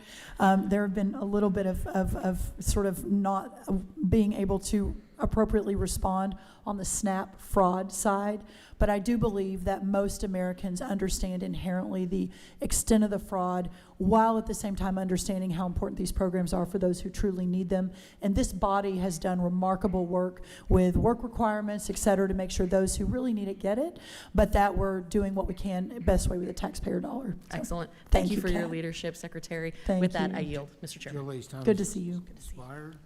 And the final word goes to Mr. Nunn from Iowa. Last but never least, Zach Nunn.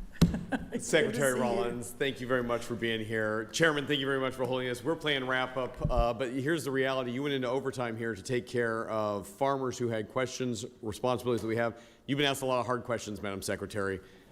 I don't think you've been asked the really hard requirements that are needed by this committee. And so I'm going to ask it. Look, the reality is right now, Texas, Iowa, who has the better state fair?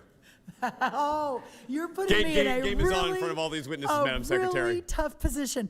What I will say is that Iowa State Fair and showing the steer and being part of that whole effort was really incredible. So I think I'm coming back. Yes, and ma'am. am very proud. But as the former Texas State Fair FFA'er and Cotton Bowl queen, all the things I was able to do, my heart is in Texas. That's so, yes. absolutely fair. Well, It's a luckily great this year's question. the 250th birthday of America, and we're going to have the State Fair right here on the mall. You'll get to see them all. And The thank you Great very much for what you're American doing. State Fair at the National Mall is going to be great. We've got a rodeo coming.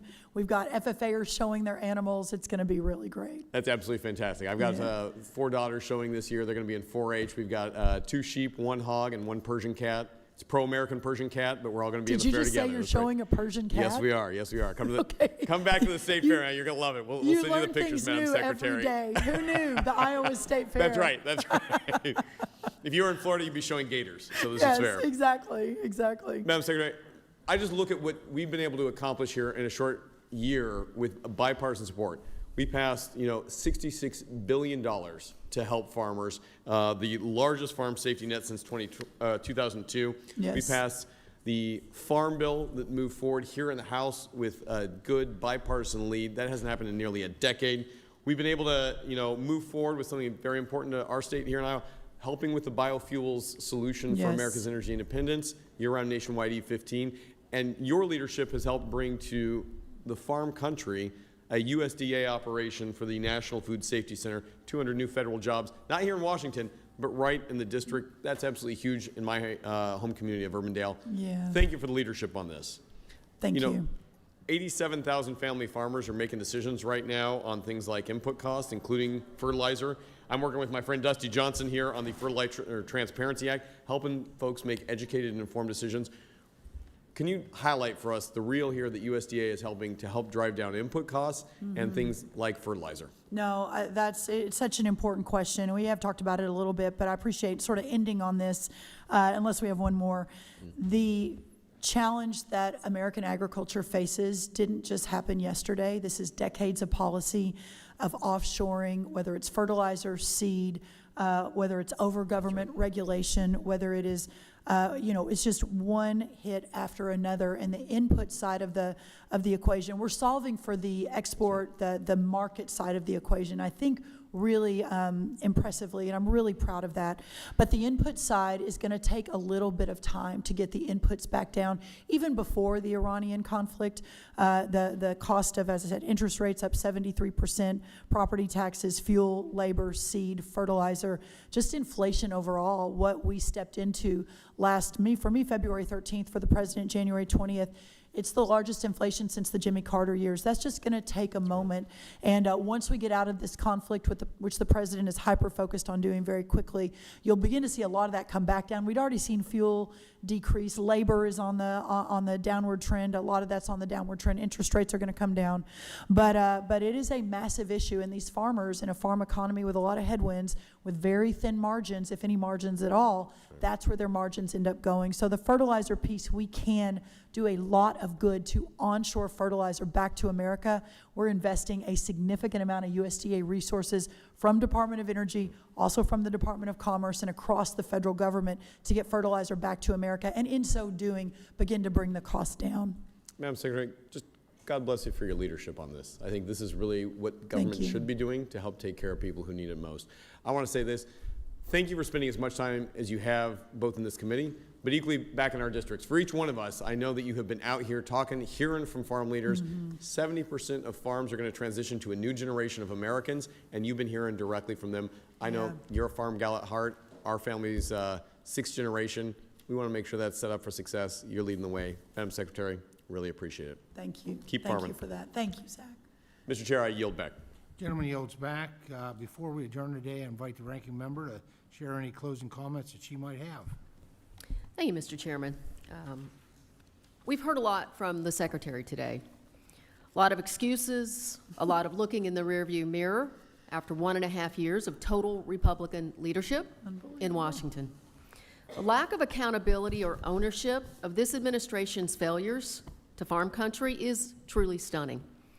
And worse, we're going to be right back where we are today in a year if the administration continues down the same policy paths.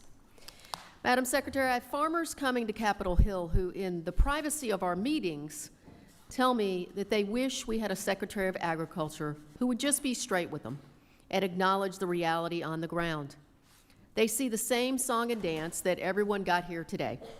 But unlike most people in the room, they have to turn to their ledgers, see their disappearing margins and their increasing debts, and the picture they see does not match the rosy picture painted by the Secretary.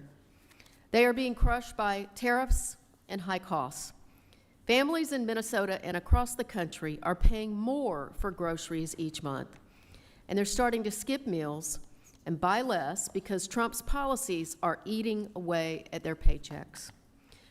We have before us an agriculture secretary who is giving a wonderful performance for a reality TV president, a performance that is scripted, rehearsed, and frankly disingenuous.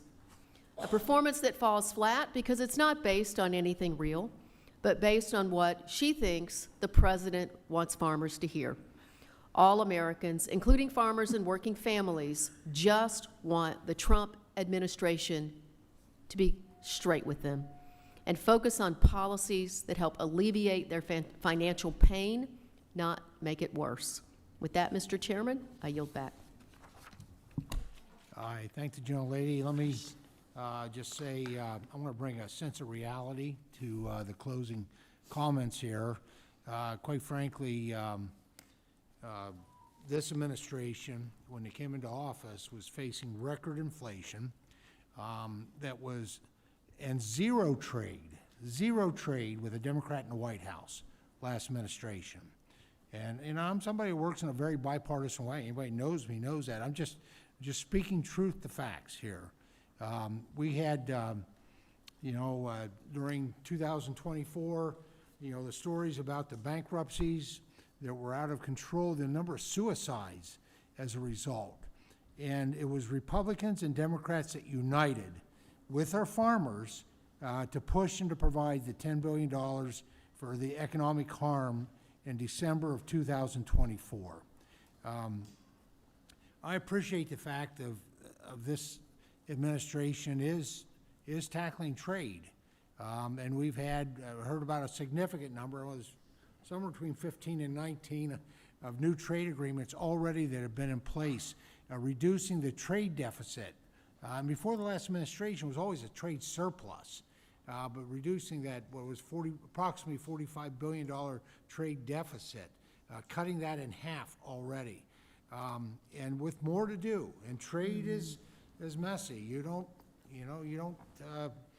achieve trade based on good luck or good looks. You've got to really come to the table and to stand strong for the American farmer.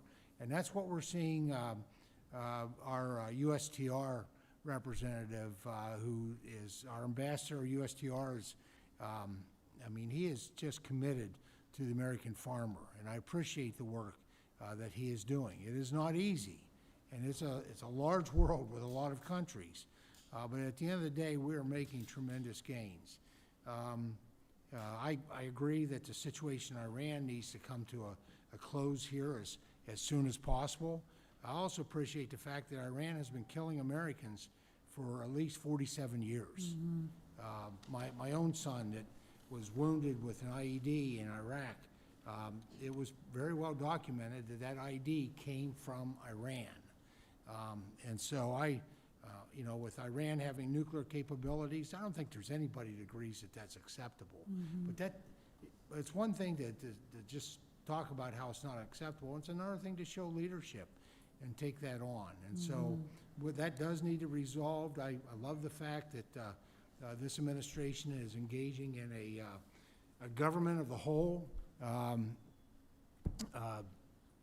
effort when looking at domestic, not just domestic fertilizer production, but also, easing up with some counter duties, to be able to get, more of those important inputs into the United States, to bring those costs down. And so, Madam Secretary, I appreciate your vision. I appreciate your leadership. And I think I also appreciate, my colleagues who have supported Farm Bill 1.0 that you're now currently implementing all the provisions within that second title, the agriculture title, which I wish we'd have called it the Farm Bill title of the One Big Beautiful Bill. And I appreciate all of my colleagues that, supported the Farm Food and National Security Act. All the Republicans here, I really appreciate Mr. Costa, Congresswoman Davids, Congressman Davis, Congressman Vasquez, Congressman Gray, Congresswoman McDonald-Rivet, and Congressman Riley, who joined together to do the work that our farmers, not only that they need, but that they deserve. And I wish, and I'm really pleased that's in the hands of Senator John Bozeman now and his team, that we can get that enacted and into law. And so with that, we've had great participation today on both sides of the aisle, and that always thrills me when we have a robust discussion. So thank you, Madam Secretary. I know we kept you longer than what you'd hoped for.